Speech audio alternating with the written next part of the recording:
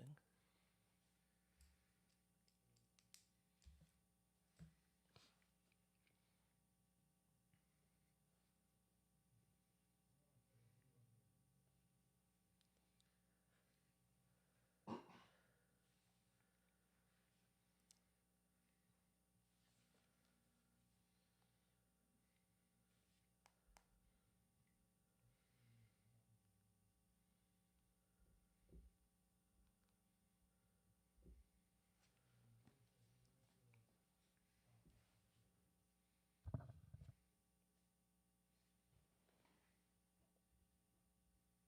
Sounds like it's not good. This does not usually happen? No. Okay.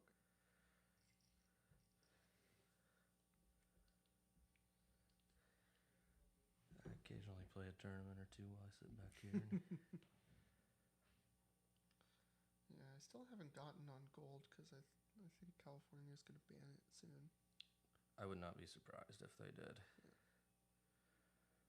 There's been several times where I'm like, maybe I should sign up, and then like see something on Twitter and it's like they're about to. It's probably the best. I also don't hold like crypto or anything really anymore, so it's like to deposit and pull money off there isn't really anymore, so it's like to deposit and pull money off there is kind of a pain in the ass for me, and like For sure.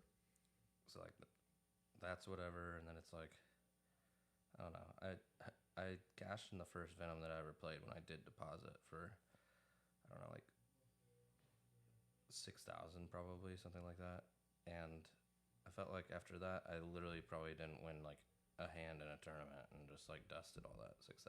Like I was like, this feels like really weird that I go from cashing in their biggest tournament for this much money and then they just hold me out to fucking take all of the rake away from me, basically, like as much as possible. It was weird. I was like, this. Yeah, that is weird. Yeah, the display on Coin Poker is garbage. There we go. But the games are good, I think. Okay. So how long is the delay? The delay is like roughly 20 minutes, but now it'll probably be. Well, I'll ask Sean because now we have a countdown for 8 minutes. Looks like. I want it to be typically like 30, ideally, but to get players. To be even longer. Yeah, I prefer it to be like 30 or something, but as long as we have like 15 or 20 minutes, it's fine anyway.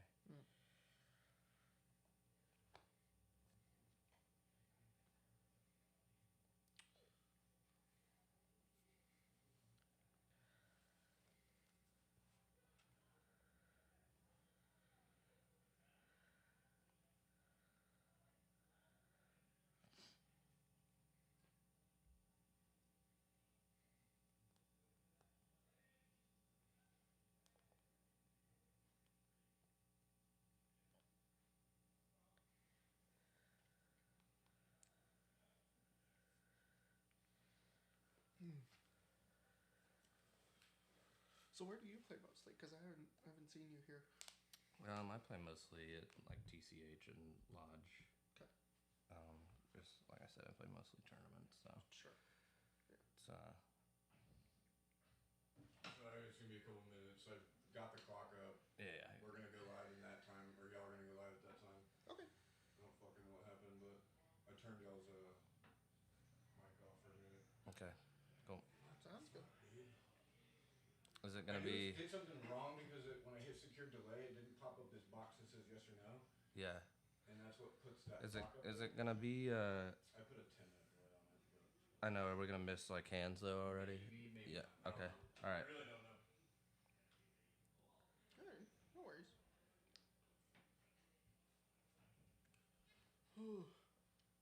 Yeah, I got to watch a couple of these, which I'm glad about. Has it been, I hope it's been driving some traffic to the room. Yeah. Yeah, it has. It's been good. It's been good. Good. That's really the point, right? Like, that's what we're trying to accomplish with it. I mean, especially because you're broadcasting a 1-3 game. Right, right.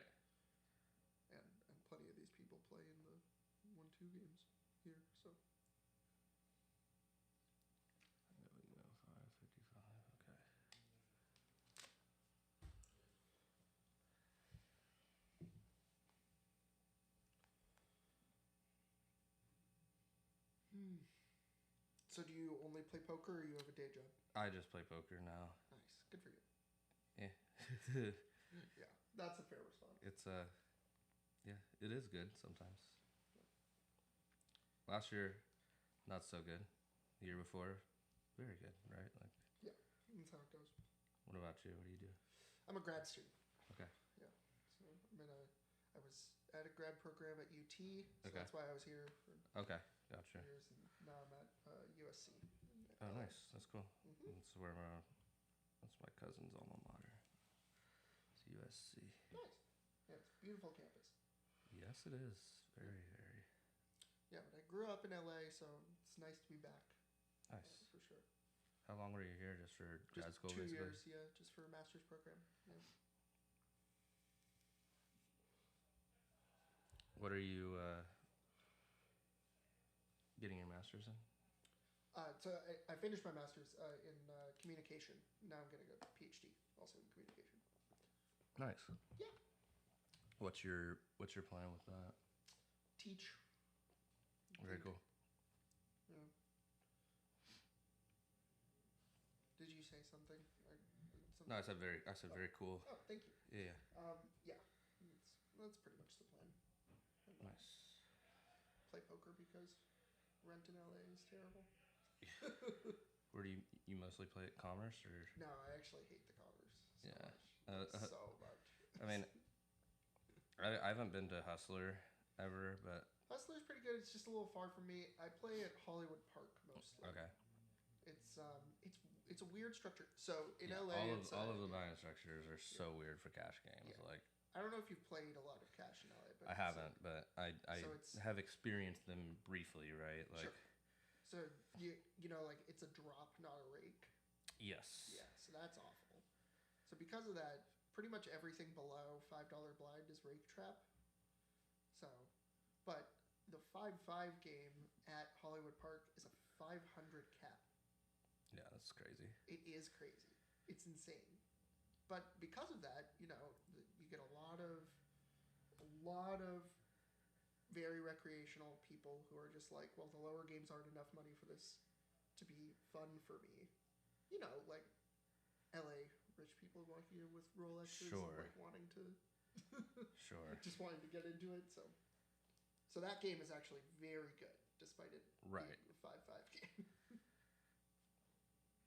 Yeah, but then the 5-10 game is like all crushers, like really, really tough to get into. Yeah, I remember when I played. Actually, I went to the bike at one point too, and I just played cash for like Yeah. a week at the bike once. How'd it go? I think I won slightly like over the week, but it was not worth like being out there. No. But I had a fun time. But it was like right before like everybody knew about COVID. It was like January of 2020, basically. And just like right before everything was gonna get locked down and all that. And Yeah. I was with my girlfriend, and we were there staying in a hotel room. Obviously, we were only gonna be there like 3 or 4 days. She got super sick, right? You're like, huh? And well, yeah, like looking back on it, I think like I Probably was legit COVID, think she yeah. probably got COVID. Yeah. Probably. That's a good guess. Someone gets super sick in early 2020, doesn't know why.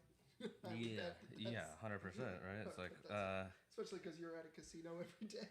a casino with a bunch of Asians like that come from all over. With you know what I mean? It was like, oh, seems reasonable. Yeah. But she recovered. Traveling, she's okay? yeah, she's fine. Absolutely. Traveling through the airport and all that too at that time. It was just Yeah. like, especially LA, right? It was Yeah. like, Oh my god, yeah. LAX is a shit show. oh god. Yeah, It's gotten a little better in the last couple of years, but not a lot. that is not my favorite airport. No, it's not mine either. There's good food there. Neither is the Austin airport, to be fair. Austin airport's kind of. I actually like the Austin. I mean, I like it. It's unique. Like I like the size of it, and I like the size. I actually think the food selection is one of the best. the food selection is not bad either. Make sure the volume on this. Because it's mostly like local places. Yeah, that that's design what's cool outposts, about which it is for awesome. sure. We've got Peach Tortilla and Salt Lick and Right. Kome all Yeah, in the Kome same right place, there, and Austin Beer Works Yeah. is in there in that little And if you're section there in too, the morning, you can get Taco Deli breakfast tacos. It's great. which is true. Yeah. Hopefully we go. I think my favorite airport now, because my girlfriend and I, we fly Delta pretty much Oh, okay. always. So we go to like Atlanta a Yeah. lot, or It's a good hub. Salt Lake City now. Yeah, And Salt that was a Lake really City good- is really big Delta super nice now.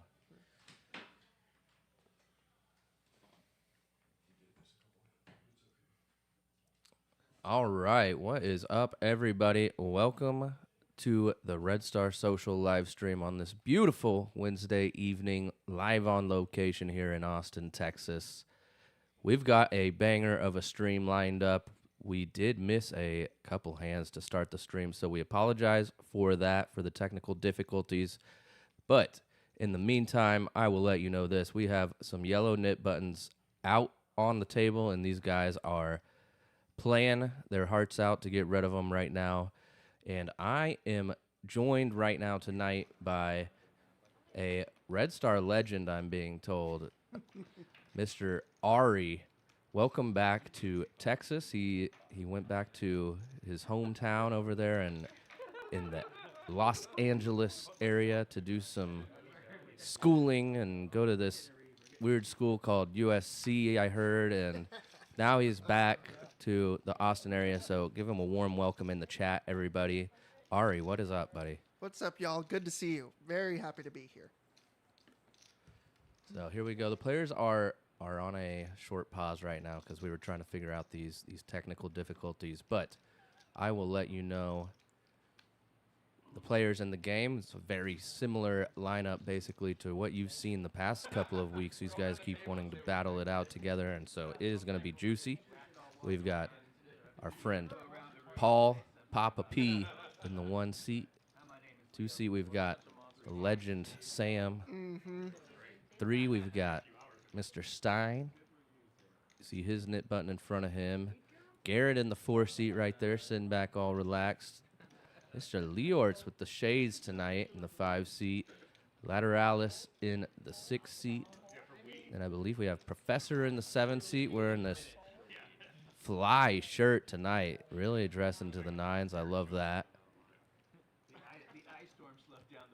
You see, Stein is waking up with pocket tens. Murph opened it up with ace king. Murph in the 8 seat, by the way. Stein's just going to rip it.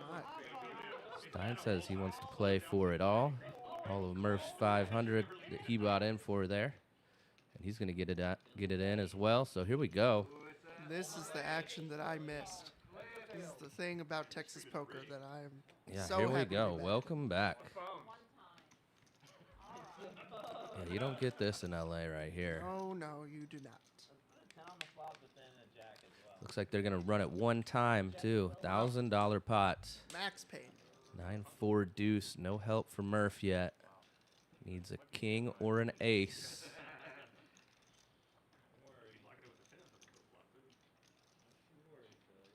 No help on that turn. Coming down to the river now. Can he find it? Does not come. So Stein going to pick up a nice $1,000 pot here. Few hands into the stream. And get rid of that knit button. Yeah, very important. Getting rid of the knit button. Much So more important. the knit tax is going to be a splash pot after all the buttons are relinquished from the players. It will be start just like our normal Wednesday streams. It'll be a $100 to the pot, $20 to the dealer, and it will increase progressively throughout the night through each iteration of the knit game. I must have missed that. I watched a couple of these streams the last few weeks, and I don't think I saw the increasing amounts of the splash pot. Yeah, I think the highest we've gotten up to is either 180 or 200 going into Wow. the splash pot. So a nice bonus for That's the good. player who wins that pot, obviously. Good stuff to look for. Excited for that to draw some action.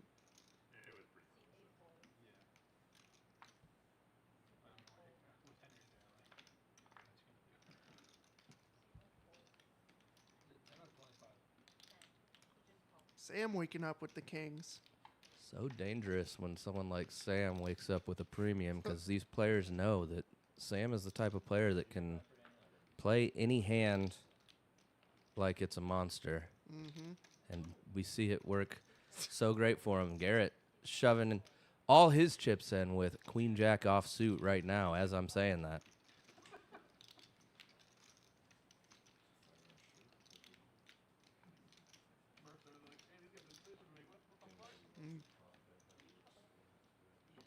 Let's see how long it takes Sam to snap this off.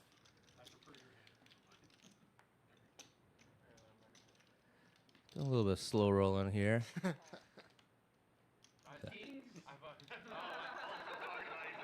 Yeah, Garrett did not expect to see kings with that weight right there, I don't think. Visible shock on his face. And they're running at one time. 750 in this pot. Garrett Oh, wow. flopping an open ender. 2 of his kings gone, though, already to Sam's hand. So needs an 8 or a king. Picks up some more outs with the clubs as well now. About the best he can hope for here as far as the turn cards go.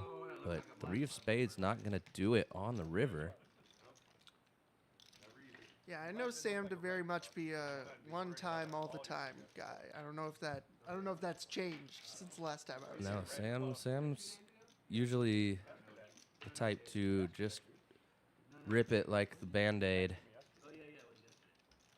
Doesn't want to waste time messing around with running it twice or anything like that. Doesn't want to waste your time. Absolutely.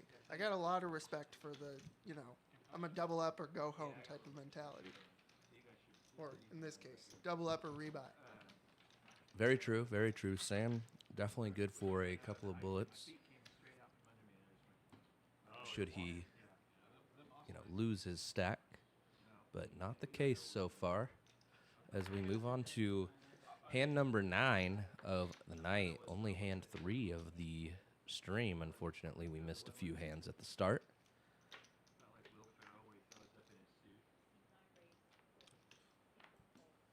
We got a question in the chat. How often does this game run? I'm pretty sure, and Nixon can correct me if I'm wrong, but they're running this game, this 1-3 game, every Wednesday night here at Red Star Social. Yeah, so this game runs every Wednesday night at 7 o'clock here on YouTube, and then also now at the start of 2026, we started running on Sundays as well. Sunday, we go at about 3 p.m. Central Time, and so twice a week right now this game is running. If you're looking to come play this game and get in on the action, feel free to reach out to me. Best way to do that is Instagram at MixinPoker. You can find me there. And let me know when you'll be in town or if you have a date in mind that you want to play. As we see a all hearts flop. Yeah, let's see what Leeortz tries to do here with top pair no redraw. He's just gonna raise it up.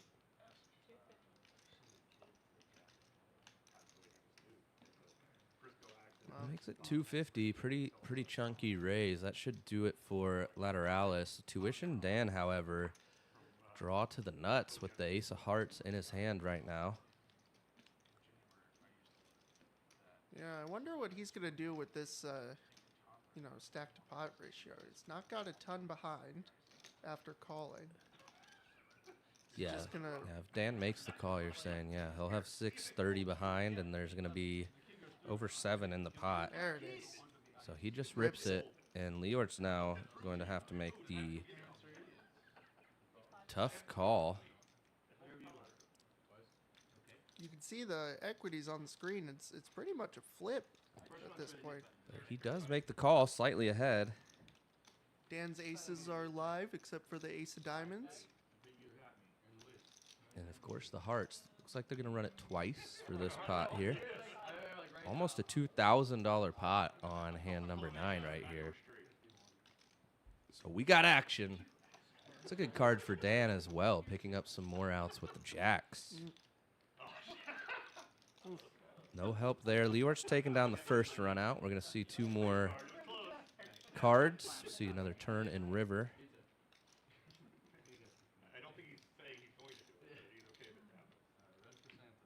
There's a jack picking up some outs. An 8 or a king will do it now. As we see, those were the cards that he hit. And there's the king. So Tuition Dan does get it done on the second run out. Gets there the hard way.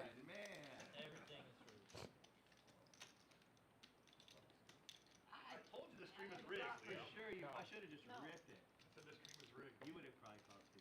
It's at the bottom. You get to the top. Oh, I think it's called the ripper. Yay, no nip button. So a nice pot for Leeortz, potentially if he had run it one time, but gets rid of his nip button, I believe, in that hand as well. So not too bad of a result for him. Ari, so tell us about your poker experience. Sounds like you started playing mostly when you were here, going to grad school at University of Texas. Yeah, I played a lot here. I mostly played at Red Star. It's a great place to be and play. The room's so nice. All of the staff is, I'm not even getting paid to be here, so this is like not a this isn't a promotional comment. It is unbiased, truly. Yeah. But I love it. Action's great. Vibe is like a home game, but you get some really tough spots. You got a lot of action. You got a lot of the favorites that you're seeing on screen. They're here playing the normal games on the floor. But yeah, I started playing a few years ago. I mostly played at Red Star. Red Star was used to run a deuce to 7 game, and that's kind of where I started playing more, because that 5 cards, you can get into a lot of fun. Yeah, with that, but fun game, that deuce to 7. Mm-hmm. Yeah, a little harder to stream. Yeah, definitely a difficult game to stream, and I would not be the one to be able to talk about it very well. Yeah, but that's necessarily, but that's what I love about Texas poker. You got so many games being spread. Yeah, all over. There's plenty of 2-card games, obviously, as we see a nice Holdem game happening here tonight. Sam putting out a pretty sizable bet right now with a pair of 6s on Jack High board, and Papa P, 2,500 in front of him already to start the night. Has a interesting decision with a pair of 10s. I don't think he can go away just yet. That stack must have come from one of the hands before we got on. Yeah, I believe that Papa P was only in for $500 to start the night. Oh, wow. And we resumed, or we started watching at hand number 7, I believe. So Papa P does lay it down, though. So Sam gets it done with that bet. Nicely done, sir. But yeah, like you were saying, yeah, so plenty of 2-card games, as this is a 1-3 no limit Hold'em game, $10 mandatory straddle. Typically, I'm pretty sure these guys are playing the mandatory straddle tonight. As we see Dan putting the 20 on with his nip button in front of him here in the 9 seat. And cumulative winnings, we do see Papa P up $2,019, Sam up a nice 500, Stein up a nice 500, Dan up 16 whole bucks. Everybody else down. Murph, the biggest loser so far, down 1,400. Seems likely that his money went to Papa P, if I had to guess. Yeah, I was going to ask, when are we going to see some double and triple straddles? That's one of the things that I've loved about Red Star, was all the people just getting it in there without their cards. We're having a lot of fun here. As we see Garrett ripping it with the 5s. Lateralus making the call for 300 with King 7 suited. Professor's got kind of a tough spot here in the big blind, Ace Jack suited. Yeah, definitely a hand that he can consider making the call with, though. I think given the Nick game going on and the size of the stacks that he's facing these shoves from, Ace-Jack is doing pretty well against the ranges given those considerations. And he does make the shove to try and isolate against those smaller stacks. That gets Murph out of the way. And Dan now with Ace-8 suited. Does he want to gamble a little bit? He does not. He's going to lay it down correctly.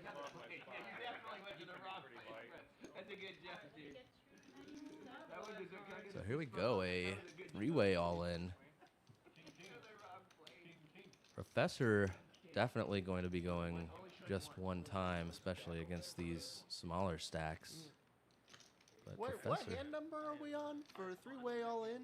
I believe this is hand 11 or maybe hand 12. Beautiful. Yeah, you love to see it. Love to see it. 1,600 in the pot. Perhaps not quite that much because Professor's shove is being counted, so maybe a little bit less, but a nice pot nonetheless for whoever should take this down. Looks like there is a side pot of about $200 between Professor and Garrett, given that Lateralus is the short stack here. So Lateralus with King 7 of clubs, which are going to be live cards. Tuition Dan we see folded the Ace-8 of clubs. Garrett with pocket fives, the 5 of clubs in his hand, and then Professor, a very nice holding right now. Ace-Jack of diamonds. Likes to see the hands that he's up against. He is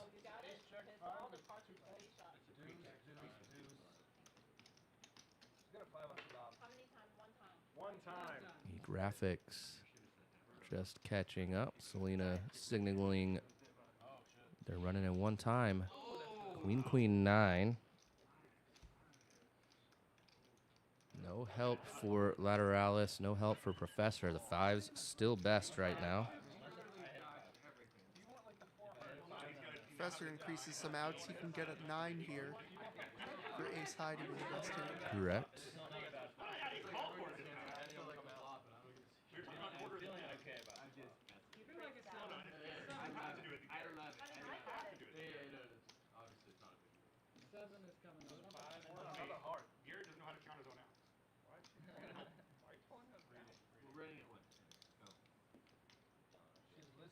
All right, there we go. Finally see the graphics catching up. All right. I was wondering why she was pulling the cards down. There's an 8. Professor picking up more outs. 10, ace, jack, 8, 9. None of them come. And somehow Garrett is going to win this pot with just his pair of 5s. And Professor turning around, reaching for some more chips immediately. He's going to get back up to that $1,000 threshold. The buy-in structure here in this game, we are playing 1-3 like I mentioned, but it is a $200 minimum buy-in with a $1,000 maximum buy-in, which means that, like I mentioned prior, the chips that you see in front of Papa P in the 1 seat right now, those were all mostly earned, given that he was in for just $500 to start the night, up $2,000 already. But Garrett winning a nice pot there, up over the $1,000 threshold, $1,100 or so after that nice pot for him. And after we did see him lose a pot just recently. Yeah, that was hand number 11, Ari. So we are moving on to hand 12. Papa P, 9-8 of hearts. Looks like he's decided to bump it up to $30. You'd say 30 is about how much people are opening to with the $10 straddle? Yeah, I think that's pretty standard in this game, is a $30 open. Sometimes with Nick game or other factors, you'll see 40 or 50, but Tuition Dan closing the action with ace 5 of hearts. yeah, that's a hand, especially with the Nick game going on. I wouldn't have mind seeing him put a raise in for sure. Something like 140, 150 would have been nice, but pretty good flop for Dan here, flopping his ace Just a 5 kicker, but does have the backdoor hearts. He's going to make the call. Papa P getting a lot of outs on this turn. Yeah, that was the turn he needed. Is he going to decide to keep barreling? And it looks like the answer is yes. Yeah, there we go. 125, a little bit of an overbet into this $114 pot.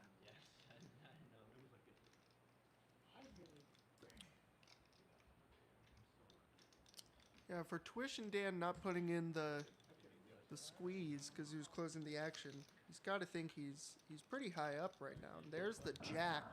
Oof. Yeah, that is a unfortunate card, but perhaps the diamond will save Dan a little bit of money. We'll find out how much Papa P decides to go for here.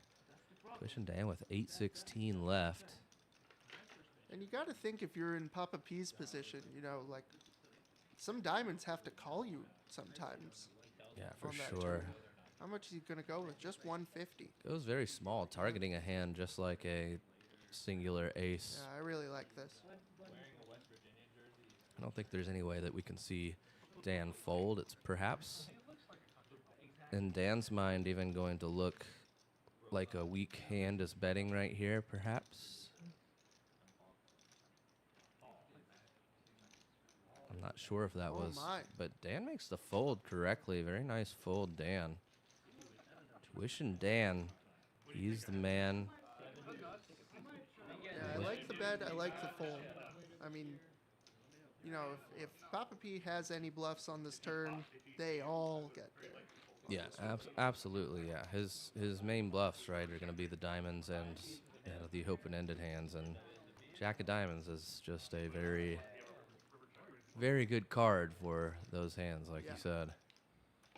And if he is just triple barreling with a big ace, you know, ace 5 kind of shrivels up there. Very well played by both of them. Anything that beat me, you definitely would not have folded.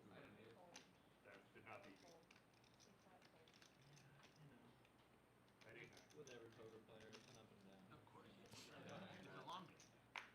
So we still see 3 nut buttons on this side of the table. I believe that's all, though. I think everybody else on the other side of the table has gotten rid of theirs, as we see Professor pick up pocket kings here. Makes it 50 bucks. Yeah, all the other nit buttons are gone, so only 3 remaining in the nit game. Papa P making the call here with 8-7 offsuit. And Sam coming along with a monster big 4 deuce. As we see a king 10-4 flop. So Professor flops top set, but Sam flops a pair of 4s. Sam likes to get after it when he has a pair. Professor going big here. It puts out 120. Wants it to look a little bluffy against someone like Sam who's in the pot, and Sam does make the call, so.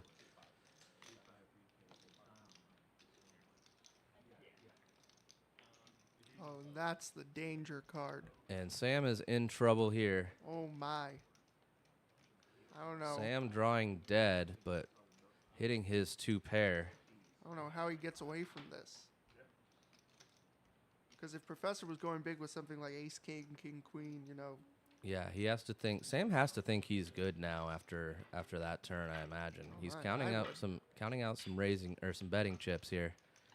How big is he gonna go? It looks like he's going 300, 250 or so maybe.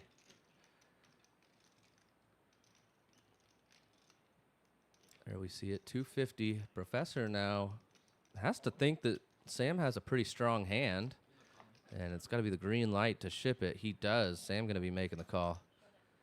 Yeah, snap calls before the chips even get in, and Sam is drawing dead. Professor going to win this pot, 1,800, going Professor's way. Well, what a lucky turn for Professor, really. Yeah, really just the gin card on the turn, absolutely.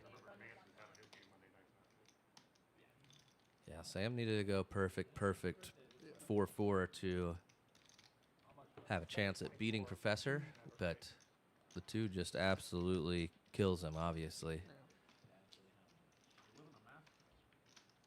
I mean, if you're in Sam's spot there, how do you not think that you're good?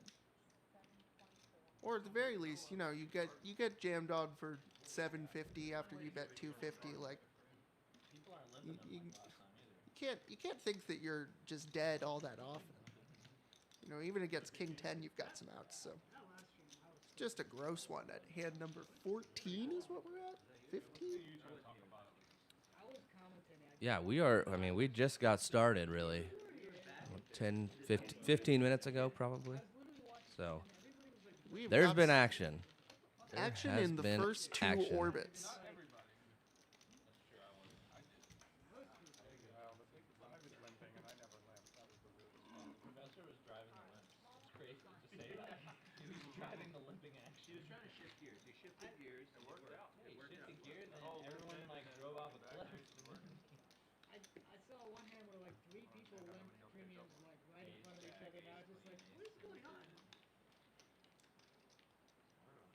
Still got some knit buttons now in late position. We'll see if that spices up some action on that side of the table.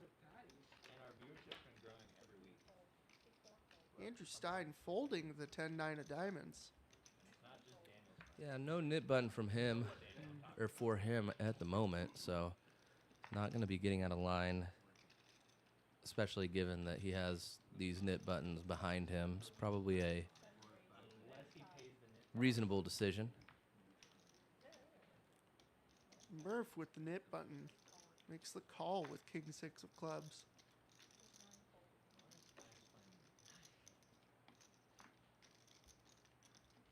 Papa P in the big blind with 9-7 suited. We're going to see if he wants to get after it.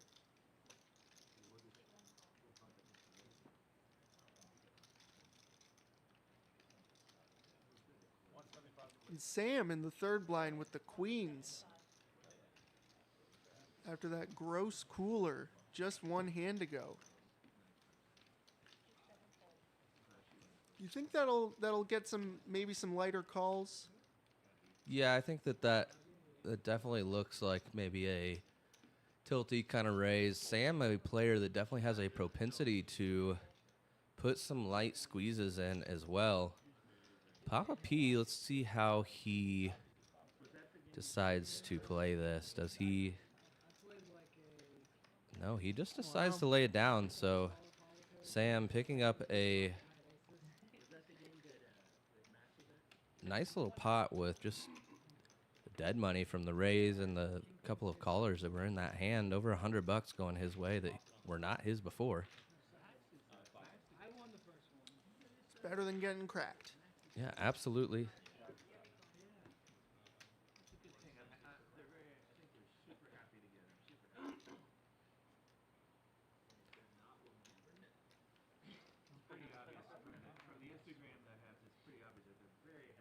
But we are seeing from the get-go tonight, as we move on to hand 15, players building some nice size stacks already to begin the night. And we are... Got a rip with a knit button. The ace 5. Lateralus, $400 going in the middle. And Professor with the kings. Kings again, just making the call, not wasting much time. Professor not needing to Hollywood it at all. He's just going to make the call and hope somebody wakes up with a hand behind him, but that will not be the case.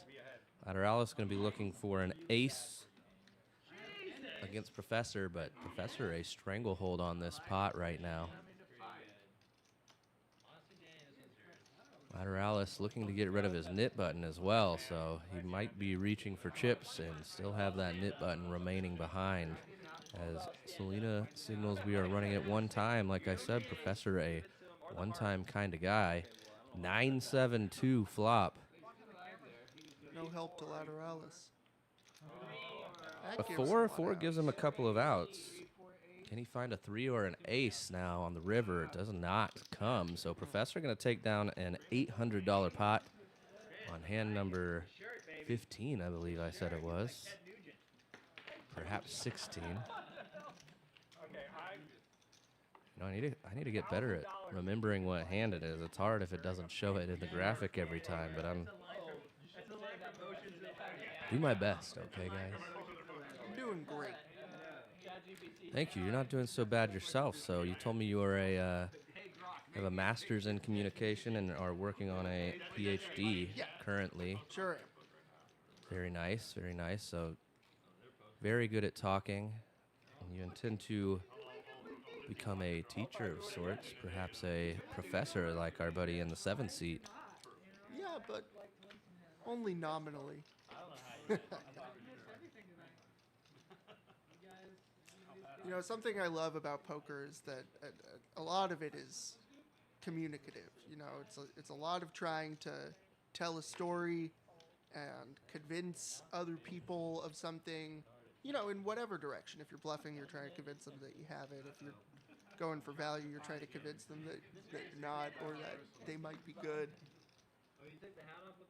You know, and that part of the strategy has always been what's intrigued me the most. Yeah, same for me. I really enjoy that aspect. It's very nuanced, and it's also very, some people are very intuitive at it, more so than others. I don't think that was necessarily something that I was intuitive at early on in the game, was my storytelling or being aware of my storytelling and Well, it's a skill, both in life and hearing in other people's stories as well, or yeah. figuring out, as we see Papa P telling a story in this hand right now, that he's got a decent hand on the button, raising it to 105, but us viewers can see that he has just 4 high off suit. Sam with the cold call in the small blind with 10-8, just pure soul read. Yes, putting it in really good here. See a flop. And it's actually an interesting flop. Papa P does hit a gut shot straight draw should a 5 come. Both of them got shots here. And Sam, a gut shot to the 9. Neither player going to be folding here. As we see Papa P continue betting and Sam putting in the call pretty quickly. That's the other nice thing about this game. Week after week, the players just play so quickly. A 10 good for Sam, though, right now. He's got a lock on this. Papa P needs a 5 only. And we can see at the top of the screen 1 remaining 5 in the deck. So Papa P hurting right now. Does decide to check it back. Can he hit the miracle? Does not come. But Sam now with just a 3rd pair. This is kind of an interesting card. You know, similar to what we were saying with the other hand with 8-9. You know, you got to think if there's anything here. Well, I guess that completes on the turn. Yeah, 8-9 gets there on the turn, so you'd think that Papa P would probably be betting that. However, a jack on the river does allow Ace-King to get there, and Ace-King would have probably played very similar to how Papa P played this, but Sam going to really take away Papa P's options in this on this river here by betting 275. He puts out half his stack essentially. Doesn't I'm not folding. Yeah, it doesn't seem like he has any fold equity at all if Papa P were to try and raise him all in as a bluff. Whereas if Sam had perhaps bet, I don't know, something like 75 or maybe as large as like 115 maybe, something like that, perhaps Paul could find a window to make that kind of play happen. But that just not the time. It's interesting because I feel like, you know, Sam is one of the things he's great at is just like knowing where he's at most of the time with other people. Yes. You know, and a lot of times, you know, despite what the cards on screen may say, he does kind of get it in good the majority of the time when he's trying and when he's thinking about what other people are doing, which is all the time. So, you know, maybe he just has a good read that a 10's good here. We gotta pile the money in. He knows his image. Make it look like a bluff. Yeah, I think that's a big thing for him, particularly, is just being aware of his own image as well, right? As it should be with all players, but Absolutely. I think it becomes more important when you play as wildly and as sticky as someone like Sam does. Yeah, and here we see him getting it in with the 5-3, and he does get the best of it on this flop. Yeah, Papa P waking up with Ace King this hand. He's one hand late. Checks over to Sam, and he quickly fires for about 40%. Nice $100 chip going out there into the middle. Excuse me, 2/3. Lateralus going to just rip it with bottom pair now, which I don't mind given his stack, but I think he's going to get the bad news. I don't foresee Sam folding for an extra $250 at this point. Yeah, Sam's got a lot of back doors, and of course he's got a 3, so Yep, he does make the call, getting it in good, just like you said. Here it is. 2-1, or 3-1 favorite, I should say. even more. Wow. We see, obviously, one of Lateralus' aces is dead from Papa P's ace-king. They're running it one time. Oh, There's my the goodness. ace. However, Sam's still with outs, looking for a 3 or a 4. Does not come. So Lateralus going to relinquish his nit button and take down an $864 pot. Lateralus, I think, in for 3 buy-ins at the 400 level. So still got some work to do before he gets back up to even, but he is going to welcome that pot as Selena pushes it his way. 32 of you guys in the chat tonight watching us here at Red Star Social. We appreciate you tuning in. As always, I am your head commentator here. I'm Cameron Mixon. You can find me on social media at Mixon Poker if you are looking to get into one of these juicy games that we run Wednesdays at 7 p.m. Central and Sundays at 3 p.m. Central. But if you are in the chat right now watching, do us a big favor. Go hit the like button on the stream. Get those likes up. Really helps us out with the YouTube algorithm and getting this stream visible, getting it out there for more eyes to see, more people to watch some great poker content. And send the link to all your poker buddies for us. Let's get it out there. We're trying to get our likes up, man. That's a big deal in the YouTube community. Absolutely. What I love about this stream is that it's very representative of the action that we get here at Red Star all the time. So. Yes, it's very true to the nature of the games here. It's not, it's not just a big nosebleed game that players aren't going to relate to. While those are fun to watch, and we like watching the players that play in them, most players are likely never going to play at some of the stakes that we often watch. So this is a very relatable stream for most players, not just in Austin, but around the country and the globe, really. Absolutely. And if you are in Austin, do know the action is this good on days that are not Wednesdays. Yes. This club is open 7 days a week. Literally every day it is this good, I promise you. So come on down. Tell them we sent you. You've been watching the stream and we sent you to come play. Ben Post in the chat. Welcome to the chat, sir. Good to see you.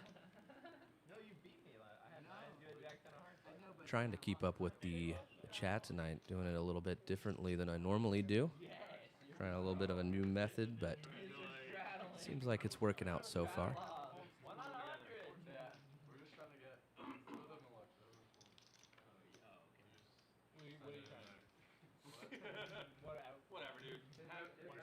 Sam over here with the 7 deuce. There we go. That's what we love to see. And they are playing the 7-deuce game. There is a $25 bounty from every player at the table if you win a hand with 7-deuce, regardless of when it happens in the hand. Bumping it up to 120, and everyone just kind of getting out of the way. We have the $40 straddle. That's where the 120 came from. Tuition Dan with the 8-6 offsuit. We'll see if he wants to get in here. Nope, just lays it down. So there it is. Sam going to show the table the 7-deuce, and he's going to pick up $25 times 8, so an extra $200 for taking that hand down. Nicely done. That's a significant amount for a $120 pre-flop bet. Over a $40 straddle. You know, it wasn't even, you know, abnormally large compared to the blinds. Right.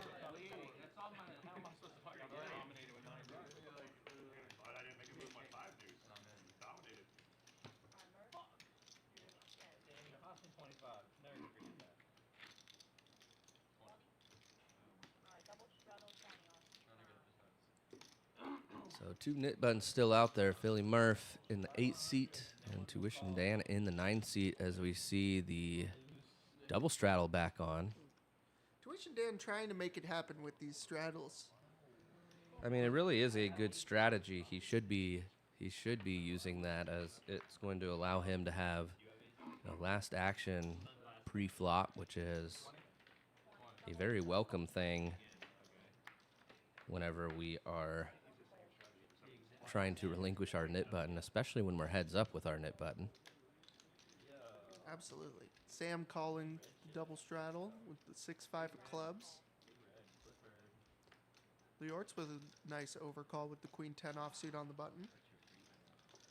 Yeah, I don't mind calling with a hand like that. Seems like a nice hand to be doing it with if we're going to have a mix-in of some calls here.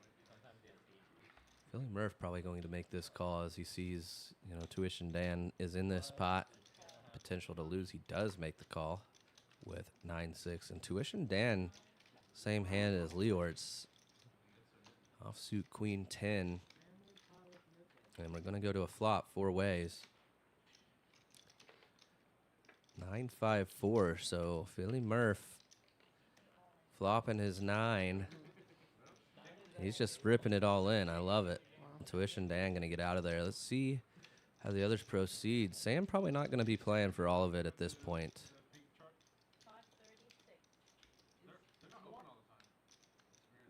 It's a hefty bet into that pot. Yeah, just it was there was only $84 in the pot. Murph is ripping $536, showing his heart here to get rid of his knit button. He does have the best hand, but did not want to risk seeing another card on the turn or having to potentially go to a river. Leeortz, though, not folding just yet, but we will see. Perhaps he just wants a little TV time in these nice new shades that he's got. They're looking good. But the card's still not in the muck. Is he really thinking about this? And there they go. All right. No, it was just TV time. I was right. So that is it for knit game number 1 of the night. We see Tuition Dan in the 9 seat going to be paying the tax for the knit game. It's going to be $100 to Splash Pot and $20 to Dealer Selena, as we see the cumulative winnings. Papa P up a whopping $1,800. Only 30, 40 minutes into the stream tonight. Stein up almost 500. Garrett up a couple hundred. Professor up a couple hundred. Everybody else in the red. Philly Murph down 1455 at the moment, but starting to climb his way back up after that hand.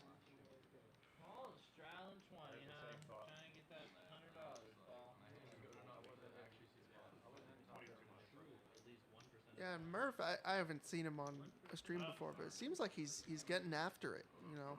No, he likes to get after it. Murph, a very solid player.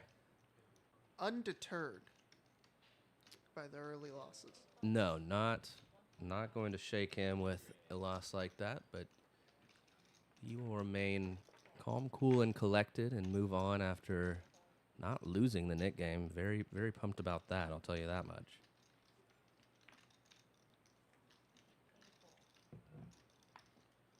I I mean, for sure at that stack, not having to put 120 bucks into the middle is a nice, it's a welcome sight. Leeortz raising it up with the ace-6 of hearts. Sam with a mystery hand. Just making the call. It started right there. Just start right there. If you want to have it. Going to a flop of queen, queen 3. Sam checks it over. I'm ready. No help for Leeortz. No hearts out here. You might just think his ace high is good on this paired board. Yeah, he did. Literally the worst case. And he does make a very sizable bet. And Sam's hand quickly into the muck. Yeah. It was a roll. Any game you're getting money on was typically. Shows the bluff. Might have been bluffing with the best hand. I think the last stream we made it a roll for sure. I think I said that, didn't we? As we keep it pushing. Yeah, it's good for the game.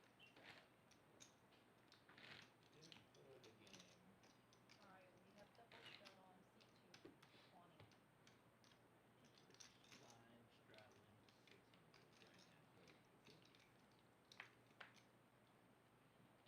Well, it's good to be in the room, And Andrew not dead after I with fell. the ace king going first because we see the $20 straddle from Sam. Bumping it up to 60. Leeortz with the king 4 of hearts. See if he wants to mix in raise. No. Just into the muck. Professor got a nice call spot on the button with the ace 3 suited. You don't know that. It'll still be fun. You absolutely do not know that. I think $2,000 is that's about for me. Is that you're comfortable? I know it's not like with the big stakes. And Sam closing with 2 live cards. The 8-4. Without good experience, it's very valid in this arena. Both Andrew and Professor But because it's too hit their pairs. if I happen, you're gonna be for years. That's why you play it. That's why you play it, buddy. You already. We've been Professor quickly heads up game forever. puts his cards into the muck. I want to play it. Ace king gonna take it down. Every time I want to play it. He wants to play it. I'm going. Yeah, you'll be like, it's Friday night. You're out of town. Like, it's on Friday night. we don't want to do Monday it. night's because the it's night like, to do you it. know, like everyone, we can actually Monday night is the find best some night money for to it. be made, you know what I mean? Which happens. Believe it or not, I'm believe it or trying not. to line up. I'm trying to line up some opponents. Our team texted me. You should play Toe. Oh, that'd be a good. That'd be a good one. is. I know him. You should be Toe. I know Toe. Only auto 10. Toe is a good. CIA in the He lost chat on stream, but he got saying Murph just folded pocket jacks. I believe he was away from the table and the hand got folded for him. I do not believe that he consciously mucked the jacks in the small blind. Lateralus here with the ace queen bumping it up.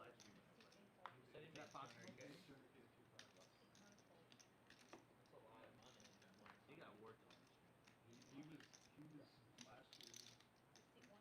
If there was a 2-5 round, he was in it. 140.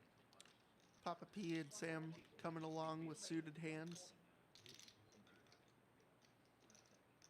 Oh, excuse me. Sam bumping it up to 140 with the 9-7 of clubs. He like beat himself up. Maybe he just has a live read that, you know, two friends across the table not so strong. Here he's gonna face some bad news. With 4-bet. And rips it with the 9-7. Getting after it today. 2 live cards. I like to gamble. I like you're up the against gamble. a 7, Daniel, is really bad. I don't mind the gamble I here. didn't have any 7s. If we're poker players, we want what? I didn't have any 7s. I didn't have any 9s. I didn't have any clubs. One time. I like the gamble. That's got some heart. Oh, that's not a good one. Oh, And you queen saved on the that. flop, all but Well, you saved that. dashes Sam's hopes. Paired board on the turn. He's dead. And Lateralus gonna double up. Tap it. Just about. Yeah, I can see. I'm fucking stuck. Leave me alone. You've literally seen me all in with like king 7. You have 5 cards. You guys, good hands. Jesus Christ. What are these black chips you guys play In with? this $1,350 pot.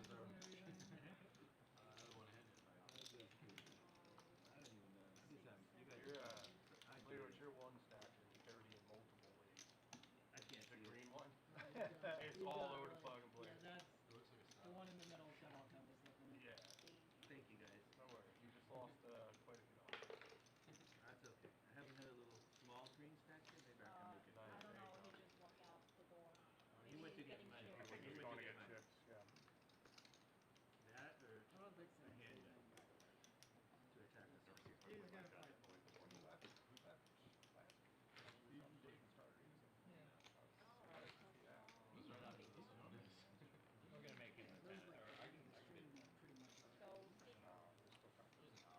So, Tuition Dan sitting over there in the 9 seat on the button. He hasn't been able to get lots of hands to be able to get in the mix. You can see he's just itching for it. don't let the kids at home listen. Stein on the radio. Yeah, he was in the comments. She's playing way harder than Daniel does. Thanks, Murph, for telling me about my stats. 100% gonna yell at me about my over. I'm like, that looks like a fucking weird. Sleep on the couch.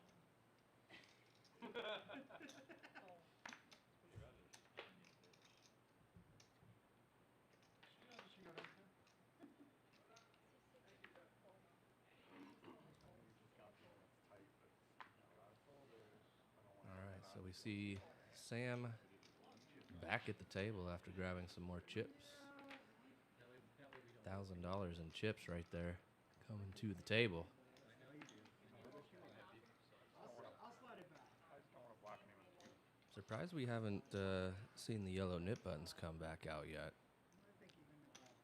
Imagine we will see them soon, though. Here we got some blind v blind action. Papa P raising it up. And Andrew in the big blind with mystery hand. Puts in a raise. Papa P seems to be thinking about it. He makes the call. Papa P not afraid to play hands. I know that much.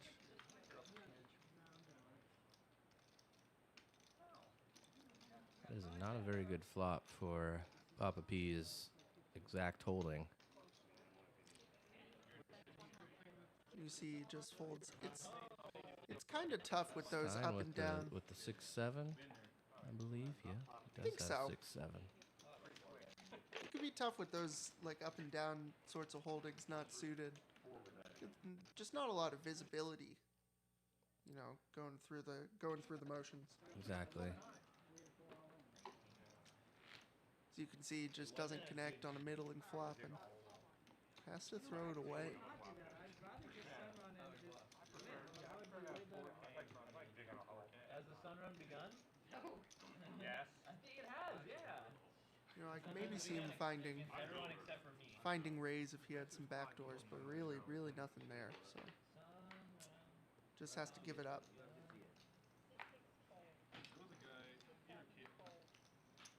Which way are we rotating on me next time? So we are less than an hour in tonight on this beautiful Wednesday night here from Austin, Texas. Okay, so when he has the button, we start again? Yeah, when the professor has the button, we can start. But we've already seen some big pots. Tuition Dan wakes up with the red star nuts. Yeah, the old 6-4 off. 6-4. Stein with 7-6. It's gotta be Suited offsuit. again. 6-4. It's gotta be offsuit. 6-4 suited, not the red star nuts. No, offsuit only. Of course, it's harkening back to club's old owner, Big E. May he rest in peace. As he loved to crack aces, specifically with 6-4 offsuit. Who doesn't love to crack aces with any hand, really? But you know, it's much more fun with very low hand strength type hands, such as 6-4. And we see 6-4 with the gutter. He's out of there. I believe 6-4 may have folded to the 3-bet 3. You just got to be in there. You know it's coming. Would have been an interesting spot for sure.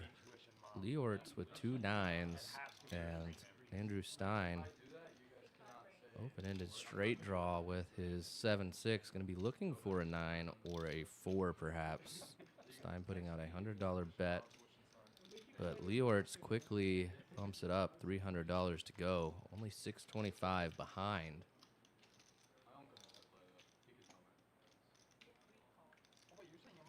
Stein making the call with his draw here. Can't be going anywhere with that.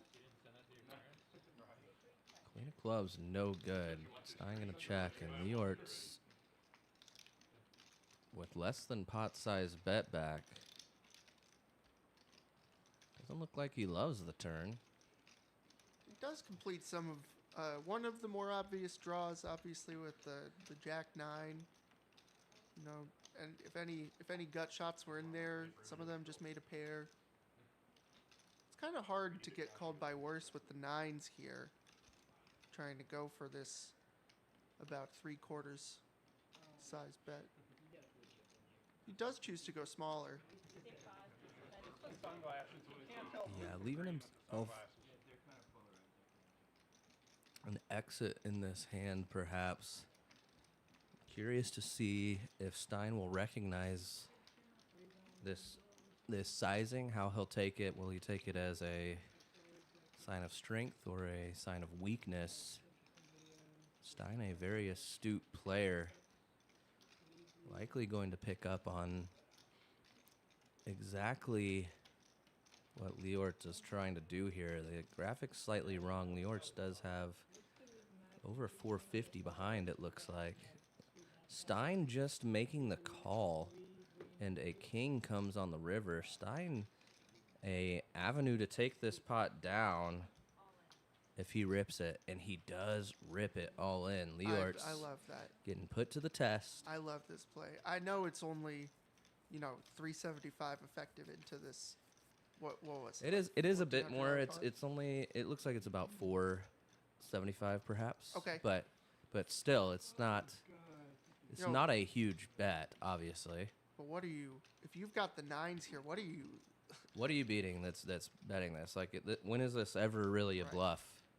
Exactly Stein's hand, like exactly this, and pretty much nothing else.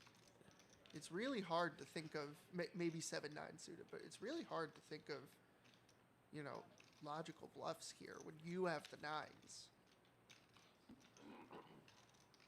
Yeah, and some of the hands that Stein might bluff or think that he's bluffing with, and this could just actually dominate us. Something like Jack 10, I would say, or Yeah. it's And a of very course- rough spot. Leeortz with the suit coverage of the whole flop, so 7-9 of hearts, 7-9 of diamonds are both gone. Those being very logical continues that would need to bluff on this river. Leeortz taking his time, but I'm thinking that we're going to see him fold. What do you guys think in the chat right now? Are we going to see Leeortz fold here to Stein's rip? Let us know in the chat what you guys are thinking. I don't blame him for taking this long. I mean, it is such a small bet. Yeah, sometimes this is one of those spots where we're just like, the pot's too big. I just want to see what you have, and we put it in. But Yeah, well, Leeortz. fourth pair, it's really tough. It's really tough with fourth pair here, right? Especially with the heart and the diamond. The one thing that, yeah, the Leeortz may be considering is that the front door heart draw did miss. So that may make him lean more toward a call, perhaps. Yeah. But other than that, nothing really that I would love. Yeah. I mean, I do see what you're saying, but also, like, most of those heart draws have now made a big pair, True, absolutely, right? right? Yeah, there's a lot of King X, Queen X. Yeah, and all of those are, you know, with a third pot bet, if that's what it is, from like 450, are probably just going to put it in, trying to get a crying call from a 10 or even a queen. Yeah, the way that Stein played this hand, it feels so much like Ace-10 or Ace-Queen even. But I just, like, if I deduce even, you know, the fact that some of those, like the heart draw did not get there, right? It's like, what else does he have? If we deduct that, it's like, well, he just can have all the pairs. Like, he just have a king, a queen, a 10. He can have pocket jacks. He can have aces. The way that this hand played out with his 3-bet pre-flop. I mean, it's just a very annoying spot, but it would be a very sick call.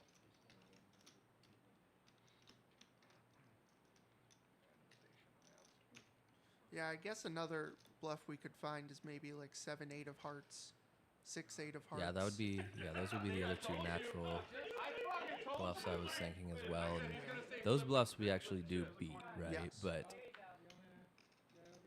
there are some bluffs that we just lose to. It's rare. Oh my god, this is not a rare one. It's showing a 9 right now. I don't really know what this is supposed to signal. What read he's trying to get from that. I don't think it's going to accomplish much, and Leeortz does make the fold, so Stein going to show the bluff, take down a $1,700 pot. I really liked this play. Yeah, well played by the man in the 3 seat, Mr. Stein. I know we've got Cap Plays in the chat rooting him on, as always. And of course, that bluff doesn't need to work very often for it to be making us money. So I think that was a great play on Stein's part. Well found.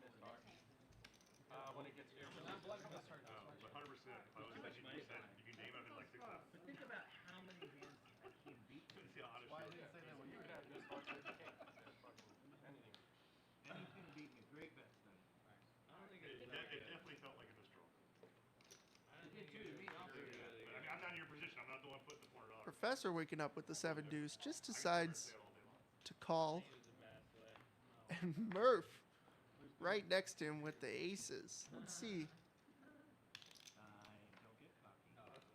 One thing that Professor loves is when the 7 deuce game is on, is winning with 7 deuce. Tuition Dan winning, or waking up with a nice hand rather, in the hijack here to Murph's left. Queen 10 of hearts, very playable. Just decides to call. He hasn't been able to get after many pots. Card distribution has not been going his way. And of course here we can see dominated. Uh-oh. Oh my. Here we go, folks. Strap in. Garrett with pocket kings.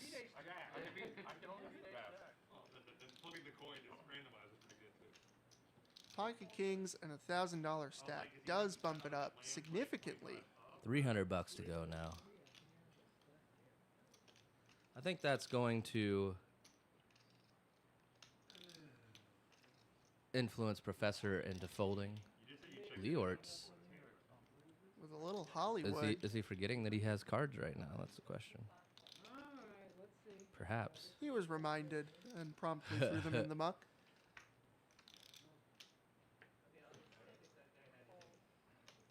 Professor getting out of the way with the 7 deuce. we'll see what Murph decides to do here. You know, there's not a ton behind. It's hard for him to just call. Just over $600 total. He does jam.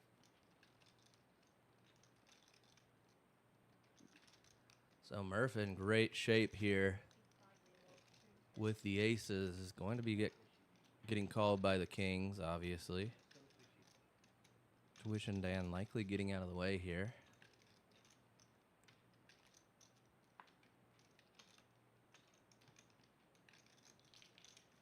Taking some time. Maybe he's just thinking, you know, I really haven't been able to play these yet. Yeah, Let me there's the just try and get fold. me out.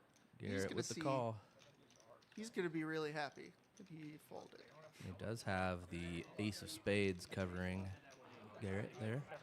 Garrett with the king of diamonds, though. And they're running at one time. $1,300 in the middle. Aces versus kings here. Can the aces hold up for Murph? Let me catch my pockets. I'm gonna pull out this bell card. You're a dickhead. I'll tell you what. So far, so good. Garrett looking for the two remaining kings. You want to come over here and spot it? Straight over. Oh my god, so much moaning, man. He has aces. Moan, moan, moan.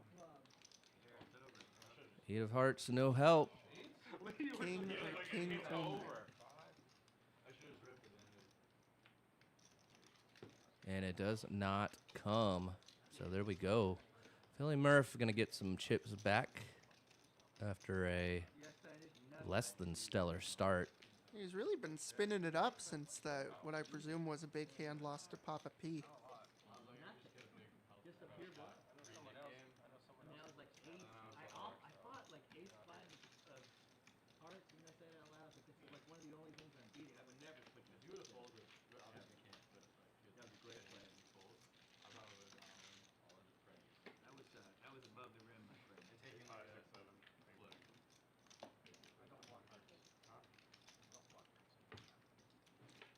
True. I just didn't have him in that hand that deep. Oh, I know. Yeah. You just probably want to flip it all. I think I should have shoved it. It really sucks when you call and I say, oh, nice hand, I just have a 10. Yeah, that's. I don't think you're king. No, I'm talking about on the turn.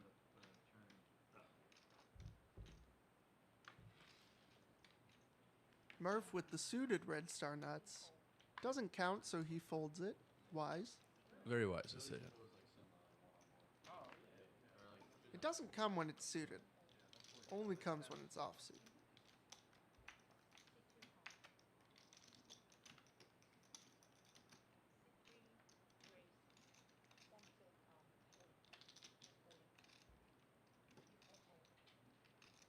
Stein with the mystery hand, bumping it up. $40, the new asking price. And everybody getting out of the way, so Stein going to take down that pot.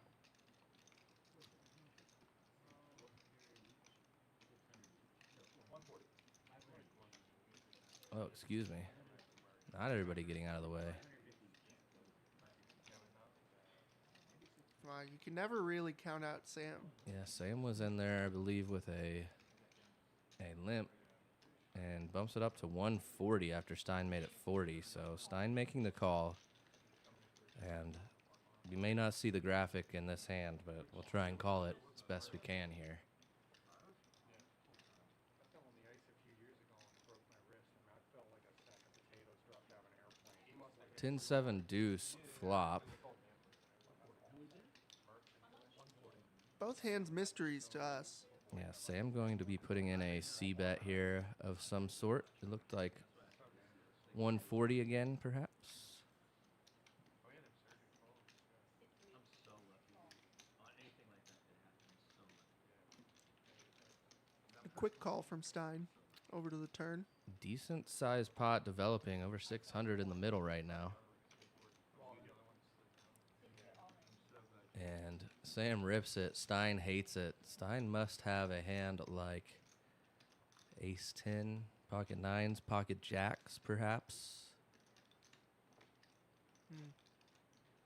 Yeah, Jacks would really hate this. Because we think maybe Queens might just put in a raise right on the flop.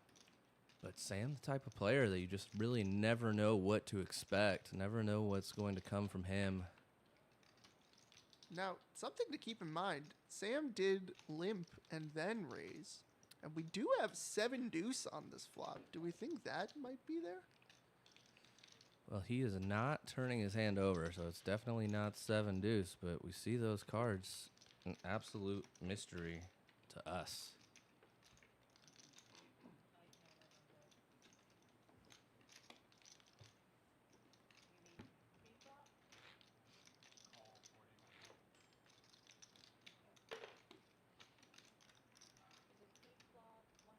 Was 40 all? Come on, Garrett, catch up. How much pot to choose from?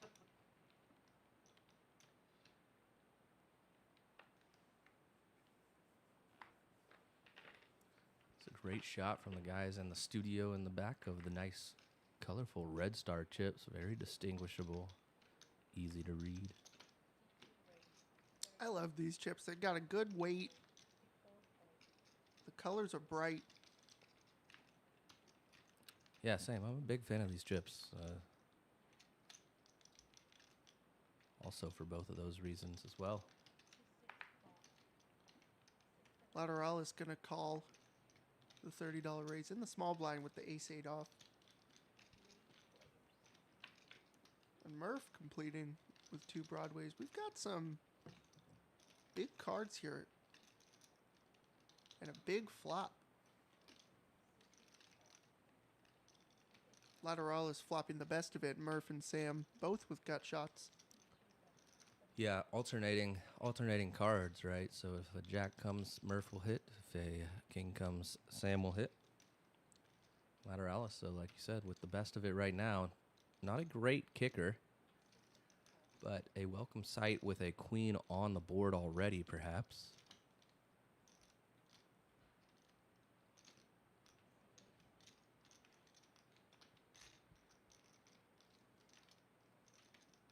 They're all 3 going to the turn where Lateralus makes 2 pair. Lateralus making 2 pairs. Sam also picking up a couple more outs. Now has a double gut shot. Looking for a 9 or a king to make the nuts. Looks like he's going to step on the gas here. Yeah, Lateralus looking to get all of the chips from Sam.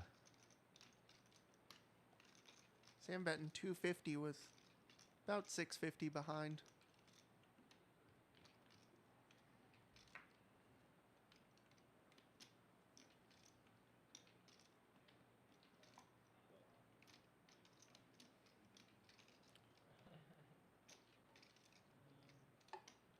Lateralus with a little Hollywood. He can't be too concerned here. I think he's just considering, how does he get the most into this pot with Murph still behind him. Murph does lay it down, though, so Lateralus not going to be getting any chips from him. All up to Sam now. Sam looking for a king or a 9. Uh-oh. There it is. There is his gin card. Sam making it straight to the queen with his jack 10. And Lateralus with a very strong holding with ace 8. And, yeah, Sam's hand very, very disguised, actually, in this moment. Yeah, Lateralus going to just ask for it all, obviously. Oh, just going to check. Sam going to ask for it all, though, now, obviously. And Lateralus will be making the call. Yeah, I was going to say, when he inevitably jams, it's like, what are we... Maybe on the turn? What are the bluffs that he has on the turn? And there's the quick call.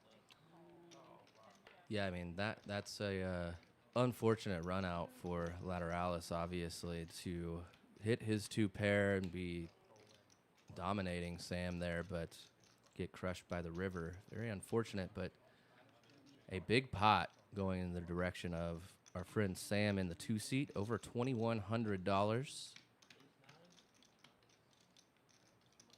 Lateralus, who had spun it up quite a bit after being in for a few buy-ins, but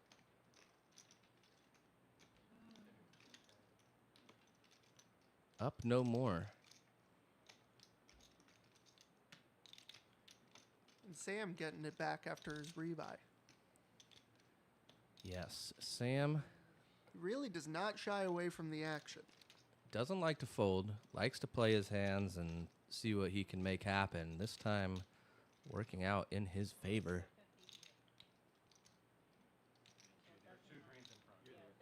That's yours.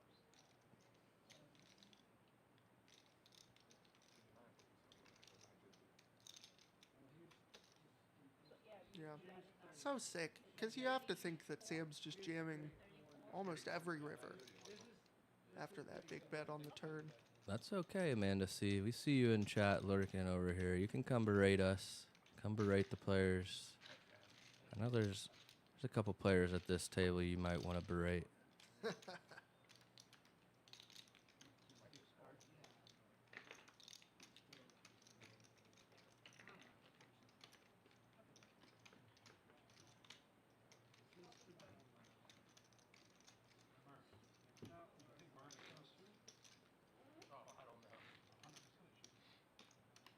They have to maintain the parking lot. It's unsafe. That's all.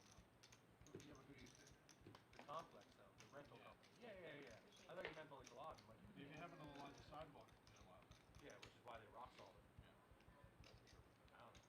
It's the only spot I did slip was getting out of the car after. Oh, dude, I've eaten shit walking into the lot. No, I almost- Sam's I still didn't fall. stacking up his chips from that last hand. Yeah, that's always a good feeling when you have so many chips that you're still stacking them up during the next hand. It's not like somebody spilled water. Great feeling. I don't think there's any liability. Let the lawyer tell us. Yeah. Nick called in a couple dealers. Pretty good as long as I analysis. answered all the Case calls. law says if it's a naturally occurring event that can't be liable for it. But you design Papa P waking up with ace queen now. Bumps it up to $35. Sam making the call with 4-3 offsuit. I have a I mean, here's the reality is that I did interesting feeling that we're going to see a handful of chips get into this pot. Lateralus in there with the ace-7. Almost all the aces are dead as we see the ace-2 in the muck.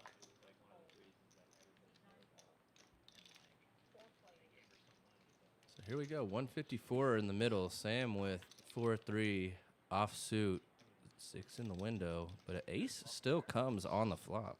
Wow. Last one. we got like 50 grand. Yeah, you got like 50. That's a good bump.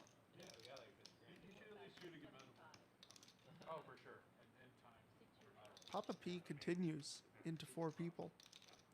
For 75. It's pretty big. About half pot bet there. Lateralus with an ace of his own. Is he going to lay it down with a bad kicker? You still have top pair. Of course, half pot when there's 4 people is like full pot or an overbet if it was heads up. And it looks like Lateralus actually has a significant amount less behind than the graphic is saying right now. It's saying that there's 477 behind in his stack, but it looks like it's only maybe 250 or so. Maybe a little more, but Papa P just gonna jam it in. the one thing I do know is that it's not 477 already. Oh, it doesn't look like it, but he still has something to consider here. I mean, he's got to know that Papa P has no fold equity when he has this stack, so.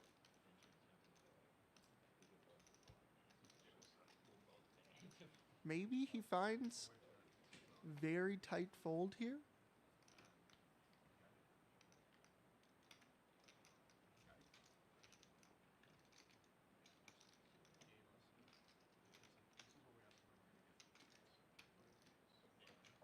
And he does lay it down. Wow.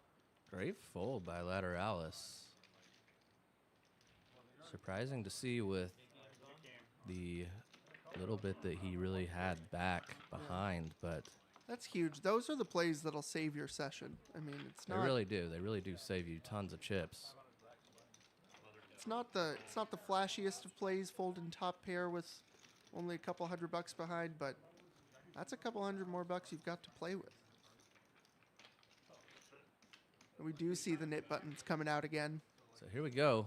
Start of knit game number 2. The tax for the splash pot will be $120 this time, with an extra $20 going to Selena, so $140 total. But the players will be playing for $120 in splash pot after these knit buttons are done, and we will determine who's paying that via who has the last remaining button in the knit game. Quick question. Has Sam ever lost a knit game? Oh, that's a good question. I, as much poker as I watch back here, hard for me to keep track. You know, the way he plays, it's easy to presume that he has not. However, I just cannot give you that answer, That's fair. to be honest with you. Yeah, I'm like cringing. I'm hoping this ends. I got her 150K though. I like the money part. I don't like 100 of it. I don't like hearing about the injuries. Yeah. We rented a car to the guy. Same night, 12 o'clock in the morning, out drinking and driving. Yeah. Interesting flop here. We've got some diamonds. And Tuition Dan flopping 2 pair. Very disguised 2 pair, in fact. Yes, and Leeortz, also with the deuce, does have a draw to a straight, and he's going to be the one that bets after it's checked to him. It was a rental, so in Texas, supposedly, and I didn't know this until the lawsuit. That's money he's not seeing again. Yeah, Tuition Dan not going to be folding and perhaps going to just be ripping it in right now. And then Papa P will have a decision to make, and probably going to be getting a There's the decent enough shove. price with 2 overs and the flush draw. Yeah, I mean, it's hard to think. Well, I guess Tuition Dan's got some sets. Wow, does lay it down. Good Just lay the down. diamond draw. Good lay down for Papa P there. He's been making some very disciplined plays. Yeah, I was thinking, you know, being up like he is at the moment, that we would just perhaps see him gamble a little bit. But no, he does just lay it down. Leeortz Leeortz. making the call. Way Oh, behind. wow. Leeortz gambling, though. I probably still could have shoved. I had jack up first. He folded. Dan doing a very good job hiding the excitement on his face, being called by the ace deuce. Leeortz looking for running diamonds or a 4 at the moment, or some other combination of some runner help like ace 3. That is not That's not it. going to be, or ace 6 I meant to say, that is not going to be the help, so needs a 4. The only time you like to see paint with 5-3. Yep, and it does not come there, so Leeortz needing help on the second run out, or he is going to be left with crumbs. I have commercial insurance, we've had them for 14 years. So they're like, And that kills it there, too. So Tuition Dan immediately hits his 5 on the turn on the second run out, and he's going to scoop this pot, $1,200 going his way. but the thing lagged. It was like, it kept going for years. For what it's worth, I've seen people spin up $8 here. It's not out of the question. I'm sure he's going to rebuy, but Yeah, I'm sure Leeort's not going to leave himself $8. However, it's not always the case. I've been wrong before.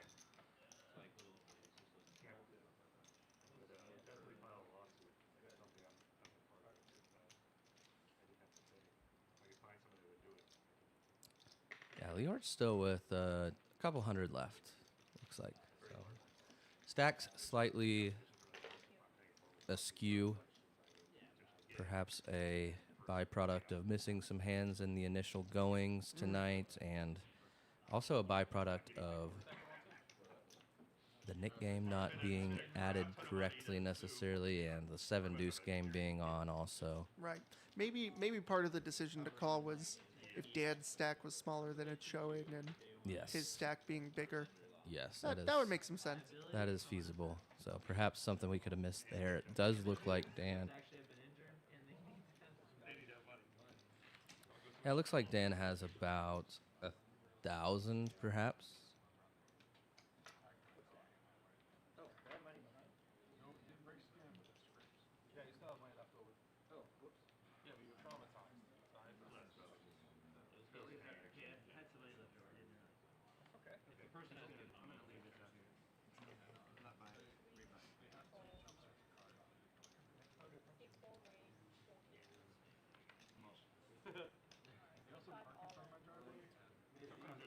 Leeortz just shoved it in with the 9s.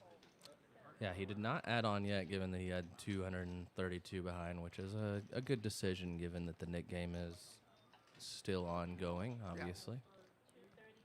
Murph with pocket 3s, though.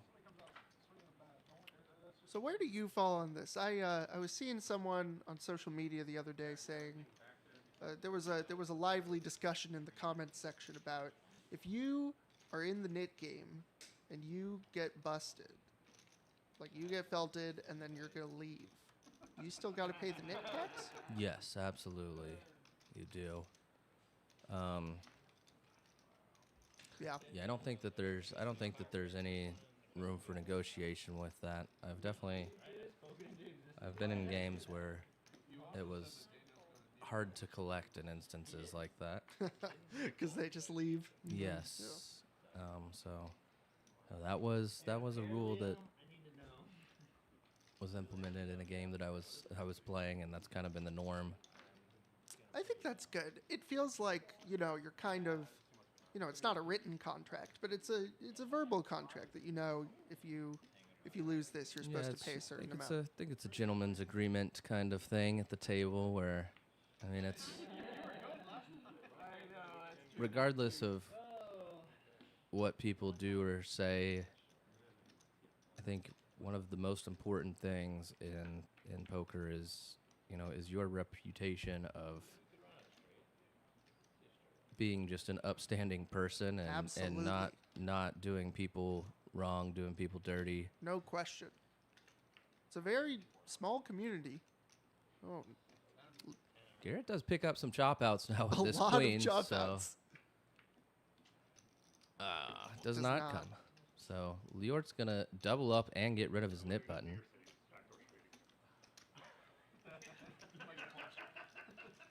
might be the one who's Yeah, exactly. I might have a concussion after the game if I said backdoor straight. Who won with what? Well, every card over Leeortz pair came up. I'm going to be out now at 9. Would you have got there? No, I believe. We have double Yeah, any straddle, Broadway card you would or have double straddle, What's the 9 score again? Had 9s again. Well, 9s were good again.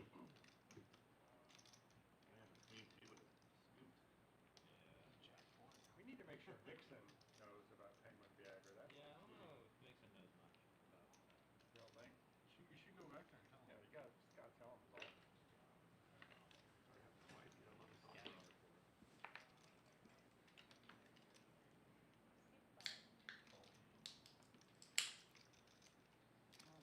Lateralus here. Also not topping off, but just shoves with the nip button and the ace queen suited. Yeah, this is either going to work in the way that he gets rid of his nit button, or he gets called in this pot and plays a $1,000 pot and gets rid of his nit button, or loses, but has the potential to win a big pot. Also, Stein lets it go. Garrett with the 8-5, not really much. You can Garrett do though here. with only $200 after losing that hand to Leeortz. And he's got the nip button. Yeah, with a nit button as well, so gotta think he's got some live cards here, potentially.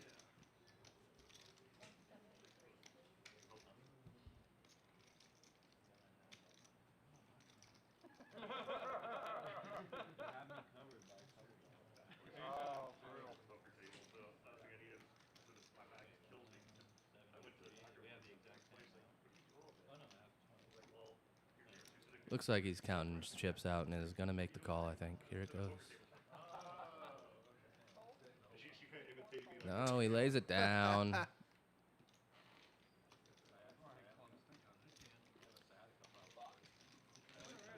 He's probably pretty happy to see.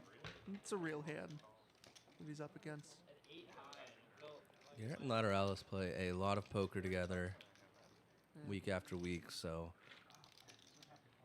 would not have been surprised to have seen a call, but Maybe the 8-5's a little too light there. it's potentially a little bit light for sure. Yeah, if I was gonna have to call with everything. 3 players, I believe, so far have gotten rid of their knit buttons. Leeortz, Lateralis, and Tuition Dan.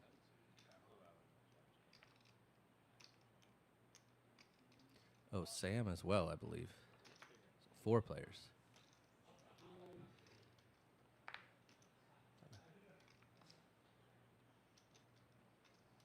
Professor with the ace queen and a knit button, bumping it up. Papa P with the kings on the button. Oh my. Strap in, here we go. And sorry, Sam actually does still have his knit button, so he won that hand before this knit game started, obviously. Just a tiny raise from Papa P. Yeah, Papa P just going 2.5x. Professor's open.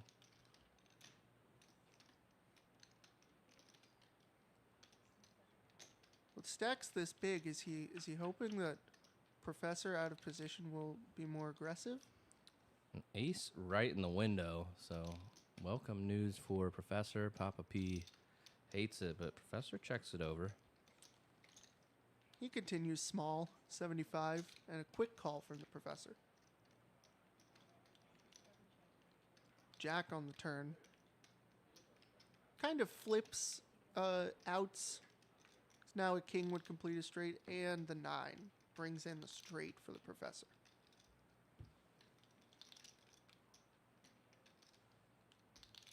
Yeah, we'll see what Papa P decides to do on this river. He has very effectively controlled the size of this pot. Yeah, only $484 in the middle right now. And Professor just leads for 75. Just Probably a price that Papa P is going to consider making a call. Perhaps a price he can consider putting a raise in, and it's going to work out there it for is. the raise. Unfortunately, Professor's putting in a little fake blocker bet just to induce something like this. And we're going to see how he's going to respond. He is going to raise. Professor responding with a 3-bet here on this river. $700 now, and Papa P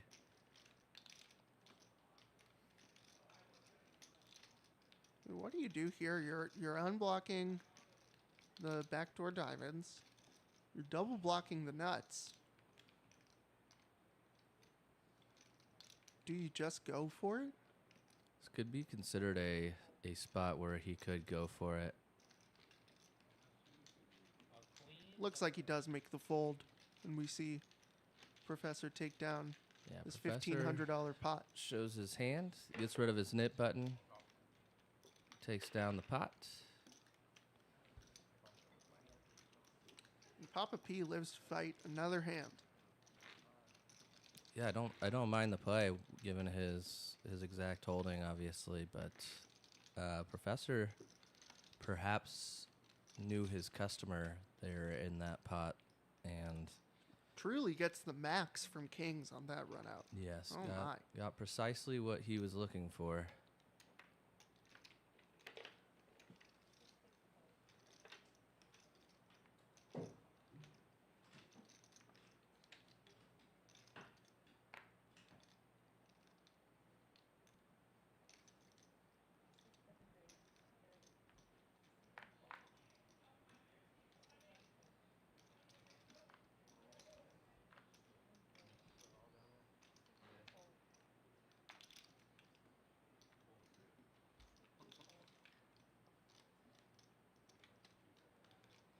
So very next hand, Professor wakes up ace 4 suited. Garrett gonna rip it all in with Ace 10 offsuit. Take the spot in the amount. I'm probably gonna go with it, but How much, please? But I like that you're thinking about it. 128. I like all. 139. Fucking 38. 38, right. I'm going not that far. 7, 8. Ugh. Alright, 6-7 call. I like hearing the grunt, but But it I'm was going 128. Oh, no, yeah, that is. 138. I expected to make that garbage shoot. Professor does make the call. So Garrett a 2-1 favorite here against the Professor. It's a small amount, though. It is. You're right. That's the right way to look at it. One time for $350 in the pot. It can come out 4, 4, 4. 4, 4, 4. There's a 4 though. Professor jumping into the lead. Garrett needing help by way of And I have an ace, a guys. 10 at the moment. 10 and a 10 only. Does not come. So Professor going to take that pot down. I like it now. Garrett going to reach for some rebuy chips. Professor's starting to heat up a little bit here.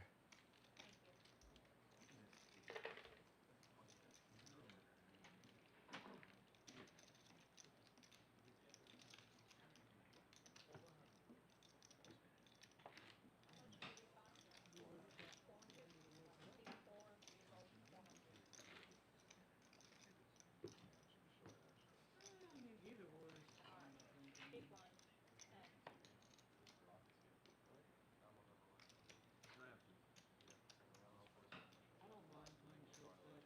10. I wish your mom was streaming it. You're gambling and talking about betting on sports at the same time. I need to send mom the link.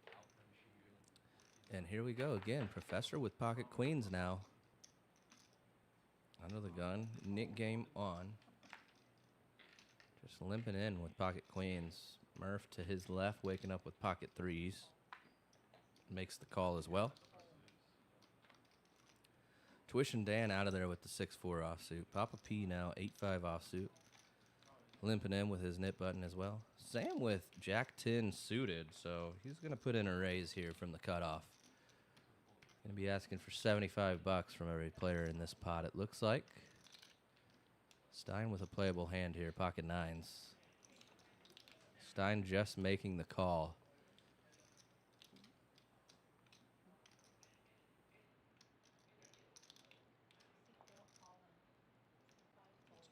I'm gonna help him start this new game. Perfect.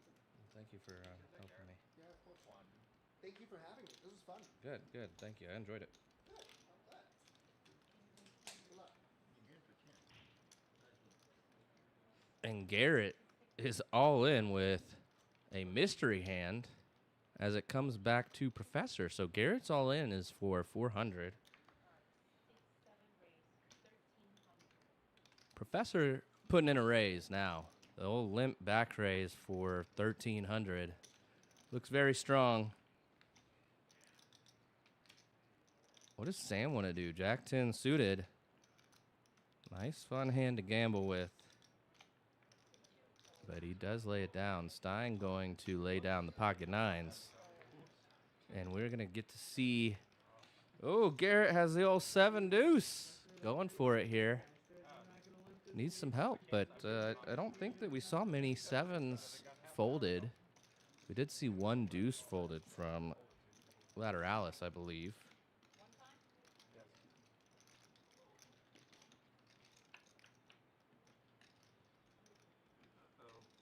7 in the window.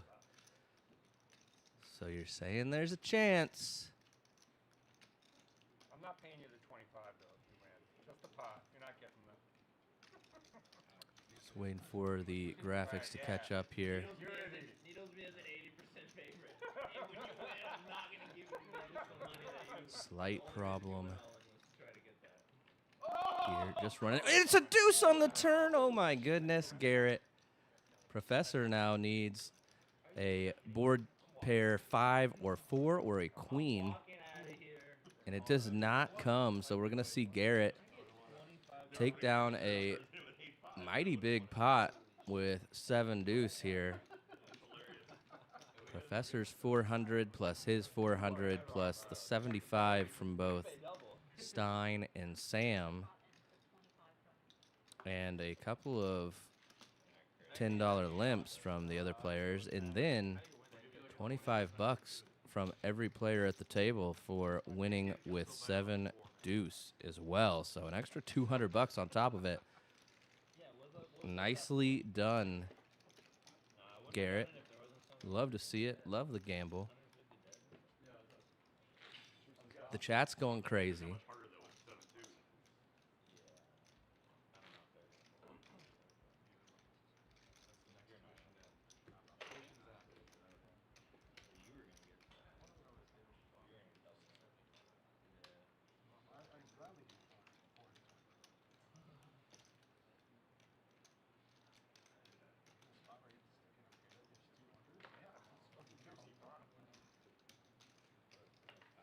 Yeah, Garrett also getting rid of his knit button as a byproduct of winning that hand as well. Moaned it in.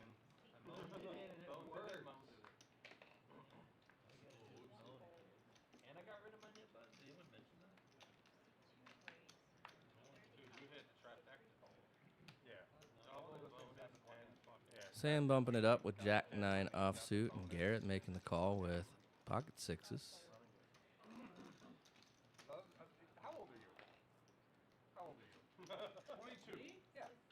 I'm not, it's so world where Lateralus all in with ace king. Not quite 500 in his stack. It looks more like I couldn't say it when I had cards. maybe 170, like 180.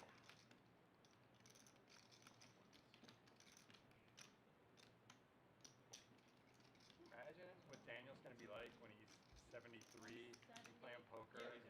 He's going to be like Ken L, and I'm going to fucking hate him too. You ever seen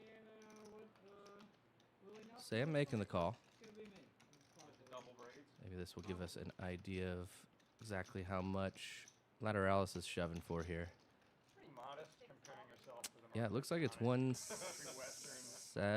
Even like country music. I'm just you're You asking know that, what you about know that Willie Nelson guy? 173. So here we go. That's funny. 3 ways, 173 in the middle from each player. This pot is incorrect on the amount in the graphic. So we apologize for that. But that just happens sometimes, so. And it's an ace-king flop, so Lateralus flopping top 2 pair. But we still have Garrett and Sam in a side pot. Garrett with the best hand at the moment. Sam 2 overcards to the pair of sixes of Garrett. Goes check, check on the flop. Wouldn't be surprised to see this go check, check again. It does. 7 of hearts on the river. No help for Sam. Garrett still best in the side pot, but no money in the side pot. So Lateralus going to take down this pot, and a little under 200 bucks from each player. That pot, like I said, the graphic a bit off for the size of the pot due to some differing stack sizes from the players, but that happens occasionally, so we apologize for that.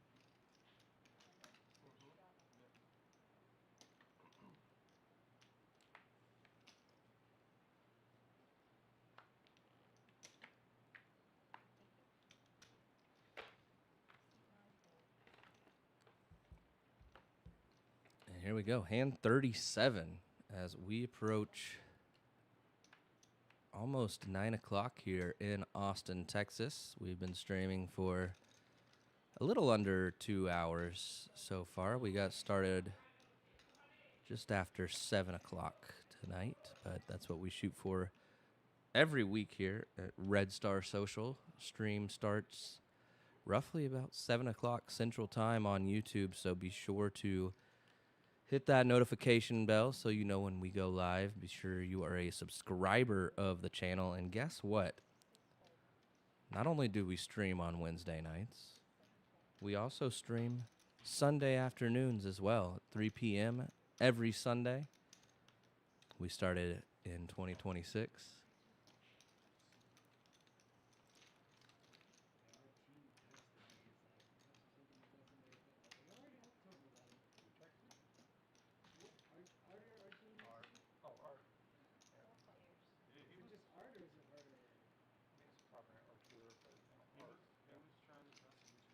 He's funny because like he knows I want to get some matches, and now he's like hitting everybody.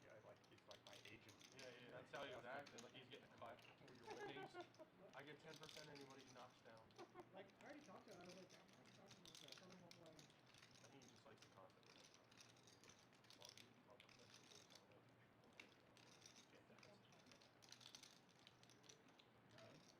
Is that Holdem? I just talked to Holdem. I'm a big fan of Checkers. I prefer that over weekend. I don't mind it either, but it's fun. Good game. Let me, I don't like playing heads-up ranges. Right. Okay. That makes sense. Yeah. Probably you like playing heads up ranges in a full day. Yeah. Exactly the problem. so interesting hand here. Papa P with top pair and diamonds.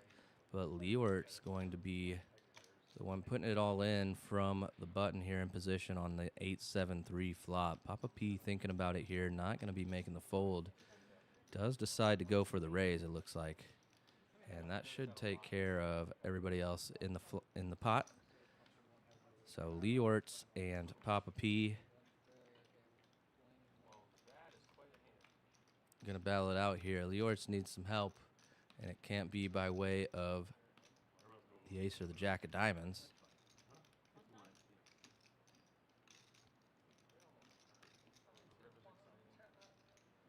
One time, they say. $1,052 in this pot. 6 of clubs, no help for Leeortz. Drawn very thin here to just 2 jacks. And does not come, so the top pair of 8s for Papa P going to hold, and he's going to take down that $1,052 pot. And into the booth, we have a very special guest. He's never done this before, but he wants to come talk about his good buddy that's sitting on the table. Please welcome in the young Zach, everybody. Happy to be here. Happy Dan let me stop by and be in the booth. You know, he's had a lot of good luck at this table. I don't know, has he had good luck tonight? He hasn't had too much to work with tonight, but he was card dead last time too, but he's taking a lot of my money when I play. So you've played poker with him before then? Unfortunately, Unfortunately, okay. We're all in the same friend group, and he got kicked out of our group chat because you know he just plays in another league. He's on another level than y'all are, so to speak. Yeah. But you guys remain friends. How did you guys meet? So we're in the same fraternity. Okay. And we're in the same grade, so we've just gotten close across 4 years. We're both seniors now. Okay, nice. Both seniors. What's your major in? I'm a journalism major. Journalism, nice. With a minor in sports media. Okay, very cool. So yeah, this is right up your alley then, doing a little bit of broadcasting perhaps like this and getting into this realm. It's my first time on a live stream. I've done football games and basketball games and baseball games. Okay, like at the high school level, I'm assuming, and doing that kind of thing. Some UT games too. Very, very cool. I love that. Yeah, I have a few friends that have done that kind of thing, and I mean, calling sports is very difficult.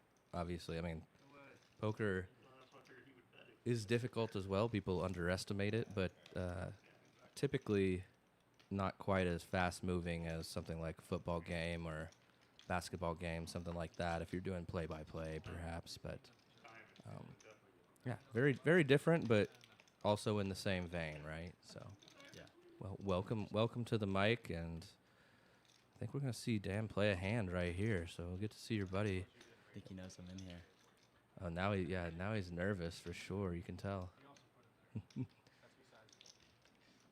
Let's see, a King 10-4 flop. Garrett flopping best right now with his pair of 10s and the ace kicker. This is the kind of spot Dan loves play around, I feel like. Yeah, he likes to get in there and see some cards on turns, see some cards on the river perhaps. I think I'm gonna see an overbet or a fold, and it's a fold. He just folds. Trusts that Garrett was not lying here, and Garrett was not. He did have a pair of tens. Yeah, Dan probably hovering about even, I think, today so far. I haven't seen like the updated numbers recently, but yeah, not too much to work with. He hasn't gotten super out of line or anything. But so you guys go to UT, I assume. Yeah. Okay, nice. And are you from the Austin area, or? I'm from Los Angeles. Okay.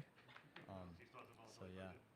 What brought you to UT? What made you decide I just UT? kind of got in, man. Yeah? You know, it's a good school. I didn't really get in anywhere else. I was pretty stupid in high school, so you know, I think I definitely slipped through a couple cracks with That's fair. I think we were all pretty stupid. If we're in this building, we were all pretty stupid in high school, right? I mean, yeah, definitely. Right, chat?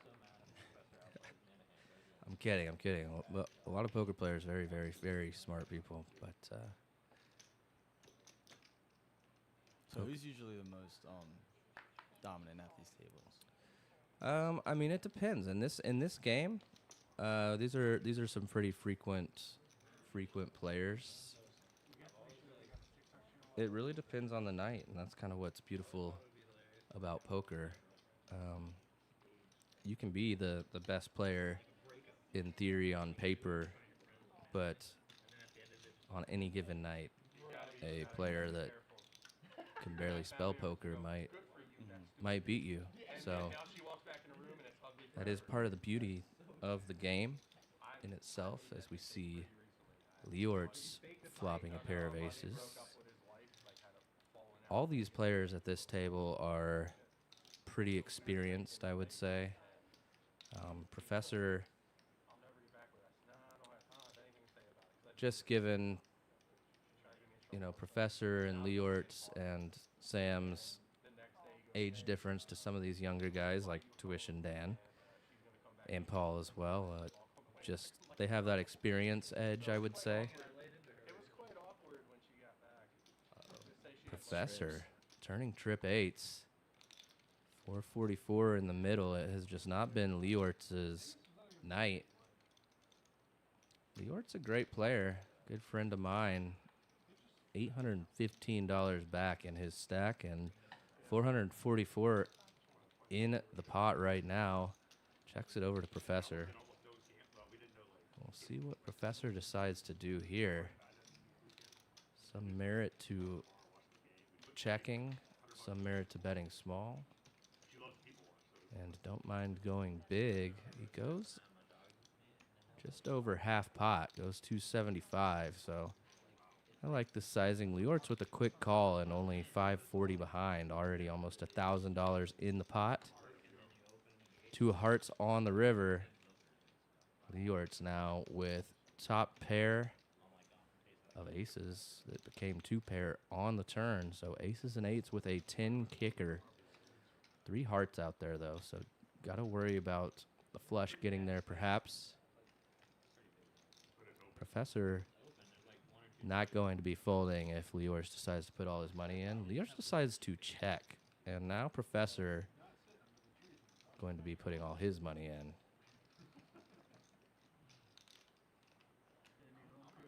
Putting Leeortz to the test.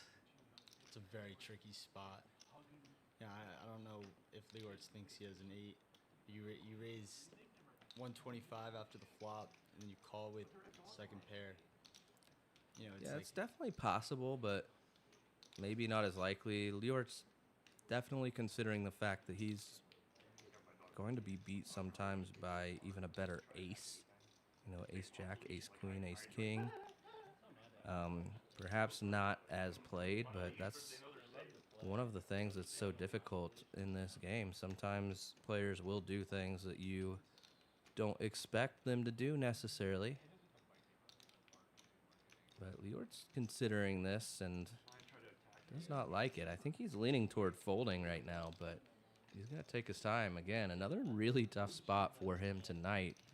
I know you haven't probably been watching all the hands tonight, but yeah, Leeortz just has been in rough spots, similar to this. You know, just he has strong hands, but Mouth's definitely getting a little dry.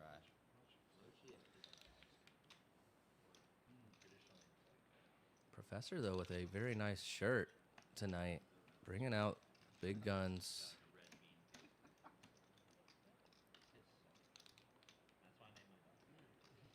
There we see camera focused in a little bit better. Look at that shirt.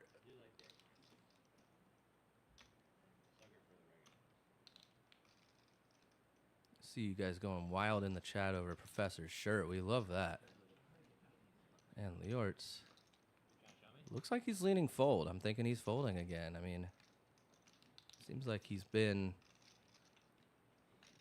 able to make some of these decisions correctly, but just has not been his night. And yeah, he really hates it.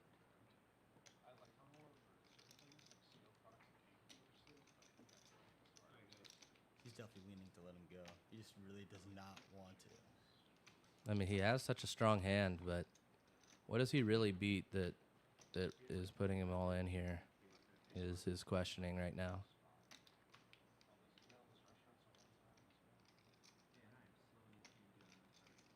And Professor's bet on this river to be willing to put it all in just seems so much like he has a value type hand, such as an 8 or a flush or an ace that beats our ace. Perhaps pocket 4s or pocket deuces that turn into a boat.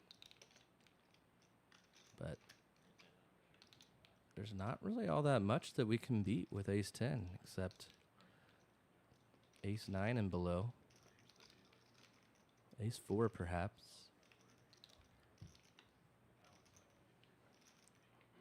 But realistically, this does not seem like a bluff if I am in Leeortz's shoes.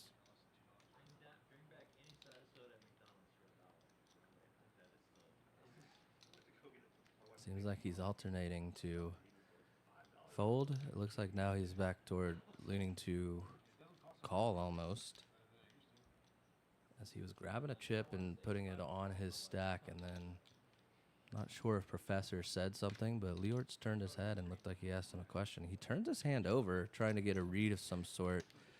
Professor licking his chops, seeing... I mean, Professor knew he was good after Leeortz took this long. Professor, very astute player, probably knew almost exactly what hand Leeortz had and knew it was probably in this range of ace 10 or something along those lines.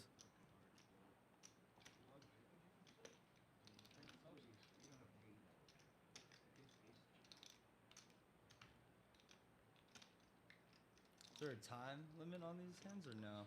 There is no time limit in, just a Texas Hold'em cash game. But at any point in a hand, a player at the table can call clock on the player, at which point a decision would get made by a floor person, and the ruling would be, they would ask the dealer how much has the player had an adequate amount of time to make a decision. In this case, the answer would be yes. He has had enough time to make the decision. He lets it go. So good fold, Leeortz. I know, very annoying spot, buddy. Sucks. But Professor does show him that he made the correct laydown. So Like has all the calling properties, all of them. You even say yourself, like it makes no sense. nice fold, Leeortz. Nice fold. I know it sucks, buddy, but But it makes absolutely no sense. very nice shot from our studio there. But back to our friend Zach, who is, over here, came to say what's up to his buddy Tuition Dan there in the 9 seat, putting in the $1. And we have a knit game going. We've got some yellow knit buttons out there. Tuition Dan has already gotten rid of his, so he will not be paying the tax. But we see a few around the table. Philly Murph in the 8 seat, still with one remaining. Sam in the 2 seat still has his in front of him. Stein in the 3 seat still has his in front of him. I believe that's it. The 3 remaining nits at the table, one of whom will have to pay The nit tax, when this is all over, whoever has the last remaining button, that tax will be $120 to a splash pot that they will play for. So $120 of dead money just in the middle, and then $20 to the dealer, Selena, as well. So $140 coming out of your stack. A nice chunk of change there. What would you do with $140 right now? Go play some poker and double it up. Yeah, exactly. That's Throw it all on red. it, man. See, you're a smart kid. I like this. I mean, what else is there to do with $140? Let's try to make it 280. I'm trying to make it 280 at least. I might even let it ride. Jack 3-4 flop, all spades. Sam with the only spade. Nobody with a jack, so interesting distributions of equity here now as the graphic gets updated. Sam with just 9 high, the favorite in this pot equity-wise. Nobody hits a pair either. Yeah, nobody with a pair. It's Philly Murph putting in a bet from the button, but Sam quickly raising it up with the 9 high flush draw. Little does he know it's an absolute monster against all these other hands, and it's got to get the job done. He's going to get rid of his nit button. The reason that he did make that raise pretty confidently was Murph did have a nit button in front of him. $85 perhaps seems a bit on the weaker side as far as what that is forecasting for his absolute hand strength in this instance.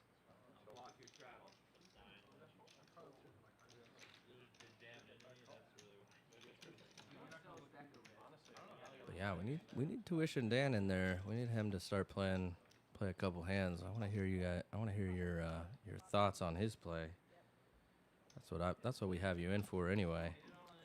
He needs to get one. You said he's card dead, right? He's been card dead last night. It makes me feel like he's due right now to find something nice. He's due right now to find something nice. Let's see how good you are at your predictions here. How good are you at forecasting your thoughts? I had a bounty. $75 call and also I felt it coming. He felt like he had an edge, so he played it. And then he got like, that's a lot of chips. That's an everything. I don't like it out they post loud. Just hold on. Are you gonna force Stein to be the freaking? This is epic. I forgot about Is it. there a lot of even call? No, on one. Yep, it's going on. You might have got somebody. So here we go. Tuition Dan does wake up with a hand. Murph all in with his nit button behind. What do you think of this here? Dan gonna make this call. This would be a very loose call with King Queen off, but King Queen off a pretty strong hand. Facing a big all in though. For like $20 in the pot too. Yeah, Dan trying to discern whether or not, it's a big bluff, given that Murph still has his nit button behind, and looks like Stein is going to be the only remaining player. He has his nit button as well, and likely going to be losing this nit game. Got Harrison Hester in the chat saying Dan is so due. Yeah, I like week after week when Tuition Dan is in here playing, and there it is. We're going to see Philly Murph, some combo of ace 6, I believe it was. Going to take it down and get rid of his nit button, and that's going to end the second nit game of the night. We're going to have Stein paying out the nit tax. 120 going to the middle, be the splash pot, I believe. And $20 going to Selena as well.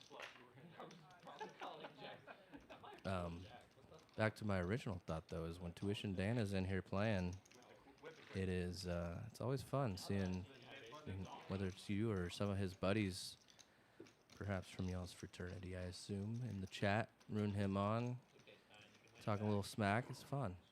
Harrison is one of my friends as well. Yeah, Dan is due, Harrison.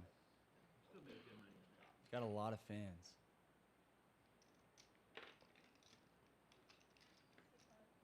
Interesting fact, I have not paid once on any of the streams, but I also have not won a splash pot on any of the streams.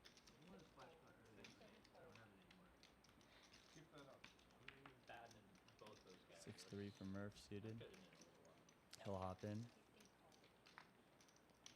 So you're saying you're dead even in the net game? Is that what you're saying? And here we go. Dead even, yeah. Dan wakes up with ace jack suited. Don't pay, don't win. Harrison, this is where dreams are made. Could be a lot worse. This is where dreams are made for Tuition Dan. Papa P on the button with Queen 8 suited. Let's it go. Sam does not like to fold. Got to make the call. He does have pocket 8s. So a very playable pocket pair here. We did see an 8 folded from Papa P. Philly Murph now just 65 bucks for him to make the call.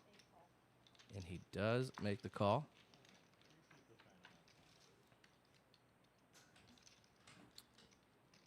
There's an ace for Dan. Ace right on the flop.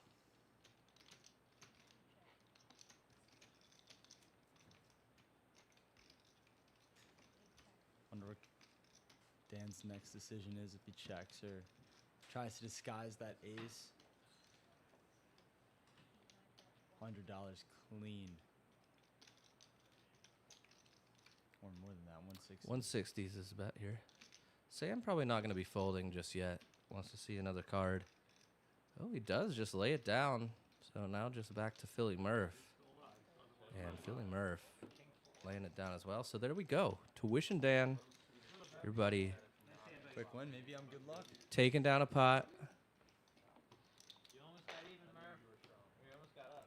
But yeah, not so much to work with tonight. I think we should start one up as soon as possible. When the button gets to Daniel, that's when we're supposed to start. Okay. So that's like 4 hands back full for everybody. Is that enough time? Unless I get like 4 Mustangs in a row, then Then you have to fold from there. 32 of you guys watching live right now in the chat, watching this live stream from Red Star Social on a Wednesday evening here in Austin, Texas. We're going to hand 43 for the night so far. Started streaming about 7 p.m. and we're just about 9:15 right now. And Tuition Dan, King 10 off. He knows that Zach's in here watching in the booth. Smiling. Bumps Doesn't it look like up. there's a lot of Lateralus has a slightly better hand.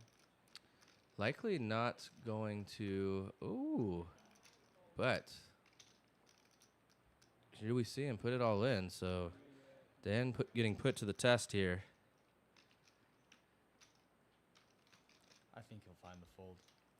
I think the king 10 off. Dan's not the type of kid to. You don't think he's Punt going to his get 2 corner. out of line in punt right here? No, definitely not. I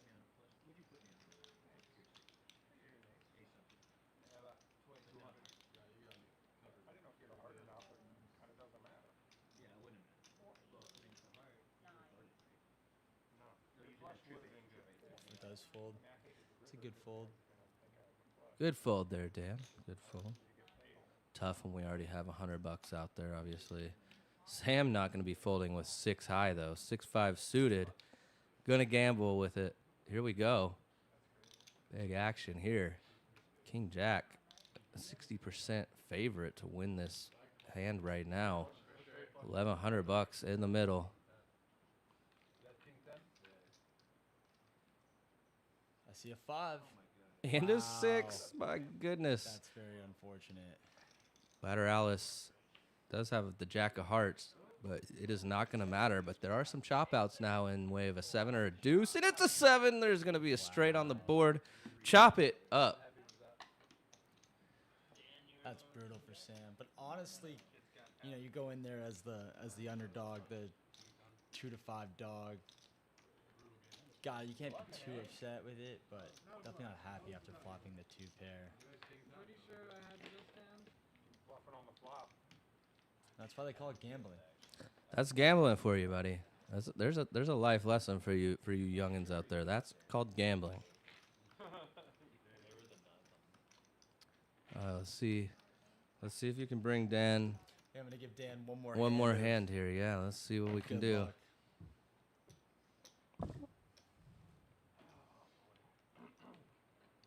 Been posting in the chat saying he logged in from 33 accounts. Well, buddy, we will take it. I appreciate that. That's a lot of work to set all those up and get in here. I love it. Love the dedication. You've been a good guy from day one when I met you in here playing at Red Star once, and I've come on the stream multiple times. Can't wait to have you back soon. We'll make some plans for that to happen.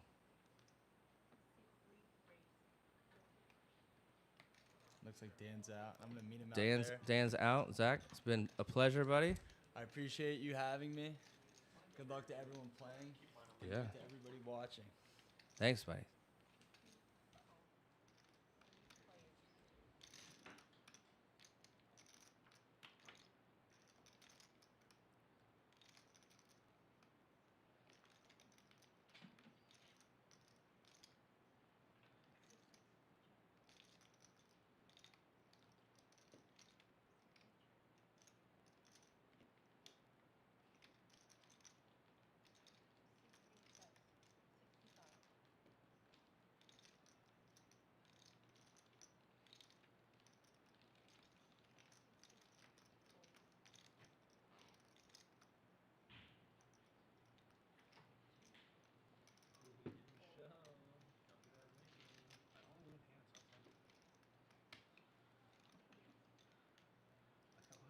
I can't wait to have aces versus Stein's king. It's gonna happen one day. I'm just gonna play with him for years. I know.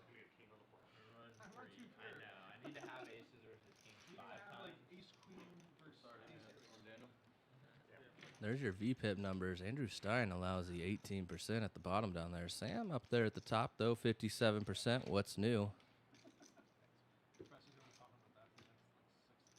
About what? About not getting called? No, I'm thinking about it. I'm thinking about the fact I should be up 1,600 more than I am between the two of you.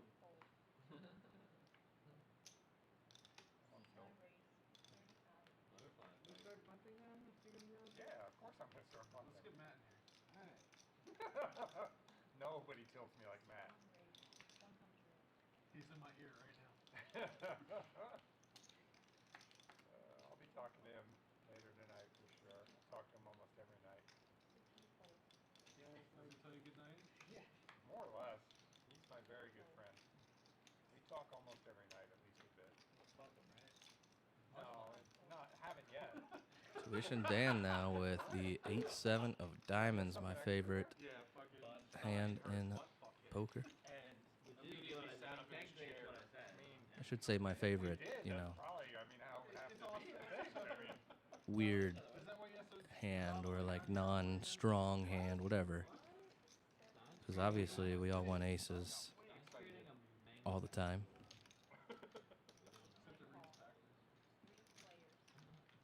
Alright, new game. Let's guess the categories of things you'll find in Stein's search history. Ace, Jack, 8, flop. Papa P with a mystery hand. Tuition Dan flopping a pair of 8s. And has backdoor diamonds with the ace of diamond out there. Ace of diamonds out there. Papa P going to put in a bet of 175. Sam lays it down quickly.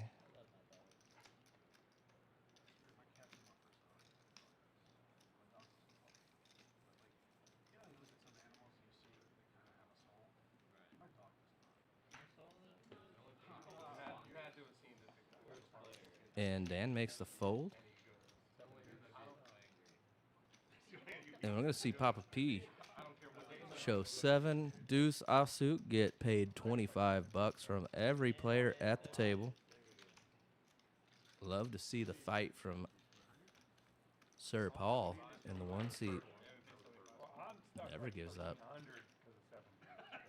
Oh no. Thanks for asking. And the extra 75. I don't feel bad for you. I think you're doing okay. Hey, my expected value on the hand was at least like 17%. That's why I'm pissed. Because your expected value Well, so you're not and your down realized 1300, value you're were down so maybe discrepant. like 1,000. No, no. What's even crazier is he couldn't even make straight. Nice shot of those I chips can't there, spend right there in the $20. I want the real stack of Papa P. Papa P only in for $500 tonight, so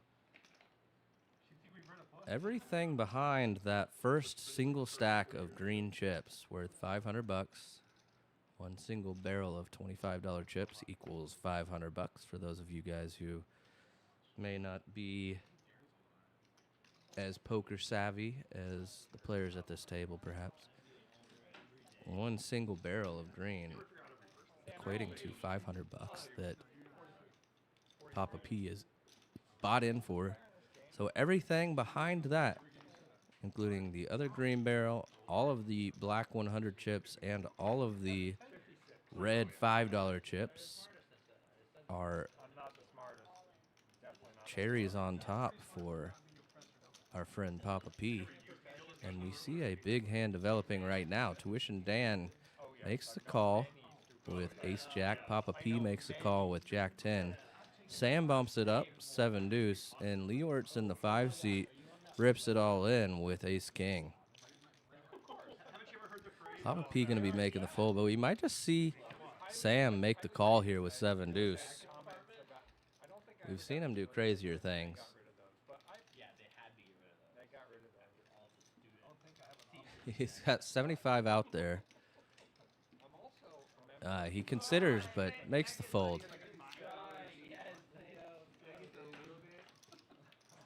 Leeortz takes one down, much needed for his confidence tonight. It's happened before. Happened twice in the same night. Leeortz, another great buddy of mine, but having a rough go of it so far tonight. And that will be it for Selena as we welcome in Tanya. And here's our cumulative winnings. Papa P up $2,000. Andrew Stein up $1,500. Professor up $1,400. Tuition Dan up a whole $140 after Zach leaves us from the booth.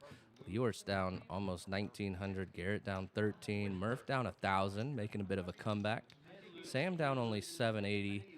And Lateralus down just $66 right now. Numbers a bit askew because I believe Lateralus is down a little bit more, but that's fine. The first 2 fucking streams I played on, every time this rack cost, it was like maniac mode. Maniac mode. Yeah, what if we like modified our taco bag? Well, there's no way, yeah. We could just well, no, you can add like the nickname factor now. Like whoever like doesn't lose at least another nicknames, will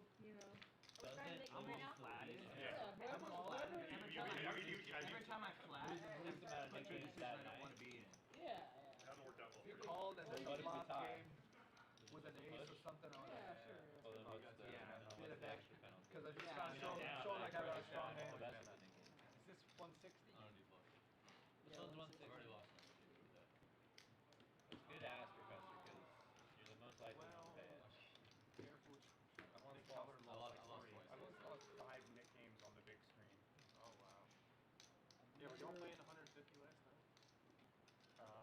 We got up to 200 last night. Now what's that, per person? No, it's no. Oh, the loser gets paid 200? It's just a $200 spot. Oh, okay. I thought you paid that much per No, head. but on the stream, it's 500. I used it 5 times in 2 hours. Wow. I was getting roaches. It was so demoralizing. So here we go. Tanya sits in the box, and players immediately starting another Nick game. 6 raises to 125. How much am I going to lose to these guys? Yeah, one of those hunters that's like walking around here. The deer gets down. The deer gets in. No, dang, we're so tight. Had that happen to you before. Tight. 7 fold. No, I freaking, I'm a tight scared guy. that crap. I was walking out, pitch black. I don't feel light on. I just feel my lane.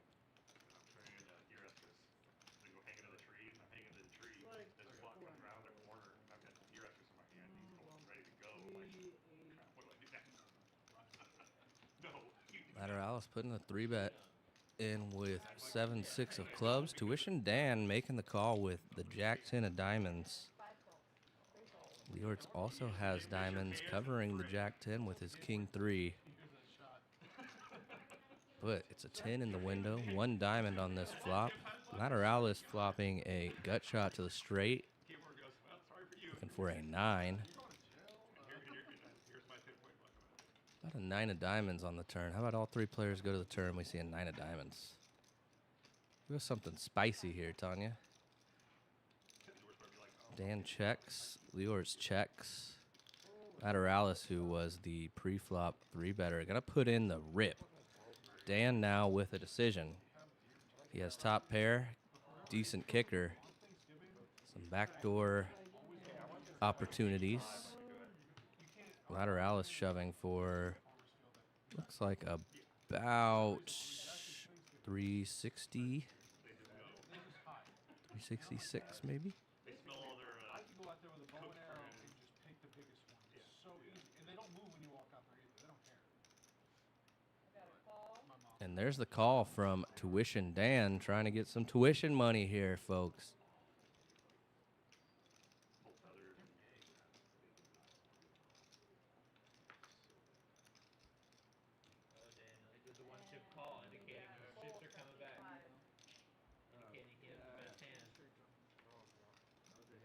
There we go. Lateralus turning over the 7-6 in bad shape here. Needs a 9 and a 9 only right now. Another 8. No help. Still looking for a 9. 2 remaining 9s. And it comes on the river. My goodness. Lateralus running like a god. And Tuition Dan taking a rough one there.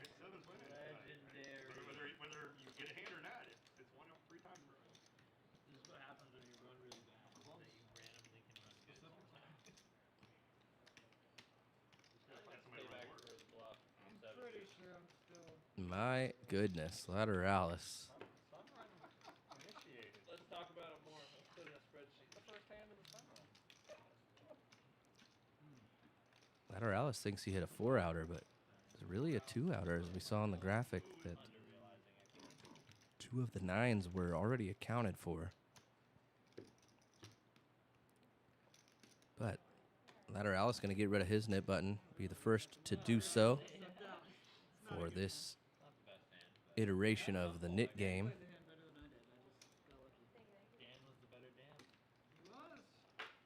A super unfortunate cooler for Tuition Dan in the 9 seat. Tuition Dan thought he had a lock on that pot, and he basically did. Harrison Hester in the chat saying, bad beat. Yes, sir. That is a tough one to swallow there. Garrett bumping it up, $75. Professor on the button, getting a little squirrely here. 10-7 suited.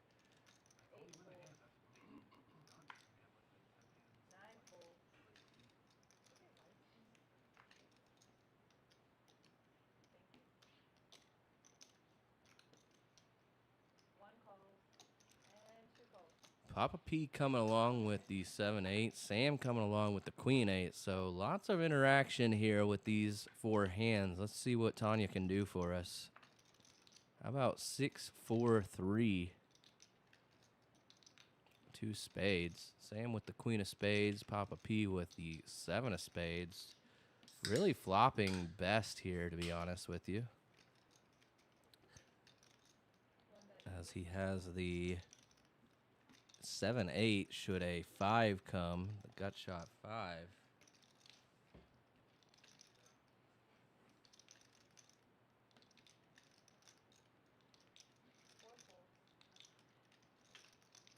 Papa P's $225 bet going to get 2 of the players out of this pot. Professor thinking does not make the call. And Papa P taking that one down with pure heart. $229 he's picking up from that pot right there. Nicely done. And that's what's beautiful about having a big stack like that. It's being able to do stuff like that And Definitely hits me more hits than you. chat, my friends, my family, I have another special surprise for tonight. Coming into the booth to continue the rest of the night with me is my good friend, the one and only, the legend, Mr. Reckless Ron Hall. Welcome to the booth. Thank you very much. Thank you for the nice intro, buddy. Good to be back here with you. It's been a minute with the holidays and some travel that both of us have had, and some random other things going on. Life stuff that. It has been a minute since it was you and I. But I'm happy to have you back. Yep, enjoyed it. Enjoyed some time with you on the road, actually. We did have a good time over in Biloxi. That was fun. Here we see a 8-8-4 flop. Garrett with the pair of fours now. And we've got the Nick game ongoing.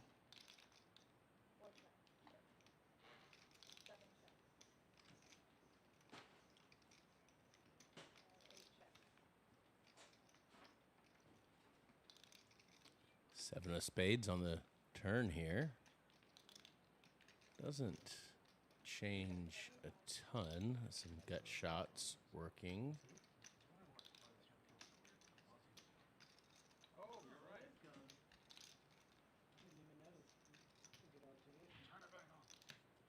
Two pair with the gut shot being the current leader at the turn.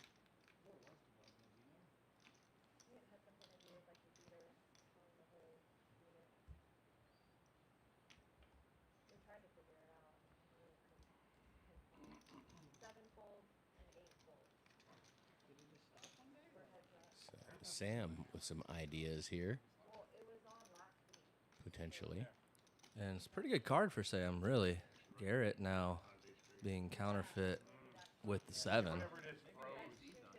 Coming on the river, and yeah, Sam going for a bet, $246, which it says is Garrett's remaining stack, but we can tell it's more than that for the all-in. So Sam, you're going to take that one down. Garrett folding the best hand with the 6 kicker, but no way in any universe can he call there.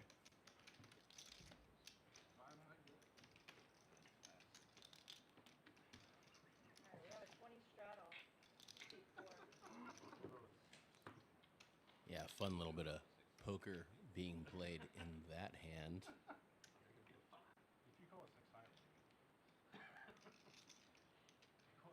See, the knit game is on.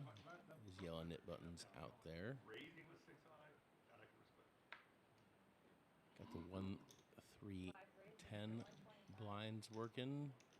There's 20 on perhaps as well.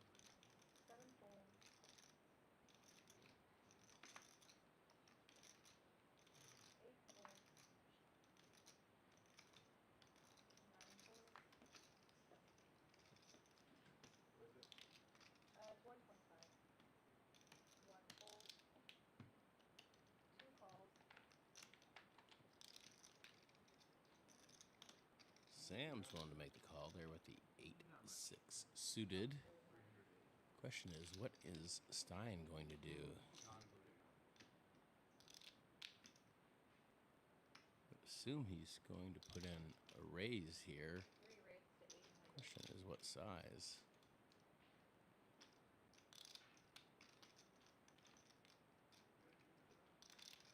Yeah, he's going to go ahead and make it very large. And Garrett sitting right behind him with the 10s. His stack appears to be a little bit off, as Cam mentioned previously. Looks to be a bit deeper.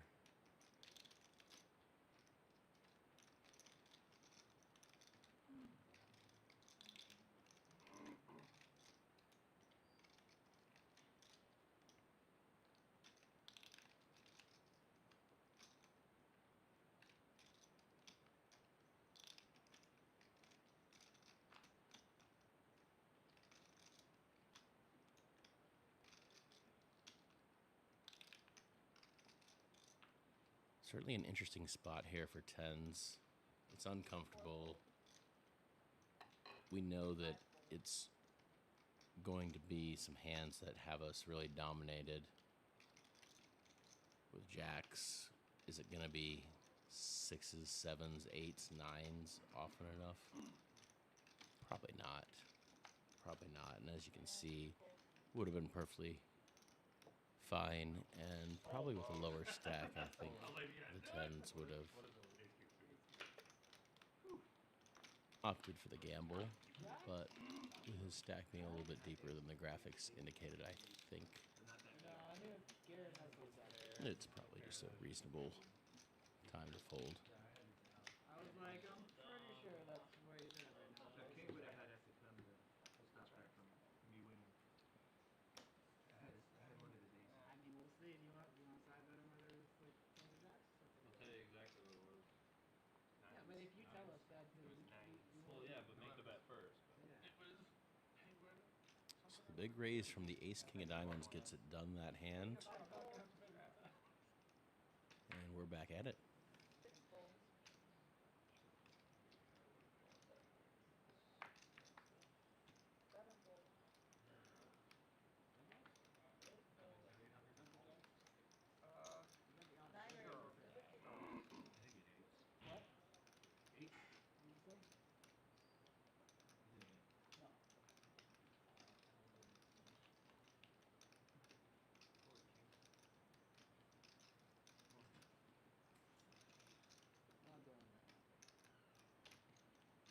One raises to 175.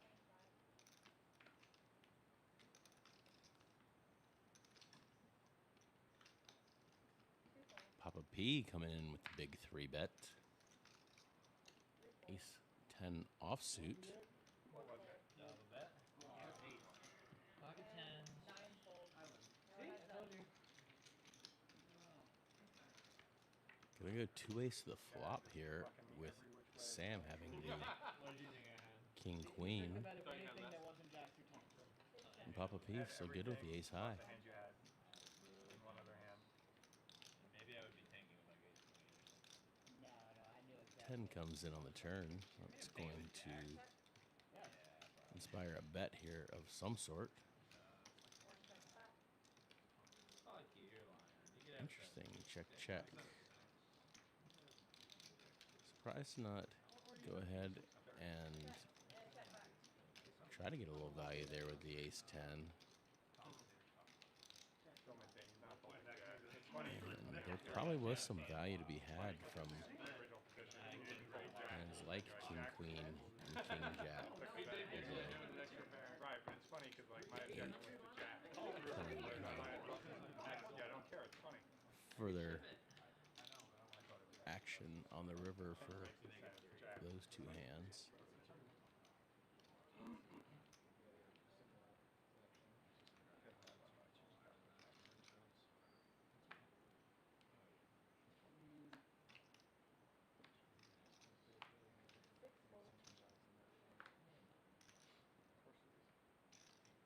See, 9 deuce into the muck. Ace 5 off into the muck. Tuition Dan with an open with king 9.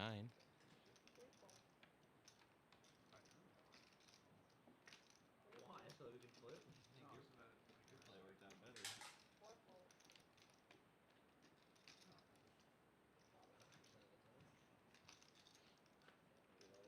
And 5 I like your play. I like it. Fuck, I had a worse king, but I could have left it. Nobody with anything there Got it. that was interested in fighting. If it was 7 deuce, you'd be. Alright, I'm calling. So Tuition Dan takes that one down. The blinds Gonna work for you. uncontested. Bullshit. If you call behind it, mushes. Go ahead. Everyone Right, remember. here you go. Just call blind. Peer pressure on the sucker. Look, if we Still a few knit buttons around this table here.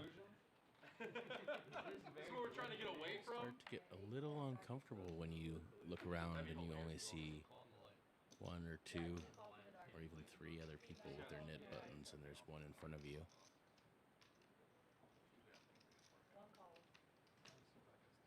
gets to be a little uncomfortable knowing that you're about to pay that nit tax when you down to those final 2 or 3 people, doesn't it, Cam? Nobody likes to have to pay that tax. That Nobody is wants to be no the one fun. paying it, man. That That's is- just not cool.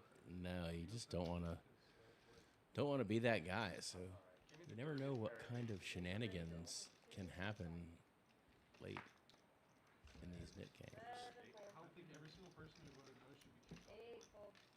There's never been a more astounding first ballot Hall of Famer. I say that as somebody who just makes the NFL look ridiculous.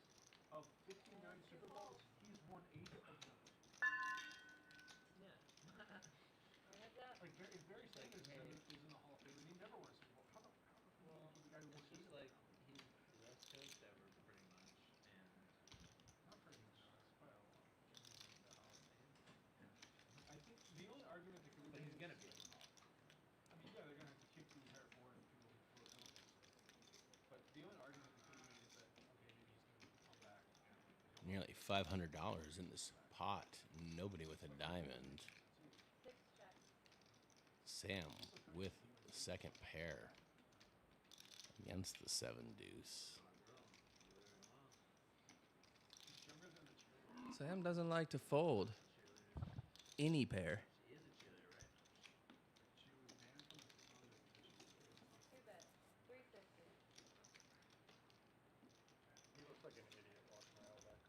Knowing that, what is going to be the response here?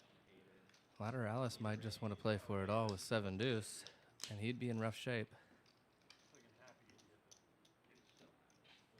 I seen him on the ring cam kissing her goodbye in the morning. He seemed pretty okay about it.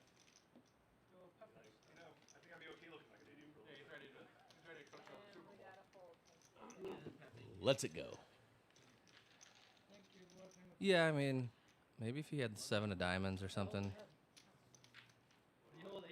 he could find a reason to stick around, but seems best to let it go. Does seem reasonable.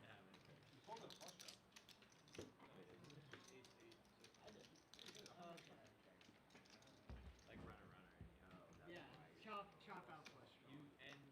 You know that's possible because it's happened to you. Ron, where are all your fans in the chat? Tell all your Michigan buddies to get in here. Let's go. Bring them in.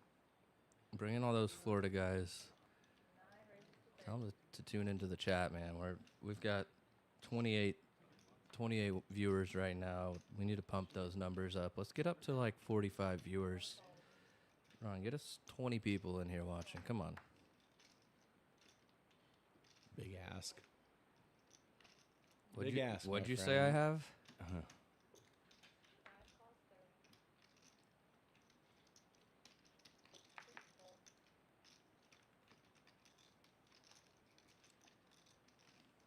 So Papa P just making the call of Tuition Dan's open to $30 with the ace queen off. Gonna go to a flop now. 5 ways, super vulnerable, but still holding the best hand. And flop top pair, Leeortz flopping, second pair, Tuition Dan flopping, and open-ended straight draw. Professor and Sam both flopping bottom pair. So a lot to work with for every player in this pot, really. Papa P bets 100, and Sam loves to make the call and just get there against hands like this.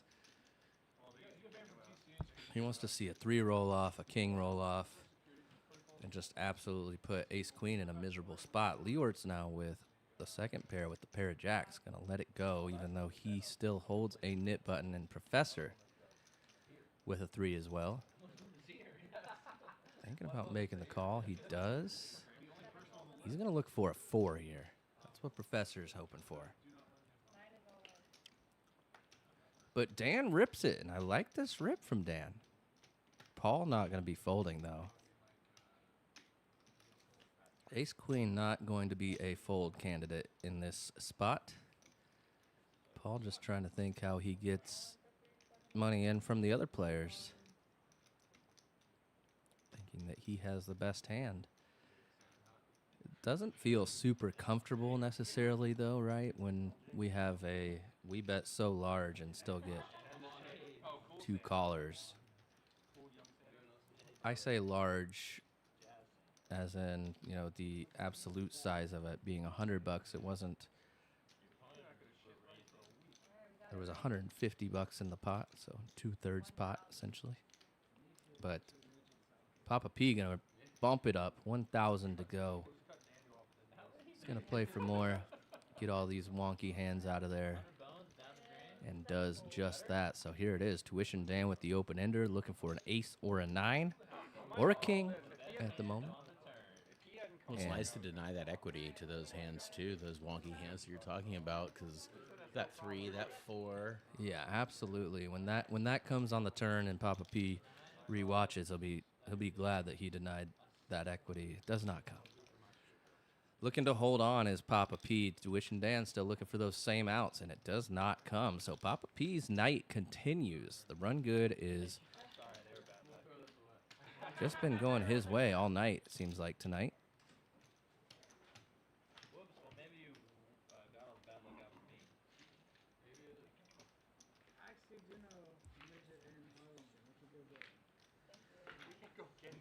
Like these for sale. They only want a $20 rehoming fee. More like rent, probably. This is how Daniel talks about humans. He Like, works. what about, like, normal people, what about He's a robots? little guy. He works at a metal bar in Harlingen. As No a sound shit, guy. really? Yes. That's awesome. He's the bouncer. No, he's the sound guy. I can get you chips right now. That's the sound guy. Good. How much you got? 1,000? 1,000?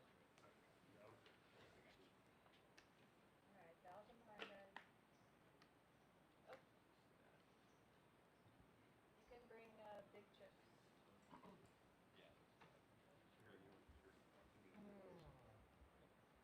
Whatever y'all want to do.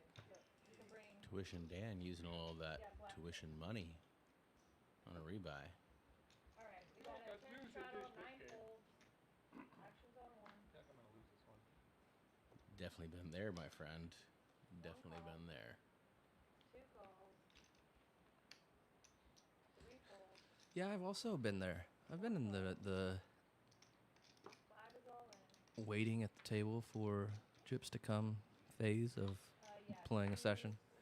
I've also been in the waiting in the line for the cage phase of playing tournaments when I have to rebuy into those. Yeah, I've been there. Sometimes you seem to live there, in fact, as a poker player. And those are unfortunate times that you want to be behind you rather than in front of you. I always see Leeortz taking this pot down, getting rid of his nip button. Leeortz has had an unfortunate night. I know you haven't gotten to see all that much tonight, but he's been put in some rough spots. People have run pretty good against him when he's had his strong marginal hands, and that makes for very tough decision making. And he's actually made a lot of the right decisions, but it still has come at a cost to the amount of wagering discs that he has in front of him, Ron. Well, that is definitely the beauty and the pain of poker, is when you get it right and it still goes wrong, or sometimes you get it wrong and it still goes right. It is one of those things that there are things in poker that we can control. It's why there's that famous line in the movie Rounders that why do you think you see the same guys winning every tournament, or the same guys winning all this money at cash games? It's because there is a definitive skill edge in this game. Should you work hard to find the experience, get the hours in, as both players we see Tuition Dan and Garrett flopping top 2 pair with ace-6. Yeah, I suspect this money's going to get in here pretty quickly. Garrett with $666 behind. Tuition Dan with rebuy chips behind, $1,000 at the start of this hand, I believe. Looks Looks like he's just going to be making the call here, I believe. Does make the call, and these two players are just going to chop it up a good percentage of the time, but Dan had the free roll of hearts, does not come.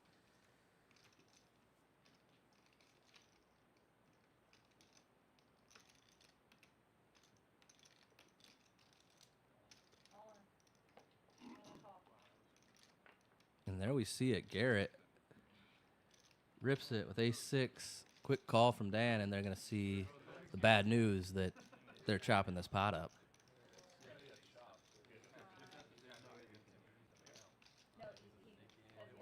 Yeah, when you have a hand as strong as ace-6 right here, it's a unwelcome sight to see that another player that you're in the pot with has the same hand. It is, although, a welcome sight to see they're not on, like, a flush draw or have a straight already, perhaps, in this hand.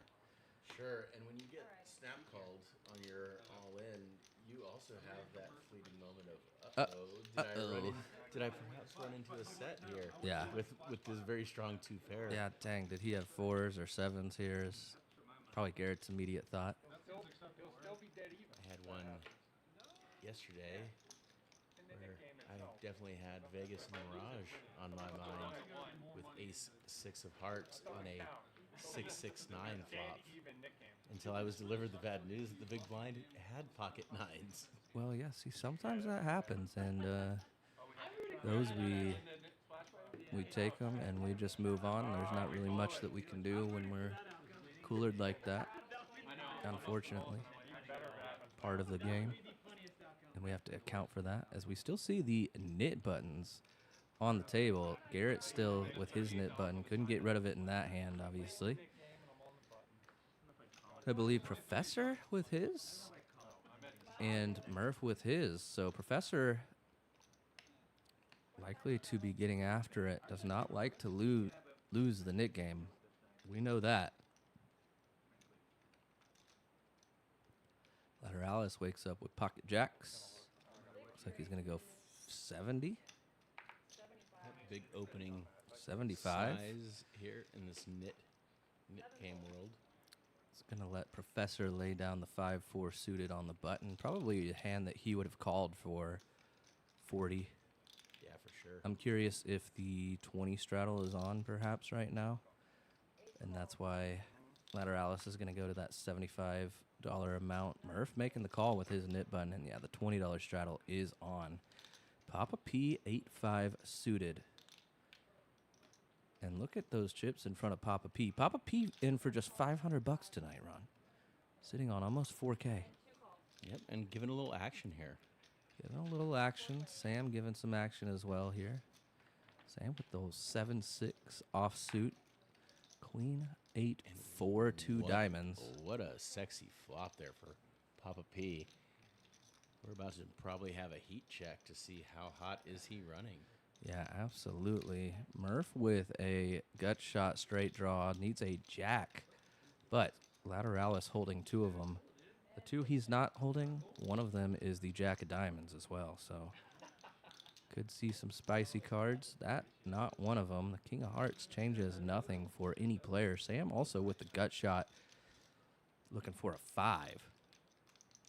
5 would be very inconspicuous. It would also give Papa P 2 pair. However, everybody's going to check to Sam, and Sam's going to put out a bet this time. Lateralis has a decision to make with 2 players still behind him and jacks in his hand. Just making the call. Philly Murph now. Hand strength shriveling up by the minute, but making the call as well. And now Papa P getting like the best price in the world to go ahead and just draw at this flush, draw at his 2 pair, draw at trips, whatever. I mean, we have to continue for 75. And he does. So still 4 ways, 600 in the pot. Yep, gets to close the action there and play near perfect on the river here. Yeah, 9 of hearts on the river gives Philly Murph a pair of 9s. Papa P still just a pair of 8s. Sam with 7 high. And Lateralis with the best hand right now. Pocket jacks still remain good. 600 in the middle. What does Sam decide to do? He knows he can't win the pot at Showdown. Is he going to go big here? It looks like he's counting up some black chips. $400 is the asking price, and this is going to make it really tough for any of these players to put more chips in and make the call here. Lateralus really the only player with a consideration at making this call, in my opinion. However, if Lateralus should fold, then Philly Murph, there it is. There's the fold from Lateralus. Philly Murph now. Pair of nines. Third pair on King, Queen, 9, 8, 4. The front door diamonds missed. We do hold the 10 of diamonds in our hand. So we are blocking Jack 10, perhaps. But blocking also hands like Ace 10 or...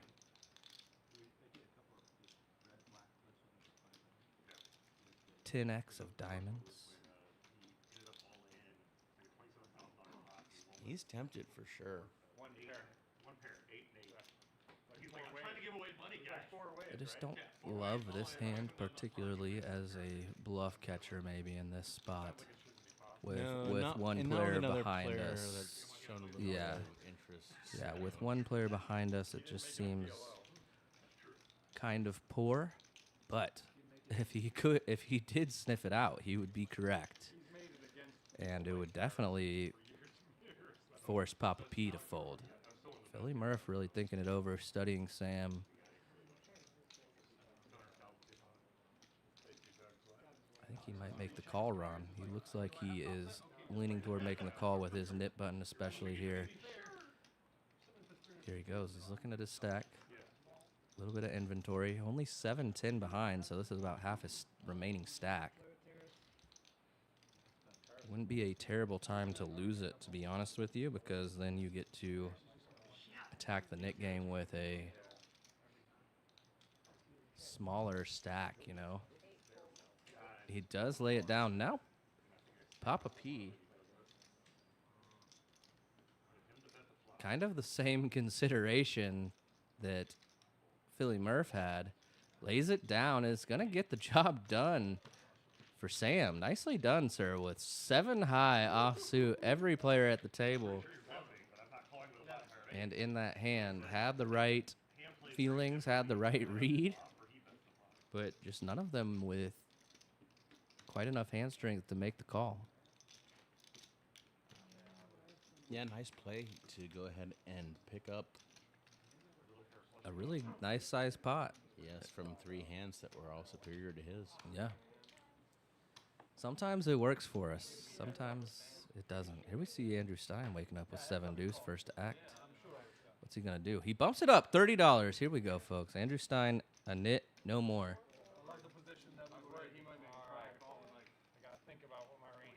They do have a 7 deuce bounty on this evening, I believe. Is that correct? They do. They do. They're playing for $25 ahead. So if you win with 7 deuce right now, of the 9 total players at the table from the other 8, you're going to receive $25 each and make an extra $200. So definitely not like bad. Like that number, that $25 bounty. Yeah, 25 is nice. That's a number that adds up quite well and is quite incentivizing. It's worth it to play for it for sure for $200. And Andrew Stein just gonna lay it down, not gonna make the call, even though he's up heaps. I mean, what in the world are we watching? There's the deuce. Does come Queen 9, Queen good for Sam at the moment. Tuition Dan, backdoor hearts working with the ace 9 of hearts.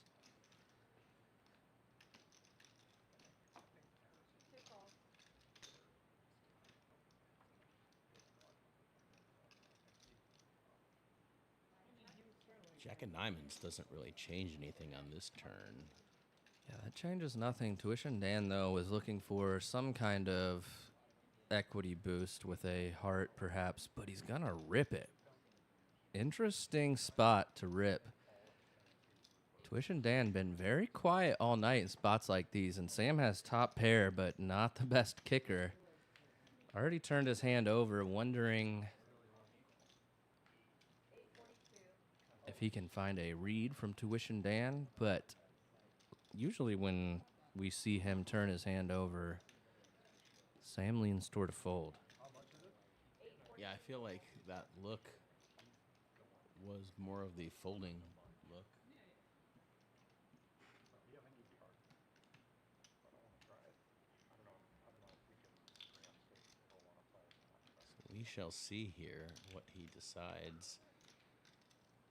I feel like this tactic used to be a bit more common back in some of my early poker days. I didn't do it very often, but I'm not sure that Sam is the guy that this will work against, but you never know. Sam is stuck on the night a little bit. Sometimes it can go either way, right? Some guys think, oh, I'm stuck. This is a chance that I get it back, or I only get a little bit more stuck, so it's not that big a deal. But other guys, sometimes, and he lays it down. It works. It works. Tuition Dan taking a huge shot there, and it gets through. He shows the bluff. a lot of heart. That is a lot of heart from the kid Tuition Dan. Love to see it. And told the right story at the right time against a guy who it may not always work against. Perhaps a bit of leveling there with a hand as strong as a queen for... Yeah, perhaps. I mean, we see Sam make so many calls in similar spots with much worse hands, Right, but much more exotic, we might say. yes, but usually when we do see Sam make those calls, especially tonight, he's been correct with his weaker hands, his second or third pair type hands, but this top pair, weak kicker. Tuition Dan, though, showing his drive to take it down. And well-timed aggression. It's nice when those work out for us, I'll tell you that much. Here we see Philly Murph all in, $709. The all-in amount. Tuition Dan waking up with pocket fours. Pocket fours doing good against a hand like Ace-Jack, but with so many people left to act behind us, just become a fold, and Lateralus going to be the one making the call in this pot, lest we see Stein or Garrett wake up with a monster-type hand. Garrett with king-queen, but... And he does have that knit button as well, but... Not going to do it. Lateralus going to be making this call, I imagine. Lateralus just about the same amount, actually. Almost exactly as Philly Murph. He has 714. Philly Murph, 709. So a $5 difference. Lateralus, should he make the call and lose, will be left with $5. But he lays it down. Yeah, interesting, and I think that's obviously just the fact that the professor's already put in that raise on him. Yeah, perhaps that's Have to what Lateralus is thinking there. That yeah, Professor can just have a monster there, and sure, he can have nines or- be super dead. right, or at the very best case scenario, maybe fading 3 overcards. I think that is a lapse in judgment, though, or reading, perhaps, to say that, just because of the fact that Professor also has his knit button in front of him. So for sure, I'm not necessarily leaning toward Professor having a monster every time when he's making for sure. that raise, you know. Professor desperately trying to get rid of this knit button and play hands, just not getting really the hands to work with all that much. 9-4 offsuit, gonna make the call. I like one that raises me up a little bit. The chairs keep falling down.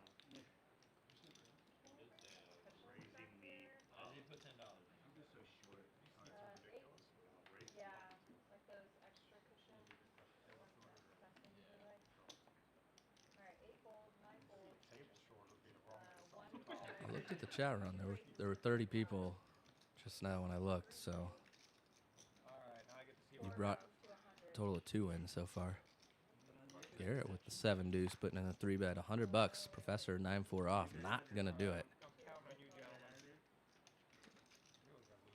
Yeah, given that I am kind of in a special guest role this evening. I didn't have a chance to put out my normal invites to a few friends. I am flying up to see some of those poker friends up in the Michigan area. I'll be at the... Dude, it's a secret, man.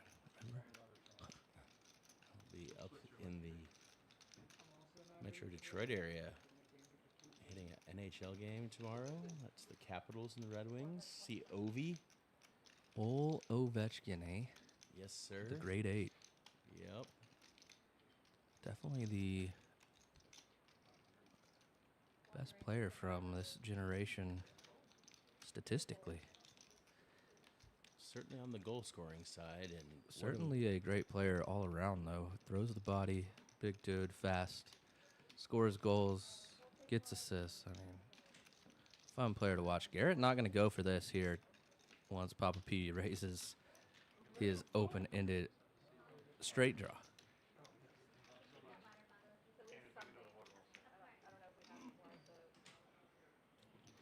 might get a chance to perhaps swing through one of the local Michigan poker rooms. I'm not sure which ones there are there anymore. I believe there is Motor City and MGM, perhaps, might be the one or two poker rooms that are left. There was one in Greektown, but I believe that one closed. But I have never been to Detroit Metro.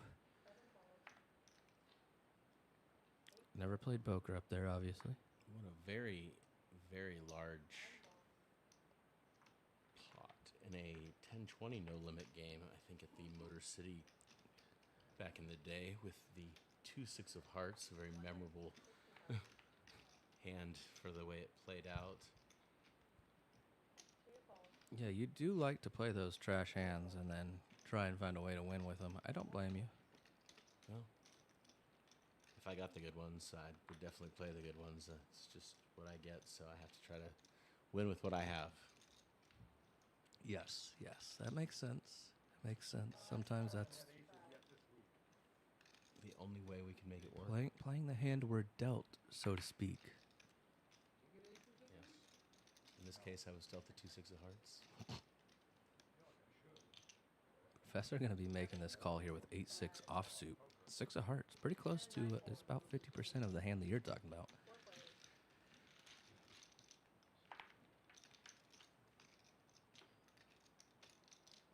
King 7-7 flop.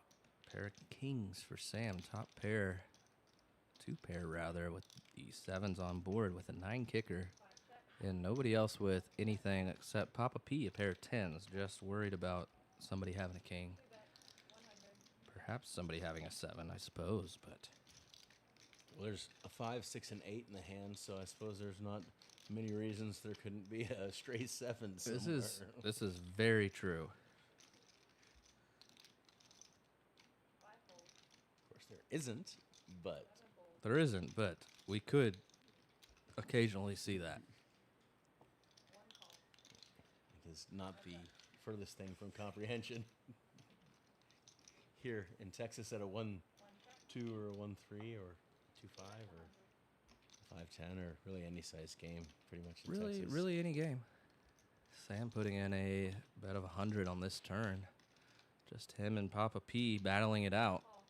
Side by side. Papa P looking for one of the 2 remaining 10s. Does not come. So Sam taking his showdown now. Yeah.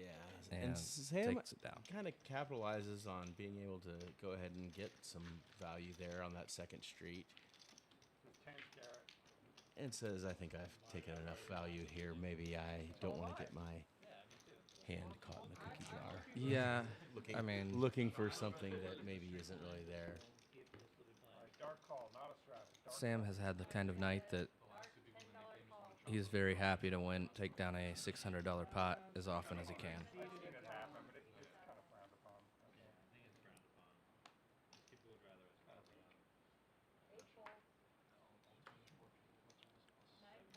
Just hit 10:15 here, Central Time in Austin, Texas. Been streaming for about 3 hours tonight.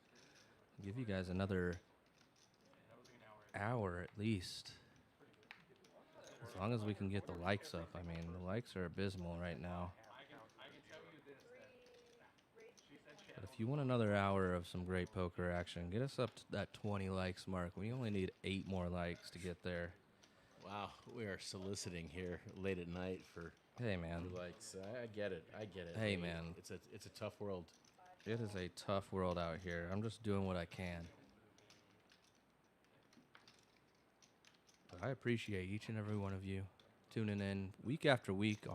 We stream Wednesday nights at 7 p.m. Central Time in Austin, Texas. Most of you in here know that, but if you didn't know, now you know. And some of you may know that we also stream Sundays at 3 p.m. Central now. But if you didn't know that, now you know. Professor flopping an ace with the worst possible kicker. However, Professor with a nit button. Surprised to see him not put in a bet there. But it's going to get an extra $50 out of Mr. Stein.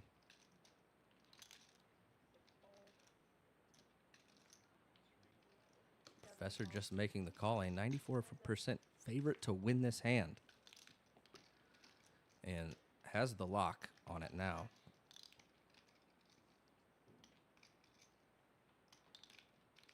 I don't think the professor will be going anywhere here. So it would take quite a bit of leveling for him to be letting go with a pair of aces. Yes, for that is sure. But it's a under-repped. nice size bet from Mr. Stein, given the fact that Professor has under-repped his hand. And the question is there another shell? It's actually a very good card for Stein here. I have a feeling he's going to...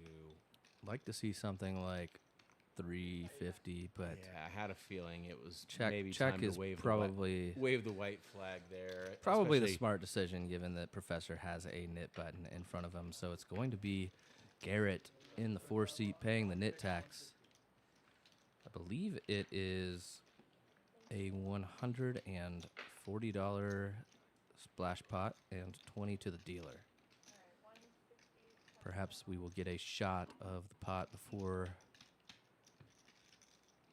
this hand resumes, or we see it as the hand develops. But I believe that's what we're at so far. It's hard for me to keep track.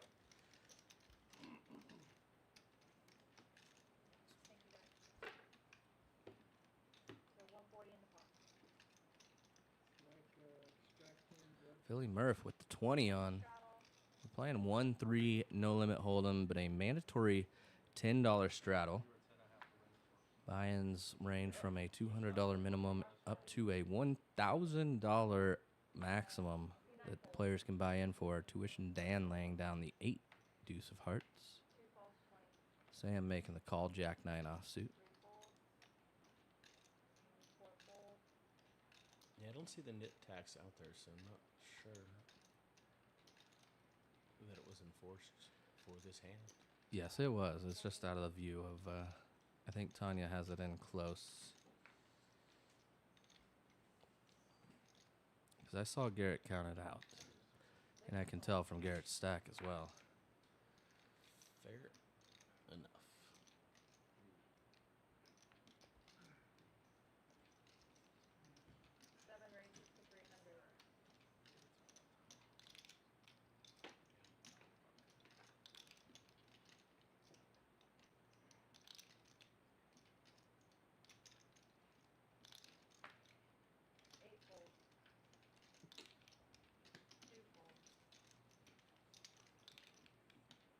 All right, yeah, there's that nit tax money, and Professor has said, I will absolutely take it down here with a big raise. I will go after that free money. Let's see if Lateralus wants to sniff it out and or gamble. He most likely would assume that he's gambling. He's actually ahead with Well just ahead. a king. Well ahead, but yeah, that money is in there. If Professor's getting after it with Queen 5 offsuit, lays it down, and does show his hand, has to show his hand to get that extra money. And Lateralus gives him a little nod. knowing that he was that slight favorite. He was a slight favorite, but I mean it's pretty slim here. That's a flip basically, right? We're seeing very slight equity favorite when we have the high card, but the low card as well. A 3-2 favorite in that exact spot, but We're running it back right now. 3-2 does not feel very comfortable when you're playing for stacks.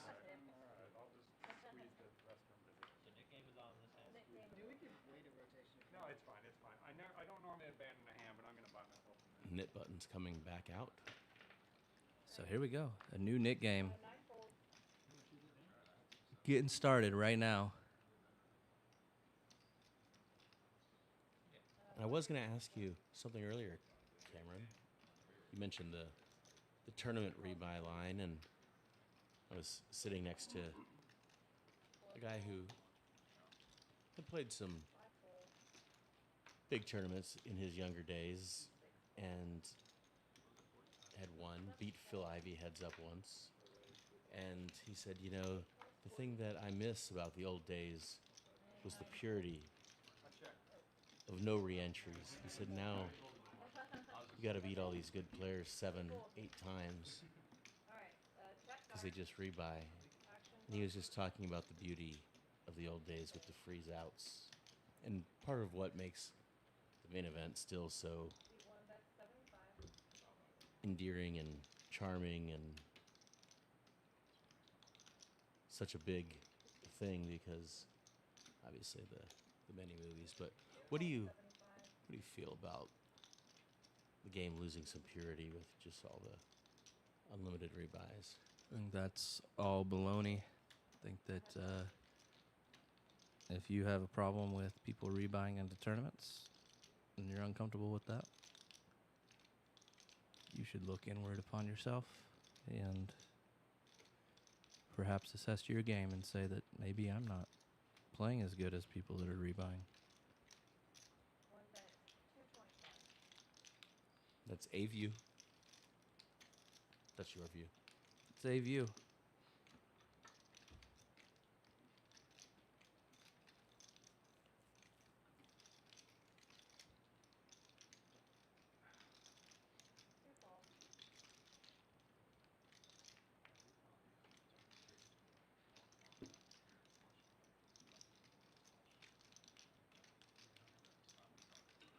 There we see the missed open-ender versus the overpair. And it is a quick bet, bluff, and a quick call from the Kings. And justifiably so.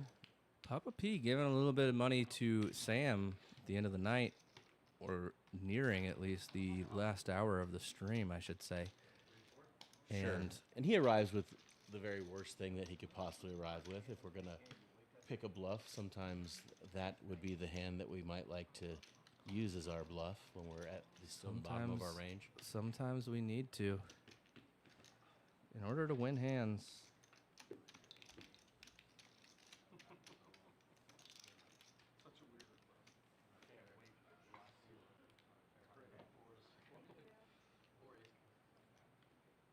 I'm not sure there was a size that was going to get Kings to fold. Size did not matter. Sam was calling Papa P 100% of the time.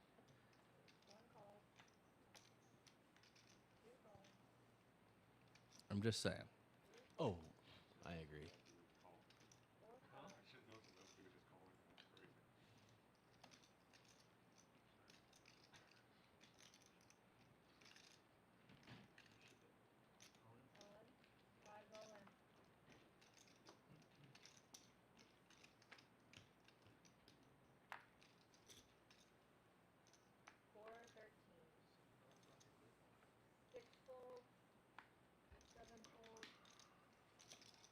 Leeortz all in pocket fives.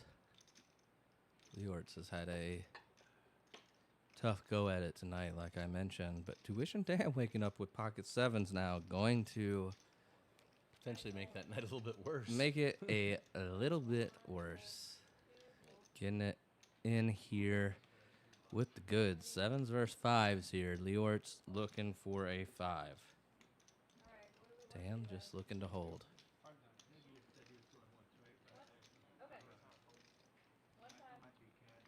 Could there be a 5 in there one time for this man? A 6? No, how about a 7? But Heart's working for Leeortz right now. He does have an exit path to this hand. Oh, Oh my goodness gracious. So another exit path, but we see it's gone. Graphic, and there's the heart. Oh, it's the heart. The heart that doesn't pair the board. Leeortz. There was no heart that was going to not pair the board run. Just going to point that out. This is true. Thank you. Leeortz, though, picking that one up. So here we see cumulative winnings. Papa P up 2,200. Stein up 1,500. Professor up 1,200. Sam up almost 500. Lateralus definitely down. Graphic wrong for him. However, Garrett down 1,700. Leeortz down 1,700. And Murph down 1,200. And Dan down 850. Those seem all pretty accurate.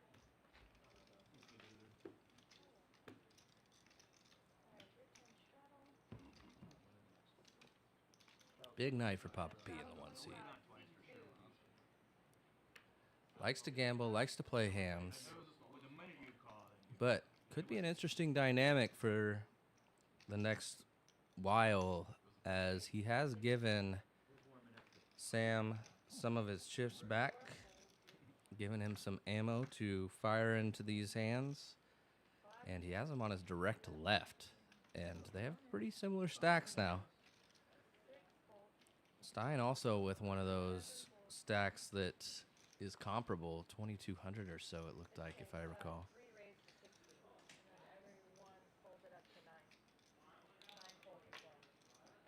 As he picks up pocket 9s.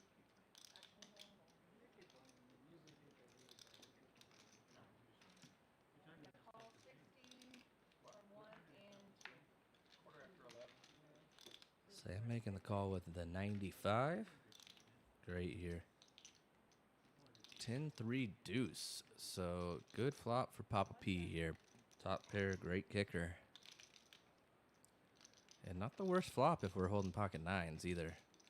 Papa P smartly checks it over to Sam, who does not care what he has. He's putting 125 bucks into this pot.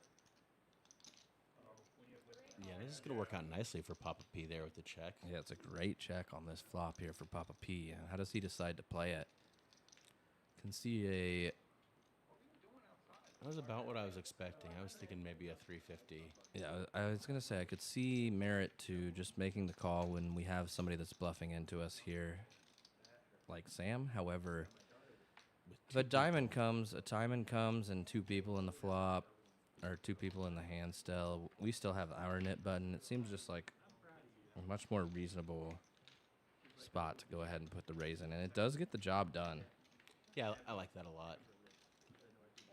I like that check raise there, specifically with that holding and that configuration. I don't care what jobs up here. Way too cold. I don't care what jobs up here. Way too much weather here. It's like 2 days. Yeah, the frost Last winter was fucking horrible. Outdoor lacrosse practice in 19. I was hoping there might be a seat open on the game. We might jump in there, but it looks like this is going to be lineup. It seems like it might be. You never know in the next short while if somebody, gets stacked or just decides to leave. Can very well happen. And if that happens, Ron, we would be happy to get you into the I hate weather. I hate all weather. I hate weather. Yeah, always a little difficult sometimes joining a stream late, not being necessarily privy to all the dynamics of what's gone on. I have seen a fair bit tonight, although I did not see the beginning of it. So yeah, sure. a No, little it bit definitely behind is. on, It definitely is a thing that I've heard players, and I've talked to players about it. Some players, particularly ones that play some of the higher stakes streams that people watch and that I've played with before, that want you know, they want to be in games as we see Sam flop trip sixes with queen six. Oh boy. Picking up some heat at the end of the got night, and Murph with Trouble. trip sixes of his own, but a 5 kicker, and it's not going to be good. Yet it's Leeortz who looks like he's counting out chips. No, he does not. He makes the check. Here we go. This is trouble. Let me continue this thought after this hand. Murph going 220. Not good news for Murph. Sorry, buddy.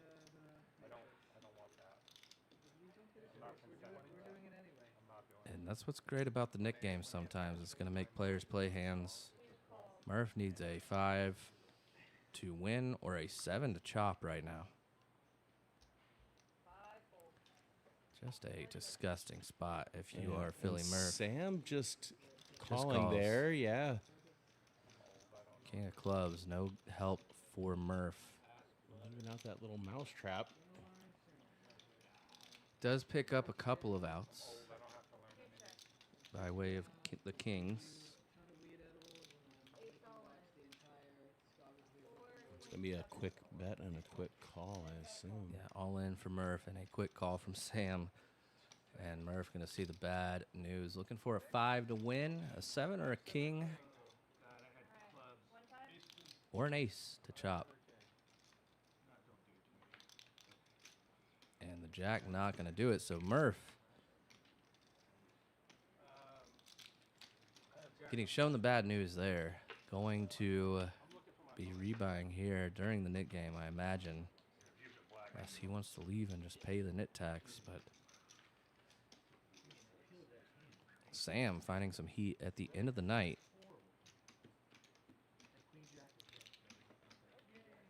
And I love watching Sam play. Sam is one of those players that's always gets after it. Super action for the game.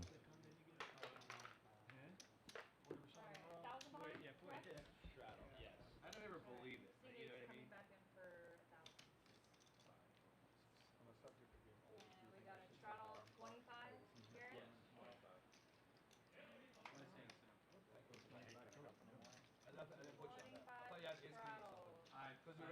How do we get a close-up of Philly Murph? This is going over here? Alright. As he is trying to get some more chips for playing at this table from Garrett, looks like.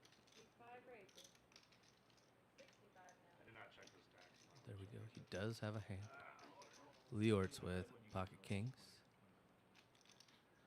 Bumps it up to 65. Lateralus 10-9 suited, putting in a call. 65.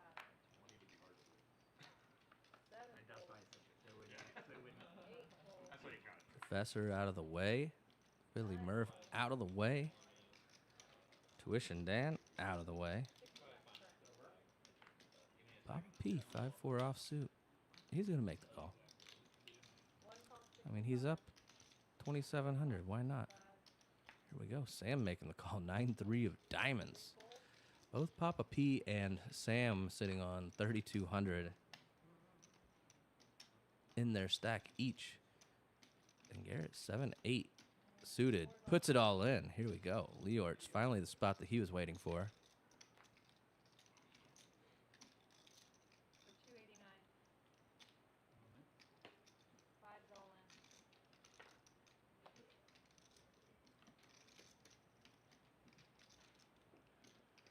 in. Lateralus lays it down. Now Papa P. He lays down the 5 high. Sam with just 9 high gets out of the way also. So we're going to see Garrett and Leeortz both all in, trying to get, I think each have a knit button. I could be wrong, but I think both of them do.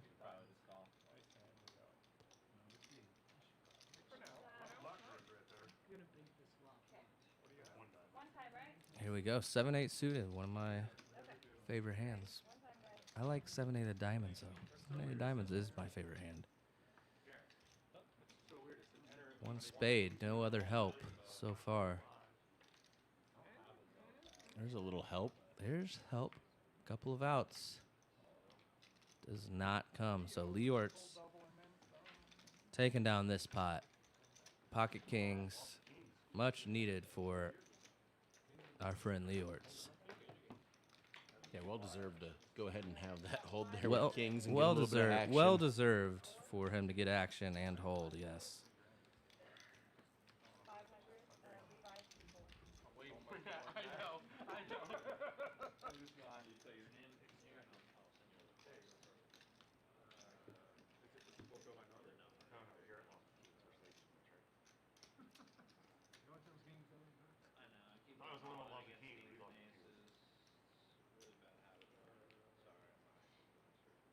Oh, I'm sorry. I don't know. I thought that was No, the I button. know, it's, It confused me. yeah. When you was my see it in fault. your It was my fault. peripheral, it feels like Supposed to be everyone's the button. The confession. I looked at those kings like 7 times to make sure I had them. That was my confession. Actually, Tell me to enter a number, I put it in. Four bought it for 400. Or sunglasses. not Maybe five. I'll put sunglasses. 4 nit buns on this side of the table. Lateralus, Professor, 5 folds, Philly Murph, Tuition Dan. 7 folds, 8 raises to 65, 9 folds,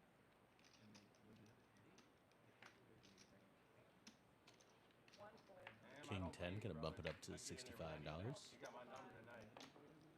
3 folds, I have my number tonight. Caffeine makes my head explode. I mean, it might be the fact you megadose it every single day. caffeine helps my headache. Yeah, it's supposed to be Well, back. that I mean, is I fine. You got it all Chat in GPT. 400 for C4. Chat GPT's never wrong. And Garrett's all in for $400 with Ace 7 offsuit. I don't have that problem. I have a problem if I Philly Murph makes the fold. Garrett just trying to get rid of that knit button. And that does the job. If you don't drink caffeine, all your capillaries like. It's only my only highlight on this one ever. Oh, like, where is it? happening? We need it. His whole brain like shrivels like a raisin. So Stein, the only player that has a knit button on the other side of the table. Papa P up 2,500. Stein up 13. Professor up 1,200. Sam up 1,000 now. Lateralus not up $40, I don't think. Tuition Dan down. Everybody else down. I mean, I probably, when I had my startup, I was doing regularly. That's like saying you reduce prices of prescription drugs by 600%. But I was probably doing like when I had my startup, like Some people don't understand that. But it's okay. like 120 hours a week though, for real. Something like that. I have done that before when I was co-op. 120, 130. They're paying me a lot of money to sit there and I was not getting paid any money. I guess we technically had customers. 9 raises to They didn't even cover 35. the operating costs. I was losing money. 1 fold, I get irritated when I have to get up. call 35. Me too. Me too. I don't like my dogs. Mine have one. You gotta take a piss every morning. Mine doesn't matter what time I set my alarm. Like 20 to 30 minutes before my alarm 2 goes off. raises, They wake me up. I'm like, seriously, can you not make like 5 minutes before? The older they get, Hours before. the worse it is. Oh, My yeah. god's like 13 or 14. 5 folds, She's so spoiled, first of all. Oh my god. Andrew Stein putting in the 3-bet with the 7 deuce off, and that's probably just likely to work. Sam, though, with a hand that he wants to make the call with. We were over this in my marriage, but it wasn't. Jack It 10. wasn't my wife, it was the dog. However, Stein been mighty quiet tonight and has to buckle in to play this pot. Looking for some help by way of a deuce.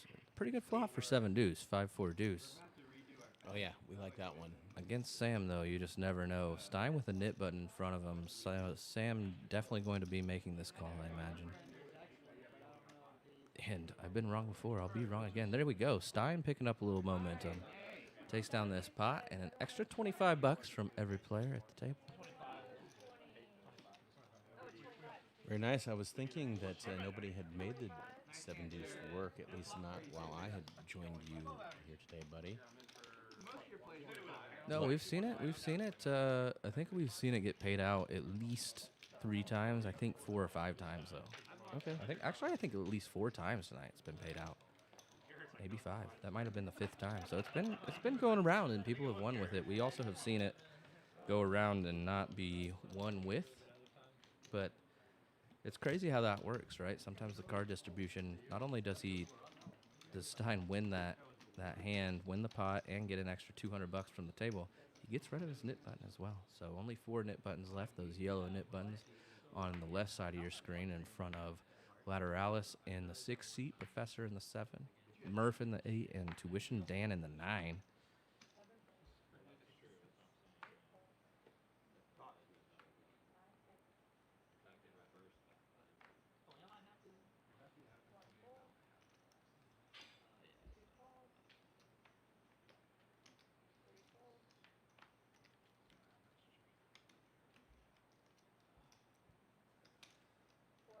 Sam makes a call with ace-8. Garrett bumps it up. Small raise from the small blind, really, with queen-9 suited. Gonna allow Lateralis to come in with a 7-4 offsuit. Sam for sure making this call. Oh, nice hand against Sam yesterday with the queen 6 of hearts. Or queen 6, whatever. I'm trying to remember that. 10-7-6, all hearts. Lateralis with a pair of 7s and the 4 of hearts, the only heart between the 3.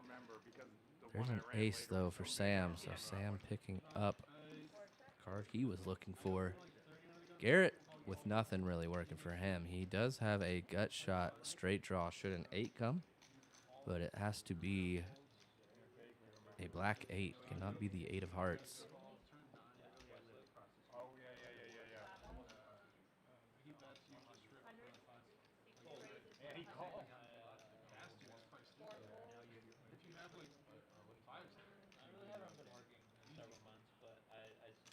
Lateralus bets 50. Sam bumps it up to 100.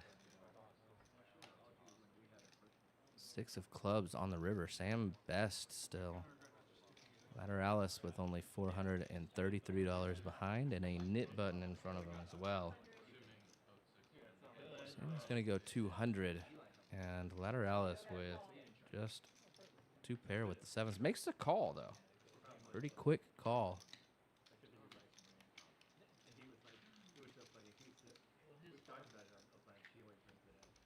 Yeah, Lateralis just a non-believer and wanting to get rid of his nit button. Perhaps some hands that he does beat with his pair of 7s, some of the 6s that Sam can have. On that 10-7-6 flop, I believe it was. But definitely speculative call, I would say, Ron. Yes, very speculative. The river did come a 6, so I believe he was perhaps thinking that he could beat some missed hearts. Maybe a missed king of hearts was probably King Queen with the king and the queen his of hearts or something along those lines. King Jack, Queen Jack, definitely. And nice for Those hands make Sam some to sense. pick up some value. Took him to Value Town there, a non-believer. Yeah, Sam able to tell exactly where he's at in hands so often. Here we go. Lateralis all in, trying to get rid of this nit button. Pocket 5 is going to be the best hand. We do see Sam made the call for 20 with the 4-3 off. Professor has a hand he's thinking about in this very swaggy paisley type shirt. Looks a little like a Van Gogh on his chest. Murph waking up with aces. Here we go. He's all in. Papa P not happy about it. He wanted to wake up with a monster in the straddle. Instead it's Murph, or after calling, but instead it's Murph who wakes up with a monster in his straddle. What I should say, right? No! But that next one was the burn anyway. Oh my god. Seriously? Holy sh! That's disgraceful. So we've got pocket 5s versus pocket aces, both players with a nit button. That's the Blair Witch Project, dude. Something's going on. 9-6-3, 2 spades, so no help for Lateralus yet. 3 of diamonds on the turn.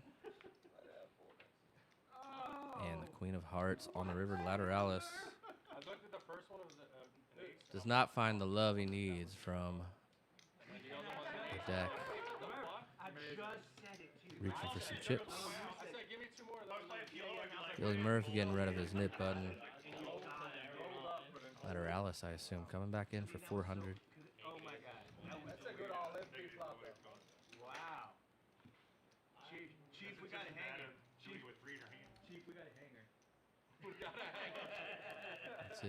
That's his signature move, Lateralus. Coming in for 400 bucks at a time in this stream. It's worked for him pretty well over the last few months that we've held this stream, and he's played a lot of the streams. When I saw the first one, an actual what? Has this strategy, he comes in 400 or so, and I mean, when I see some of the tries to spin it up. He may put at least 3 or 4 bullets at that 400 level in. However, oftentimes he's not in for that and out for much more. But even the times he has been in for 3 bullets, 4 bullets, we've seen him make a profit in these sessions as he wakes up with pocket 6s, and this is going to be an unfortunate spot. He does just make the call this time, though. As we see, Papa P has pocket 8s that he raised with, so a little bit of set mining here for Lateralus. Going to try and play some post-flop.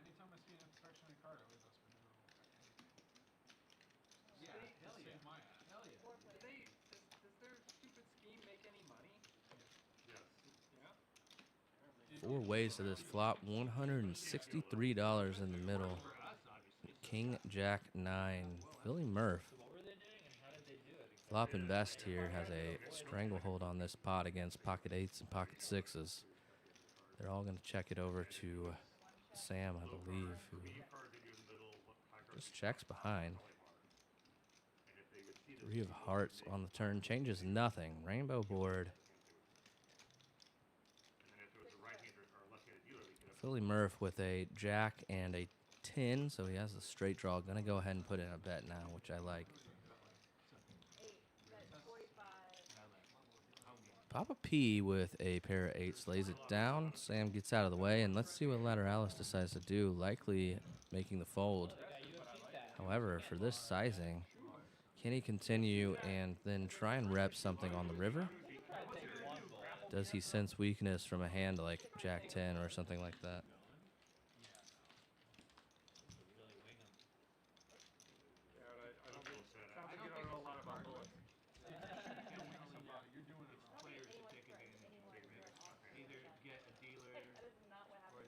Jack and Tan is catchable.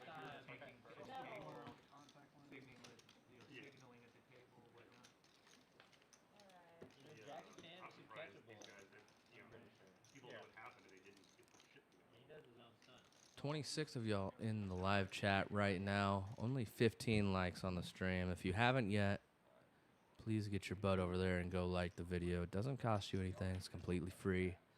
Just get over there and hit the like button. I know we're begging for it time and time again, but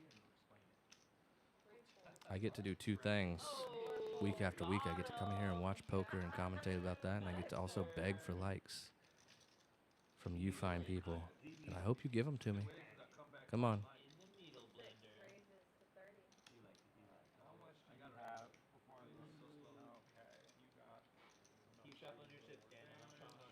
Three nip buttons still in play right now.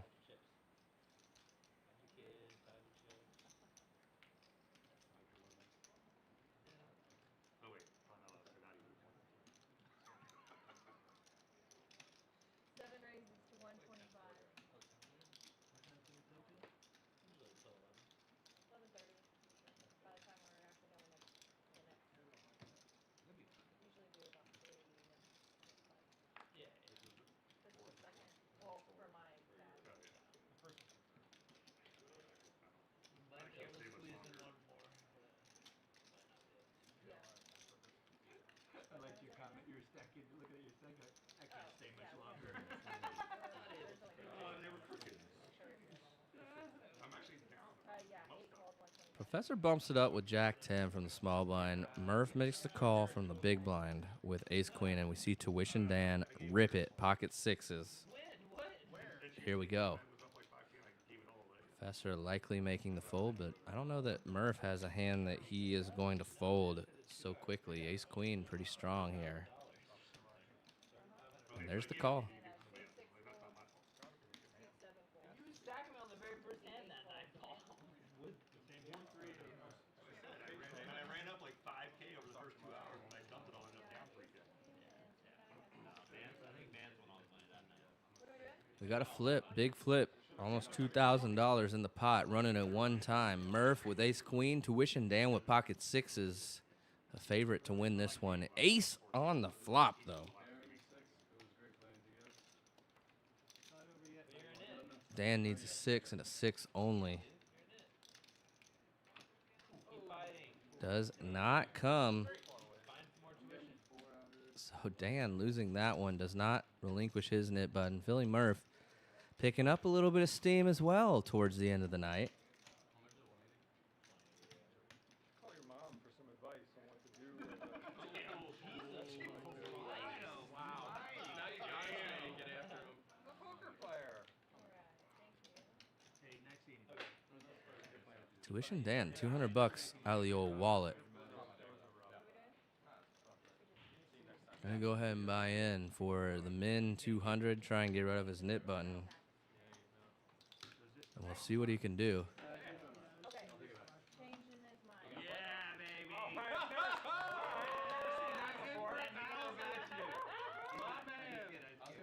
knew what he was going to do the whole time. Look at that. He did the pump fake. The pump fake. What's the name bot? Can I have one short bot? 1,000? He's like, screw it. Get him, man. What about my mama? I ain't finished. I love this kid. Let's go. I'm not leaving. I'm not fucking leaving.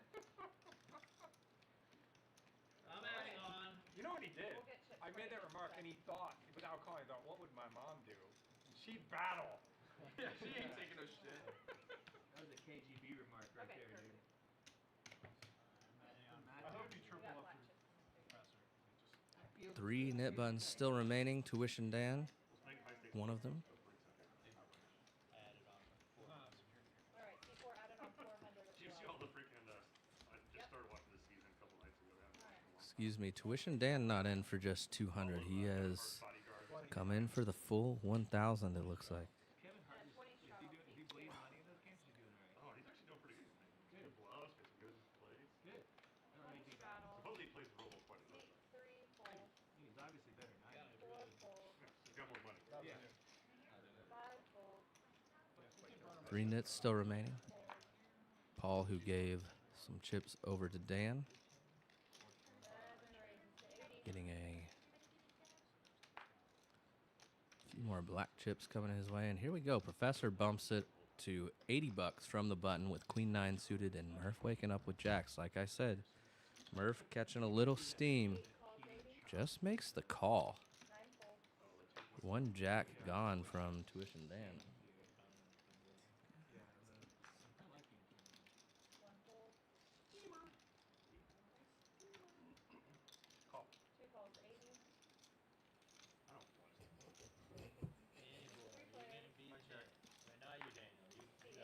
Here we go, 3 ways. Sam with clubs as well, dominating Professor. Murph with an overpair on this flop. Sam with top pair. Watch out. We could see a bit of a pot develop here.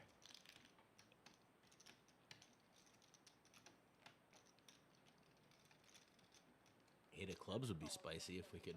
Yeah, 8 of clubs. 8 of see a clubs world might where be that something. happens. 8 of clubs might be a little something here.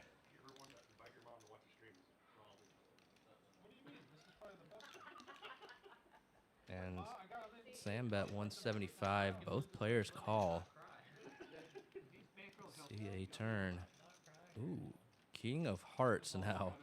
Pretty good card for Sam, who also has picked up some heat late into this stream. Like 5K on the Lakers. Each of these players sitting on over 2,000. Billy Murph with just 2,000, but Professor and Sam close to 3,000 each. Professor, double gutter, facing a $400 bet. Murph unable to win if Professor is It's a good observation you have there. Professor doing his best Starry Night impersonation right now. There's the call.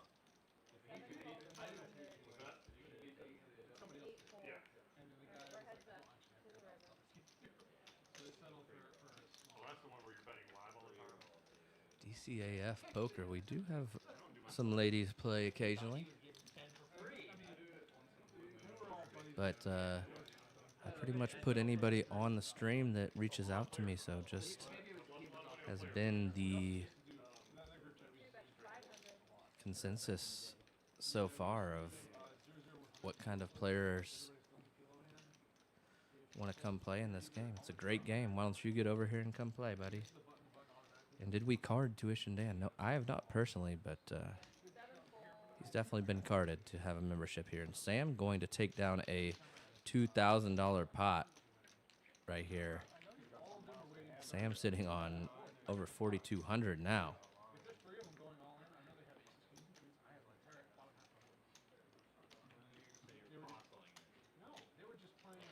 Just a reminder to never give up. Sam, that guy at the table that many thought when he was down could never reach the heights that he's aspiring to reach, has now reached them and has gone even higher than ever expected, perhaps, as he hits the $4,000 mark in his stack in a 1-3 game here at Red Star Social. Garrett bumps it up to $40. Leeortz makes the call with pocket fives. Back to Tuition Dan.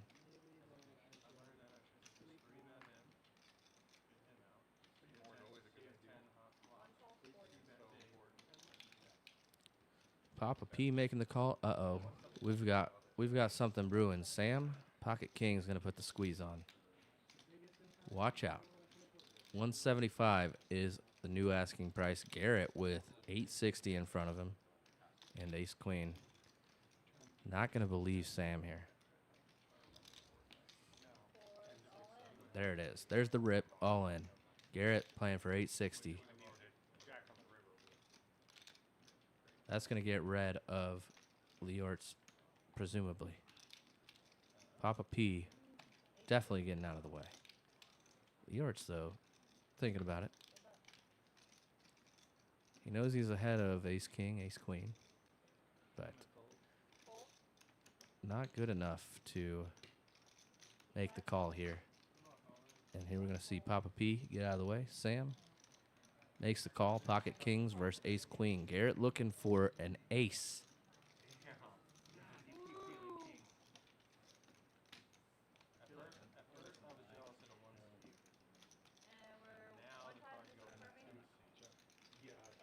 One time, $1,800 pot. There's the ace for Garrett. Good news for him. Sam looking for a lone king on this river. Does not come. So Garrett, been patient all night, has lost all night.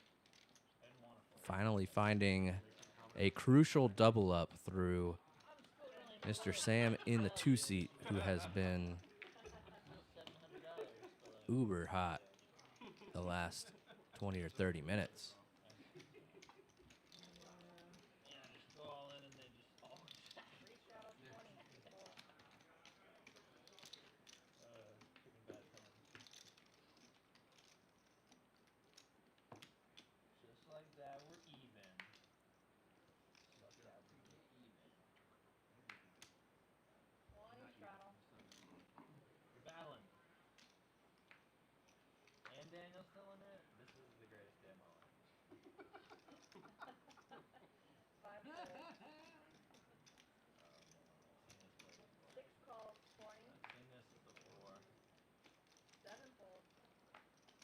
Lateralus makes the call, 20 bucks with ace queen. He still has his knit button as well, only 330 bucks for him behind. Tuition Dan with king 8 making the call on the button. Papa P folds. Here we go, Sam, ace 4 of clubs. How about 125? Let's see what you guys want to play for. Lateralus definitely going to be shipping this one in after this bet, and we'll see what happens. Garrett makes the call from the $20 straddle. Here goes Lateralus. All in, he says. Dan gets out of the way. Sam not going to get out of the way, though.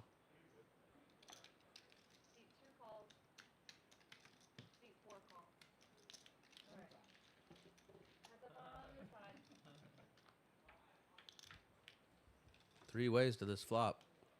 2 clubs out there for Sam. 10, 9, 5. Garrett in the lead with king 10.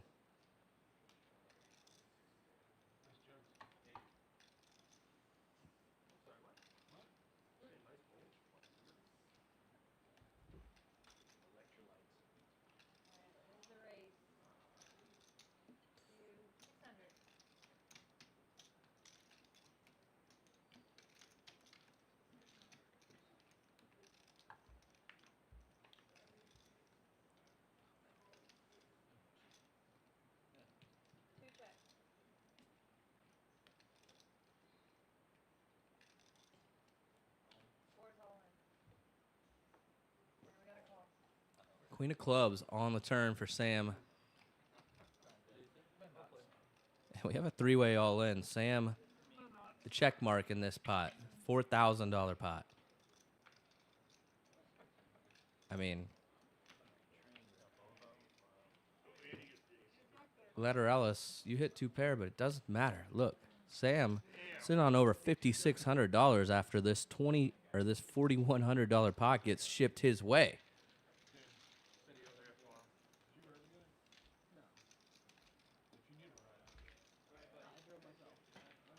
Nice to make nut flushes in $4,000 pots. It is very nice to make nut flushes in $4,000 pots, Ron.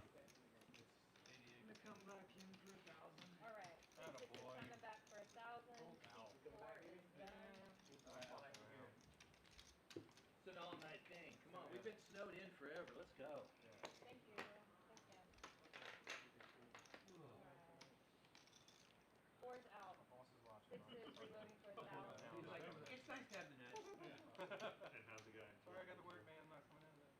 And you know he's in the gym. Yeah. 2 pounds. That's all he's Okay. Yeah, sure. All right. The straddles in seat 5. 6 fold. Wow, he walked out with it. He's gonna get chips. Professor, queen 10 of clubs. A knit button still in front of him. 7 raises to 40.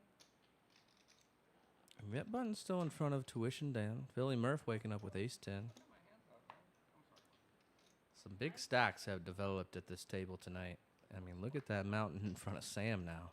1 fold. Papa P only in for $500, up $2,500 on the session so far. 2 folds 40. Sam making the call. We know he wants to make the call. 3 folds 40. Here we go. Stein makes the call as well. Pocket 4 is going to go set mine in a little bit. Leeortz with king jack offsuit. Does not have a knit button. 5 calls 40. Just makes the call. 5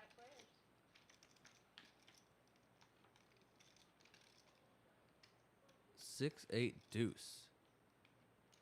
So Sam flopping the best hand and goes ahead and 3 fold. 5 fold. bets 125 like he has the best hand. 7 calls 125. And 8 fold. For heads up.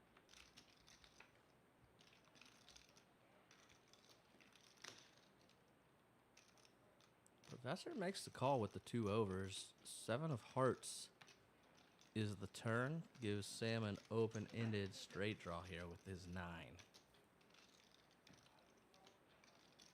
Sam bets 250. Professor has a gut shot to the straight with his 10 if a 9 should come. Sam bets 250. Professor bumps it up. 7 Professor trying to play for stacks. Professor makes it 775.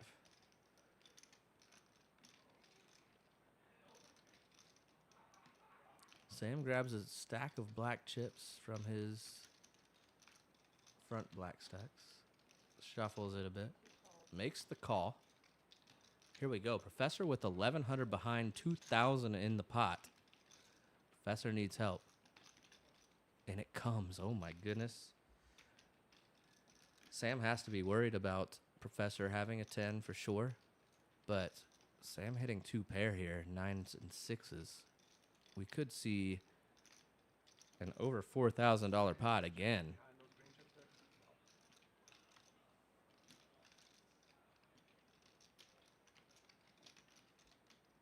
Does Sam think that Professor has a 10 here? He rips it. He does not think. Professor makes the call. Here we see it. Oh my goodness. Professor winning a $4,200 pot. You got to give it up to the Professor. Playing that hand like an absolute pro. I mean, what are we witnessing tonight, Ron? Look at that.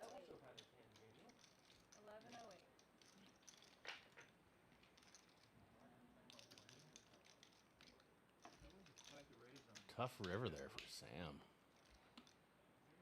Putting him in a tough spot.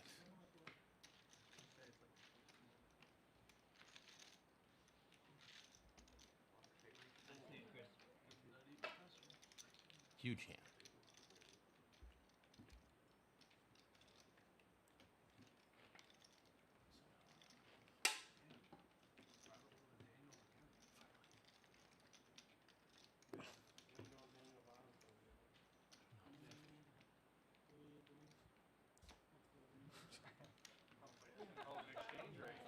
I was gonna say 3 greens and red, but should be.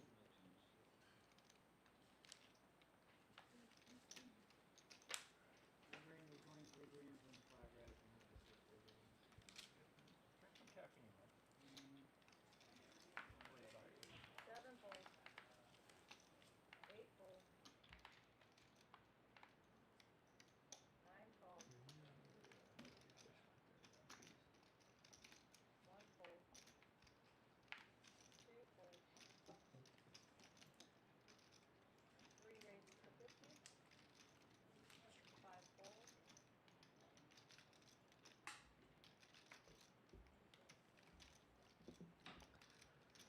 6 calls 50. And 9 calls 50. 3-way pot here. Lateralus, Jack, deuce off. Comes 9-9-3. Andrew Stein still with the best hand. King, queen high. 6 bet 200. Lateralus puts out a bet. 200 bucks. 9 calls 200. And 3 folds. Or heads up.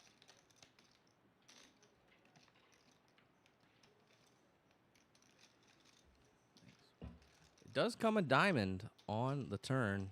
So good card for Lateralus. Tuition Dan was the only caller. We saw Stein make the fold with the best hand. 6 check. Goes check from Lateralus. Tuition Dan now with a decision. 9 check Stein.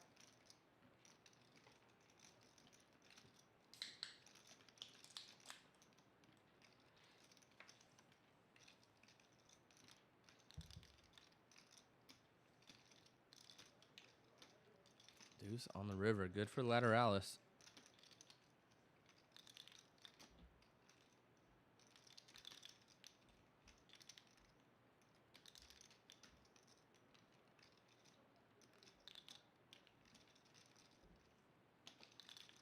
Lateralus still with a nip button. Tuition Dan with his nip button as well.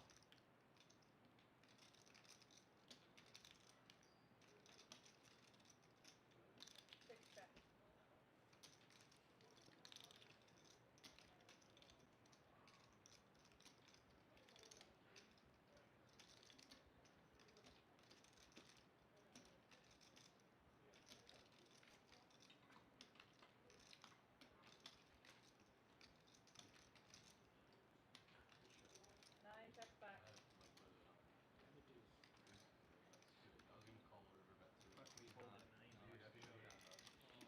Goes check, check. Lateralus going to take it down with the pair of deuces. Get rid of his knit button. Literally thinking that because I was like, I might be able to merge jam here. What a level that would have been. I literally was thinking, I was like, Jam the deuce for value. I literally was thinking, I was like, I don't think he's folding, but he also might be behind a deuce and not I fold. think it's 180, right, guys? Yeah. Can't remember.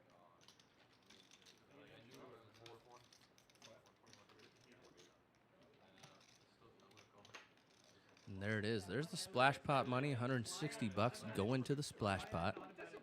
20 bucks going to Tanya. All courtesy of Tuition Dan losing that Nick game. Alright, well, what word should I use? Idiot, moron, Idiot, stupid, alright, I jerk, would feel like an nitwit. idiot. I'd feel like an idiot if he snapped me off with the 3. Commentators want 116 to buy, yeah. what the thought process was of it. They never do anyway. Not with him. Like, 8 fold, Ever seen any of them play poker? 9 fold. I was like, second hand might be good here, but also, I get snapped off by 3. Papa P with King 10. snapped off by Queen Two Murph raises and to Muck, 150. Sam loves to play hands. Here he goes, raising it up. Wants to get after that free money out there. 5 fold. 150 bucks with Queen 4 offsuit.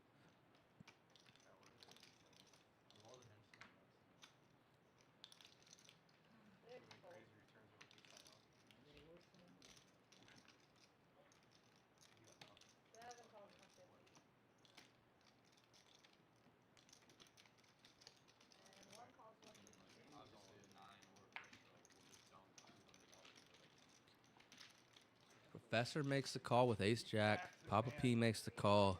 These are some deep stacks here. Each player with 3,000 or more. Sam flopping top pair with his queen. Comes queen 7-7. So I should say 2 pair rather. That's out 400. Is Professor a believer here? He is. And what about Papa P? Does he fight for it? 400 bucks. That's a bunch of money. You gonna let Sam just get away with murder? He is, but it isn't murder. He does have the queen. Papa P shaking his head in agreement, like, yeah. That was a good raise pre-flop with queen 4 off.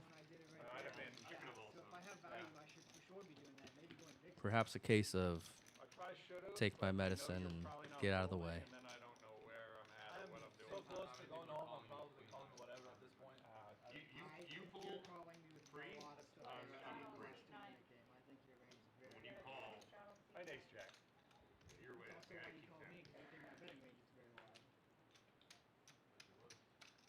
It is, but it's Hand number 81 on the night. It's 11:15 here in Austin, Texas. Coming at you live on location from Red Star Social. Thank you to each and every one of you guys for tuning in, watching the stream tonight. We appreciate it. We'll be back every Wednesday night at 7 p.m. Central Time and every Sunday at 3 p.m. Central Time. Tuition Dan in the straddle, waking up with ace king. After the previous hand? I mean, it just is there. But you're right. That's the problem. It looks like Sam has grabbed a rack, going to call it a night. Like I just mentioned, it is 11:15 now. Tuition Dan takes that one down. So we've got a little bit more poker action for you guys tonight, but not all that much as we are winding down to the end of the stream.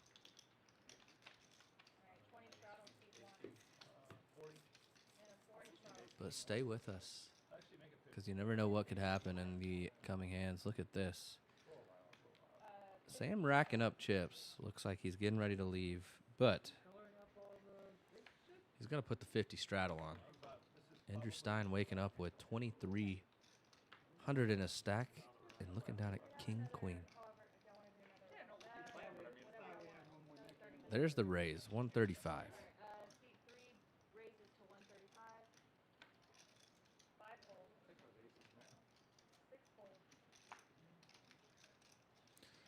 Professor wakes up with ace queen of diamonds out of the small blind, takes a gander at Andrew Stein's stack. Professor covering with about $4,000 in his stack, a mountain of chips.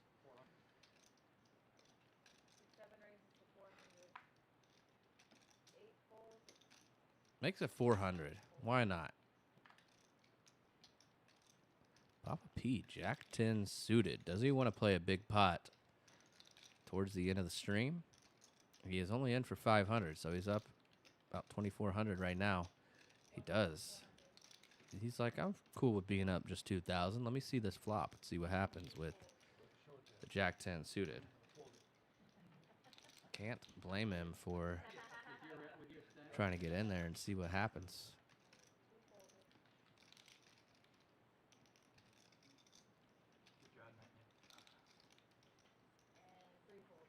Stein lays it down, so it's going to be Professor and Papa P playing it out here. $1,000 in the pot already. 7-3-3 flop.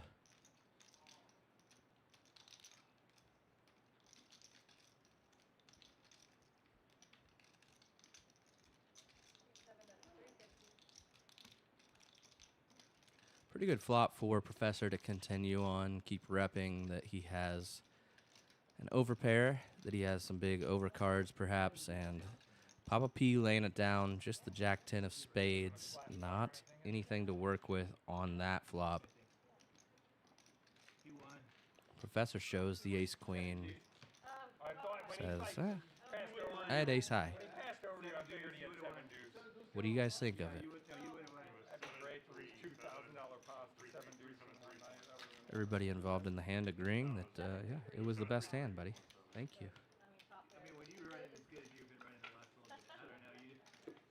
Sam had to go out of the stream studio to go grab another rack as he's getting ready to head out for the night. Waking up with King 7 here.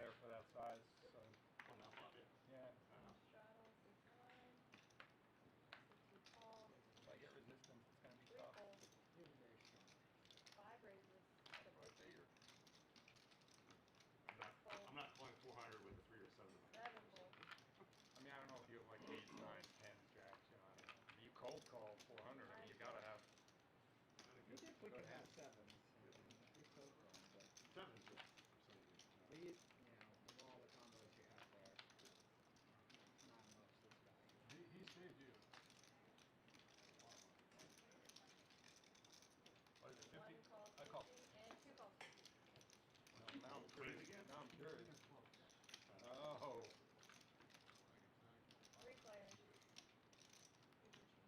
All flushed out there. One check. Two check. Five check.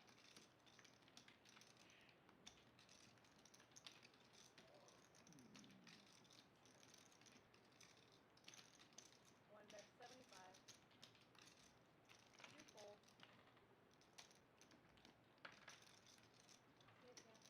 Good night, guys. Good game. Good night, Sam. Four raises, or five raises to 175. And we got a fold.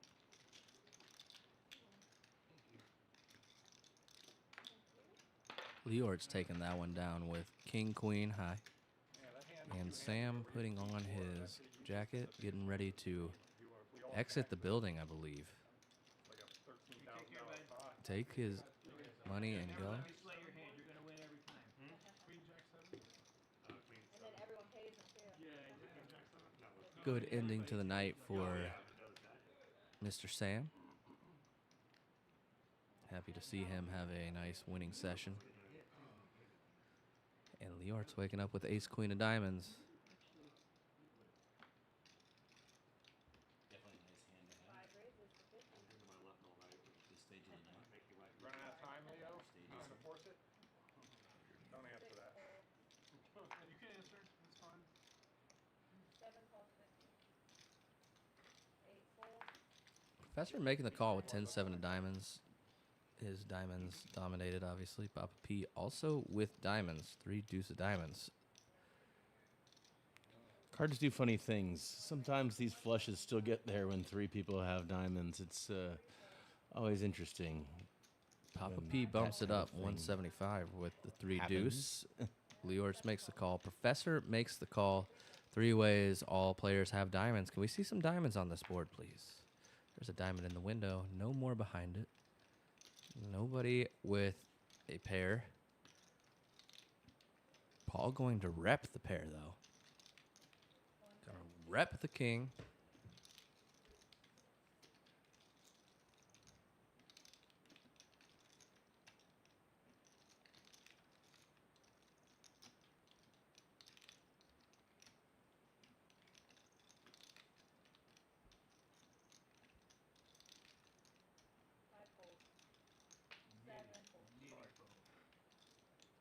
I was ahead of you.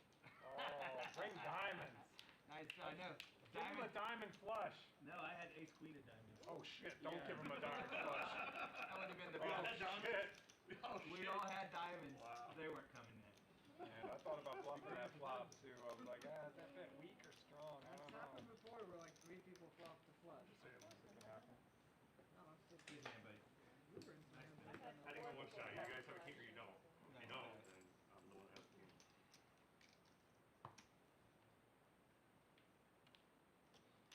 It makes it a lot easier when I can actually do some fucking moves. Oh yeah, I hear you, brother.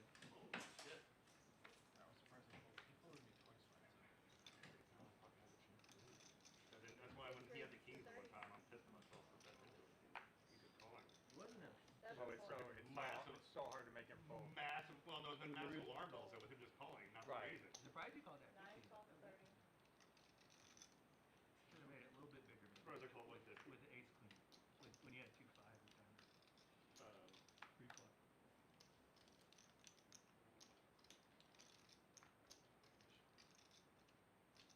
And the thing is, you can know his hand is weak, and you're like, I know his hand's weak, because you've seen certain things, you raise, 5, he 12, calls. 30. Yeah, Four exactly. ways.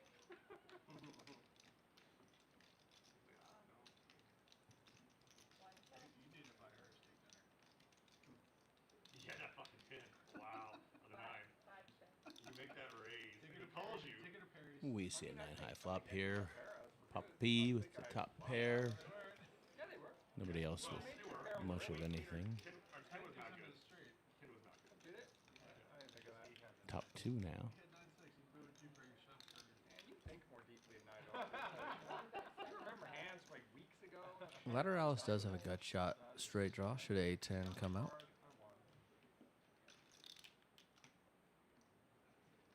Facing only a bet of 75. Maybe some leeway to get into the spot. He's going to go ahead and raise it. Hey, watch out for Interesting candidate to use as a bluff here. I don't think so. Just keep an eye out. It was pretty clear last night and yesterday. Yeah, but leading here, you gotta go. Much rather just see us call here and try and realize that equity, but we put in more chips nonetheless, and Papa P makes the call. They don't even bother. They just put up. Can we find a 10? And we can. Perhaps Lateralus has some sort of deck reads. How does the city of Austin not have like, oh, I don't know, Pretty bad card if you're Papa P here. especially with all the gravel trucks? Lateralus just knew it was coming, perhaps. Can he go? He can go big here. He can request a lot of chips from Papa P in this spot. I think something like 500, 525 even. Looks nice into this pot. And we probably just get snapped off by almost any hand that called us on the turn. And we can also do this as well. We don't get snapped off by any hand that called us on the turn when we do this, but the overbet is totally fine. It does look so bluffy, but it also now looks like we just have a set. Set of 3s, set of deuces, maybe. And our 2 pair, if we're in Papa P's shoes, are just no good. But can Papa P sniff this one out? Only in for $500 tonight. Sitting on 2,500 behind. If he makes this call, he's going to lose $1,000. He's going to be only up $1,000 on the night. But it's a pretty rough spot with top 2, essentially. Jack 9. Under bluff spot. He's definitely thinking he loses to the pocket 2s, the pocket 3s more than he thinks I the don't queen think 8 for I don't sure. think queen 8 or king queen is really even in his thought all that much on a rainbow like the Badoogie Jack 9 3 deuce turn when he gets raised, right? It's more often 3s and deuces when we hold Jack 9, I think. Sure. And Jack 10 maybe a thought somewhere in the back of his mind as well. Maybe, but that would be a miracle river for him to raise the turn with Jack 10. Just seems so out of the question in this spot. It seems that way with queen 8, to be honest. Well, yeah. I don't think that queen 8 is necessarily a combo that we should be using in this spot to put a raise in on this board, but we see it work out. I think he wants quite geniusly, in fact, for Lateralus. I think he wants to find the fold. I mean, he really wants to find the fold. I promise you, he wants to find the fold. Talk myself out of it. So either that's good for you or bad for you. There's the fold. Good fold, Papa P. Wow. Nicely done, sir. Lateralus. Got a little greedy. A little bit greedy, perhaps. I think if he goes and that 400 or 500 size, he probably gets snapped off, honestly. For sure. And I think when I really don't think you got this straight. he's making that raise there with the queen 8, he's really saying, I don't think you hit a jack on the turn. Now, we can see that he obviously had hit. Right. But I still think in general, it's just not really the type of combo that we want to use in that pot specifically. But. No, I absolutely agree. But he's saying, I don't think you have this jack. I think it's more likely I have this jack. I maybe block a little bit with the queen. Right. Yeah. Having a hand like queen 8, he could have the jack 8, the queen jack type hands. Yes.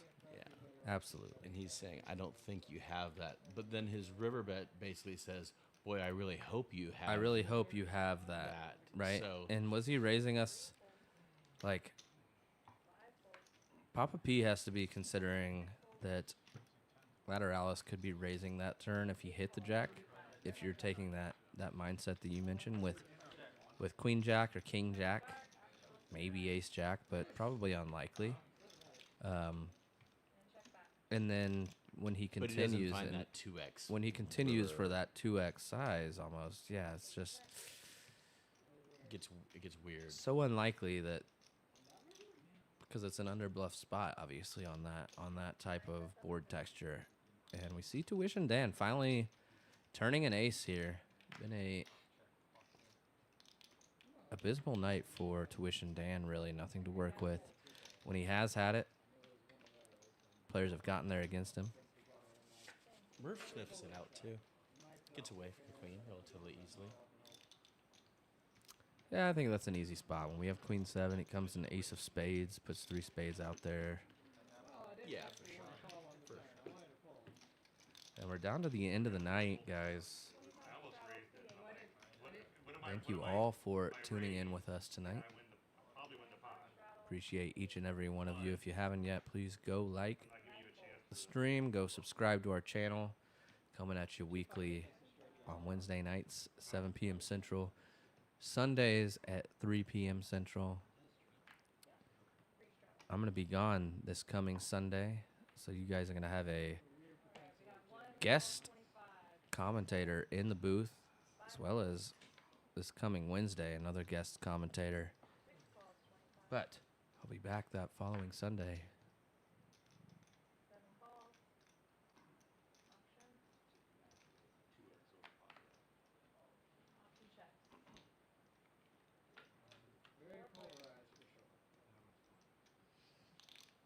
Nine, 3 deuce rainbow flop. Lateralus with a pair of 6s. Best at the moment. Professor 2 overs. Jack 10. Philly Murph with a pair of deuces and a king kicker. Papa P with a gut shot to the straight with the 6-4. Going to make this call for 50 bucks.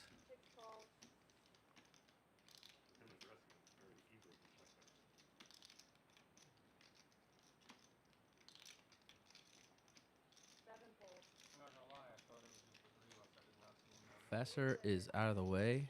3 ways to the turn.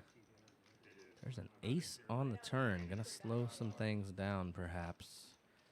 Unless one of these players wants to get a little bit out of line and rep this ace as an improvement to their own hand. Checks to Papa P. Papa P, the type of player that just might do so. Reaching for chips. Here we go. Something like 165, 175 maybe.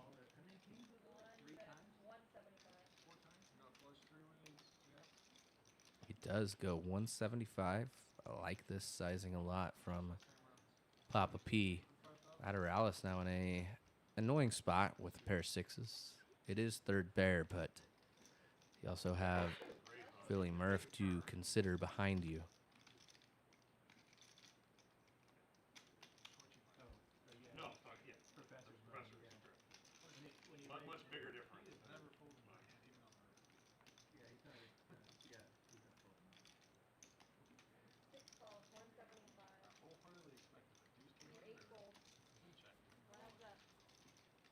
Lateralus makes the call, however.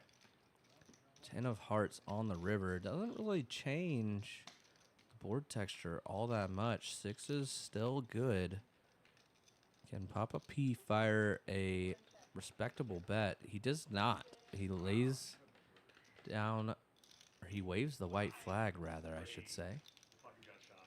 And Lateralus going to take down a $600 pot here. Almost 2,000 now in that man's stack.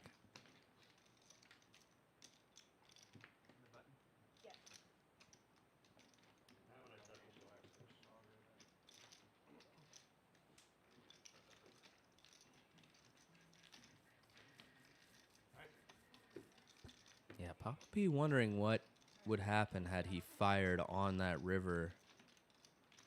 Something sizable, something over 300, 350 maybe, 450, something in that realm. A little bit curious how our friend Lateralis would have reacted.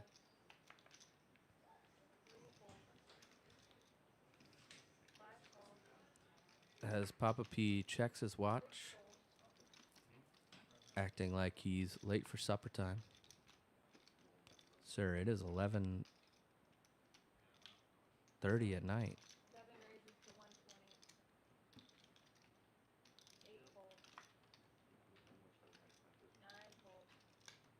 Should have eaten hours ago, Papa P. Professor takes that one down. As we lead into our final few hands of the evening. One double up, Professor. Oh, hey, no problem. He probably even flip with you. Just looking at blind. Well, actually, he'll flip with you, but he wants to look at one card. And then decide.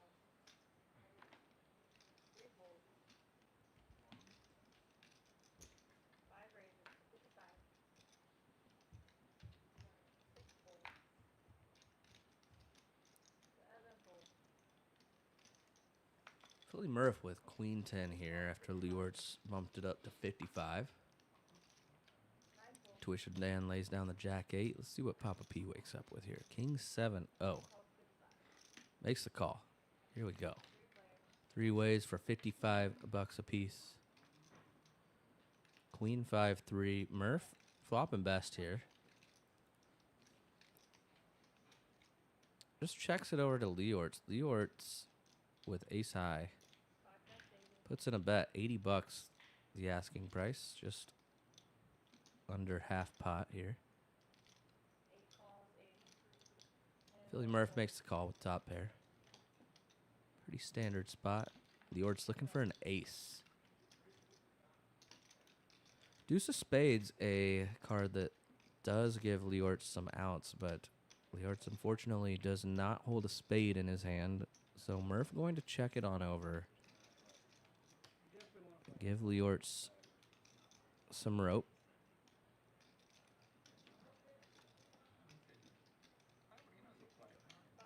Leeortz putting in a bet. Looks like something around 245. 165, excuse me. Thought he had a couple more green chips.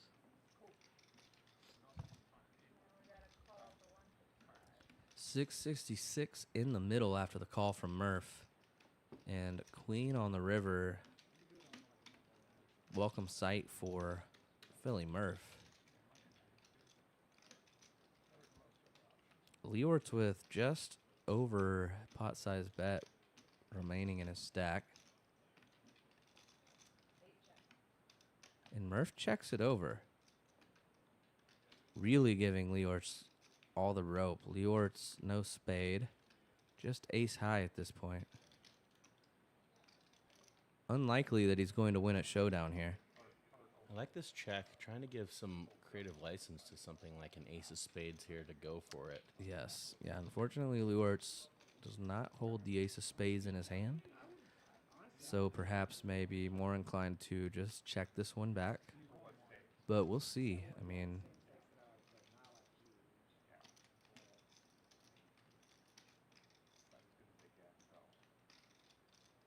looks like Leeortz is really contemplating doing something.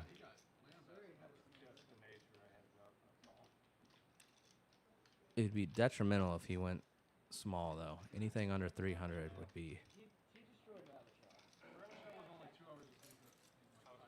abysmal, but he does just check it back. Good check back. Very good check back from my friend Leeortz there. Philly Murph takes down that pot. A welcome sight for him after the session he's had. I only know Mesre because obviously follow it very closely.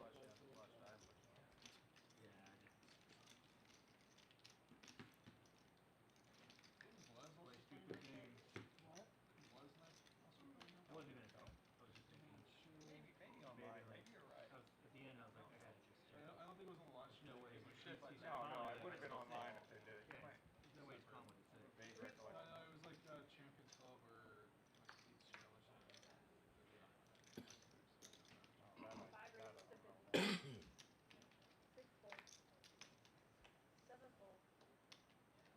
Actually,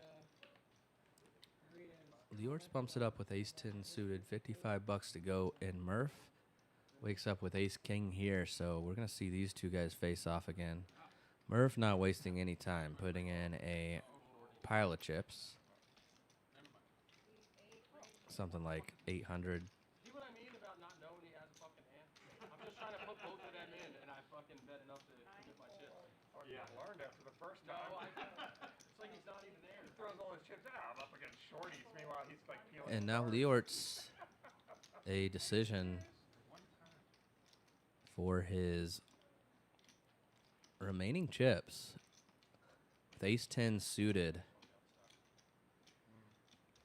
A 2-1 dog. 2-1. And some change. Definitely not 99-1. Not even close. And he looks like he might be in the mood to gamble here a little late in the evening. I mean, why not? No Nick game going. He's been decimated all night. He's got a relatively strong hand here. Does he want to gamble? There it is. He does want to gamble. Losing another $700 is not going to change Leeortz's life. But winning back, Still won't change his life. Winning back $750 is going to change his night.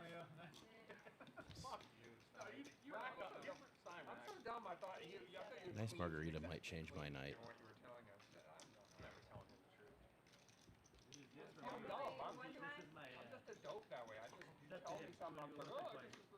I'm out of here for the Stopped into the Bon Air tonight.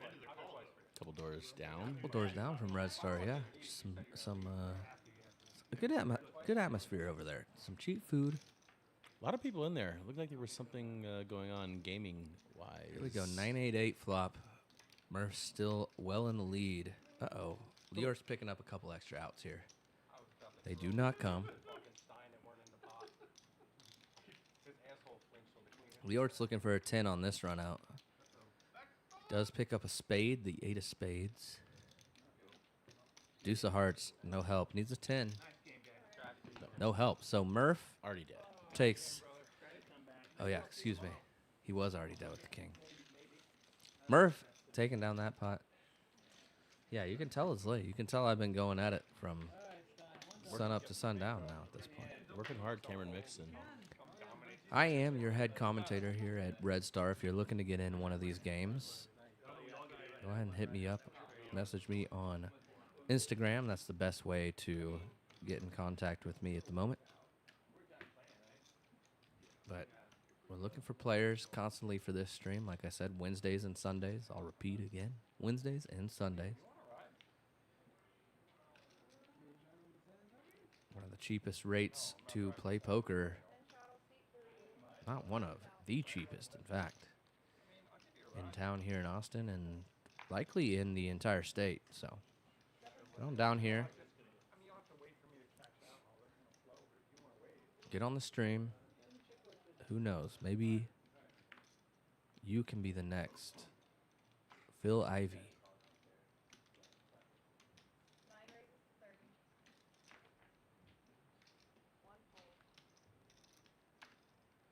Tuition Dan bumps it up $30. 8-5 suited. Andrew Stein makes the call from straddle. 2 diamonds on the flop, as well as 2 pair for Andrew Stein. So we could see some action here.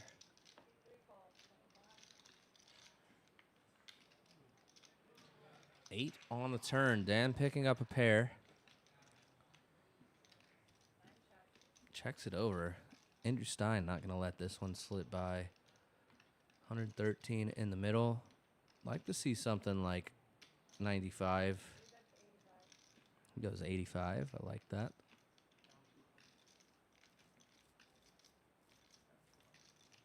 Tuition Dan makes the call. And here we go. Tuition Dan 450 back. 283 in the middle. Jack of clubs on the river. No help for Tuition Dan. Andrew Stein with 2 pair here. Front door flush draw misses. Let's see what Stein decides to do. He's just going to put Tuition Dan all in. Tuition Dan now with 4th pair with the 8. Does not seem like a hand he wants to make the call with. He's already in folding formation. But taps the table. Starts touching his chips. Lays it back down. All right. Now he's in thinking formation. What can he do from here? What can he do from this point forward? And if you're a fan of Tuition Dan, I advise that you just close your eyes from this point forward until I say to open them. He is trying to talk himself into an ace deuce of diamonds world that is not the world that Andrew Stein is living in. No, that's just not the world. Perhaps some of the players we've seen exit this game would be in this spot with an ace deuce of diamonds. Maybe even Lateralus in there with an ace deuce of diamonds type hand. Andrew Stein more likely to be in there with a hand like ace 10 of diamonds, which gets there.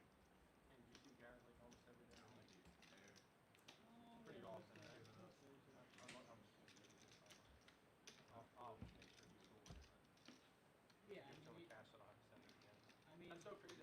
I've never sent like money besides like my fiance, and then made an ad on the Twitter. I tried to send $1,000, it said $500 for you. Yeah, he's telling himself ace deuce of diamonds, ace 3 of diamonds. He is acting like, you know, miss flush draw, miss flush draw, no pair. Diamonds, something in that realm. Can my 8 ever be good? It can be good, yes. It's not. In this instance, it is not. Especially not against Sir Andrew Stein.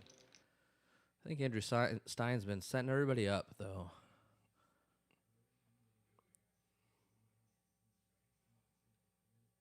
Playing the metagame. Oh, I play tight, but sometimes you do see him get after some hands where you would never expect him to show up with the type of bluff that he has. But he uses it very intuitively. This, not one of those instances. Dan thinking perhaps it is one of those instances.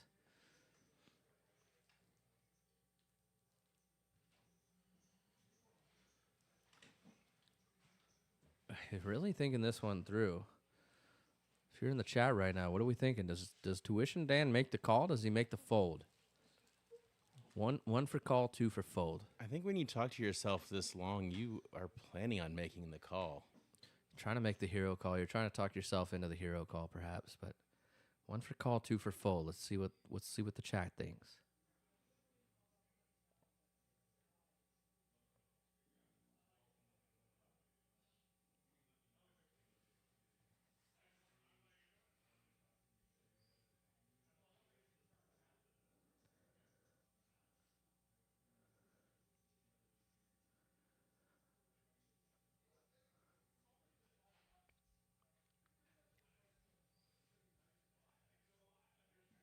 There's a call!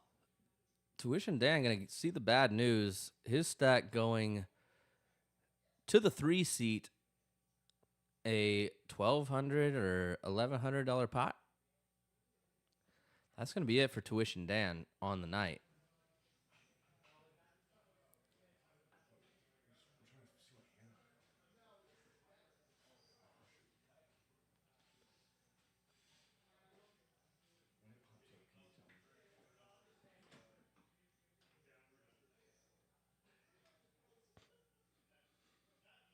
And then there were 5.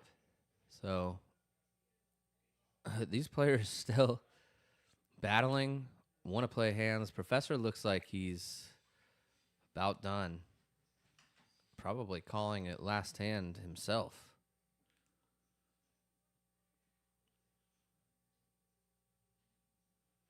Does have the $10 straddle on. That'll be $10 he never gets back if he loses this hand. Murph out the way, going to grab racks. Looks like this is going to be the last hand, I believe. Papa P putting in the raise, $40, $30. I don't know. 40, 30, 20, 80, who knows? 8-6 of hearts, there it is, $40. Last hand of the night. Lateralus, Queen 10 offsuit, and here's that $10 that Professor had going into the muck. There's a donation. Happy birthday. Comes 7-3 deuce. Lateralus just queen high. Papa P 8-6. Lateralus checks. Papa P with some backdoor things.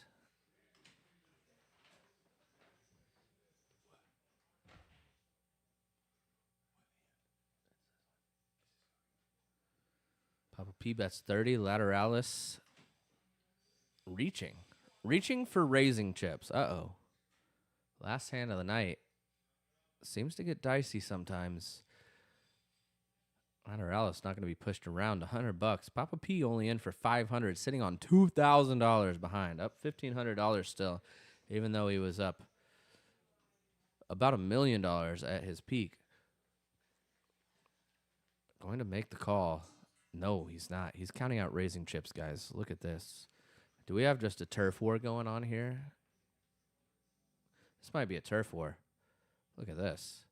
Somebody's counting out some chips. There they are. $360 now from Papa P. Lateralus does not like being messed with.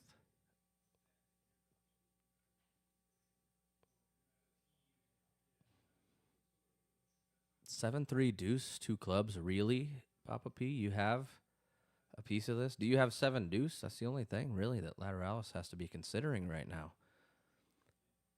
I mean, queen high, not all that special in the realm of qualifying hands. However, this is a very odd board to be 3-bet on. So here we go. Off to the turn. Lateralus, a 3-1 favorite in this hand at the moment with just queen high. And it comes a 10. Great card for Lateralus. Papa P with a gut shot to the straight draw. Man.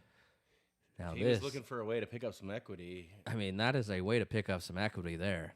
And if we're gonna be 3-betting that flop, when we pick up equity, we better Probably try to go for be it. barreling a turn here. 1,600 in our stack, 800 in the pot. Can we just rip here? Can we 2x rip and hope for a fold? Or do we make it look like value? I don't think he's going to get a fold regardless out of the queen 10. He's gonna make it look like value here. Makes it 525. Lateralus 1528 in his stack. Makes the call here. He's gonna have 1,000 behind. It's gonna be almost 2,000 in the pot. Papa, and there's the call. Here we go. Papa P looking for a 9. Does not come. So Lateralus still best. 1,000 behind. Papa P 1,100 behind. Lateralus best right now. Decides to check. Papa P He's got to go for it all. has to go for it right here. 11:45, the only way to win it. And he's going to get the bad news when he goes for it, I think. Here it is. Here it is. Here it is. Papa P going for it. And we're going to see Lateralus doesn't love it, but he's going to make the call. Shrug and call, I think. He's going to make the call. There's like just shrug and call. There's 0% chance he folds, Ron. Yeah, I agree. And here it goes. Here it goes. There it is. Papa P going to see the bad news. A huge hand to end the night right here. Wow. $3,800 pot. Wow. To end the night. One of the best pots we saw all night. And we see Philly Murph still standing there with his rack of chips, watching this go down like, what in the world did I just witness? Queen 10 off, and that was, I mean, that's street poker right there, Ron. Look at this pot. $3,860 getting shipped to Lateralus. I mean, what in the world is that? That's the way poker was played at one point. Still see it down here sometimes. Occasionally you still see it. Papa P getting a little bit of a rebate. Only in for 500 on the night. Lots of blue chips coming his way. And a rack. Here we see the VPIP numbers. Sam left at a 70% VPIP. What a legend. Andrew Stein left at an 18% VPIP. What? Not a legend. Everybody else in the 30 to 40% range. Papa P at the 47% range. And would have left with a profit barring that last hand. Professor, the big winner, up 3K. Lateralus, the next biggest winner after that hand, up 2K. Stein up almost 2K. Sam up over 1,600. Murph up a whole $1. Yeah, a lot of respect, though, for Papa P really going for it there, though. No, I mean, love Papa P. I mean, he's still leaving with a $142, only down $366. That's what poker's about, baby. Some big swings. Sometimes you hit the ball out of the park. Sometimes you foul out. And sometimes you strike out. I don't know what I would call it for Papa P's night tonight, but we appreciate each and every one of you guys for tuning in tonight. I'm Cameron Mixon, coming at you live from Red Star Social. We'll see you this coming Sunday. Have a good night.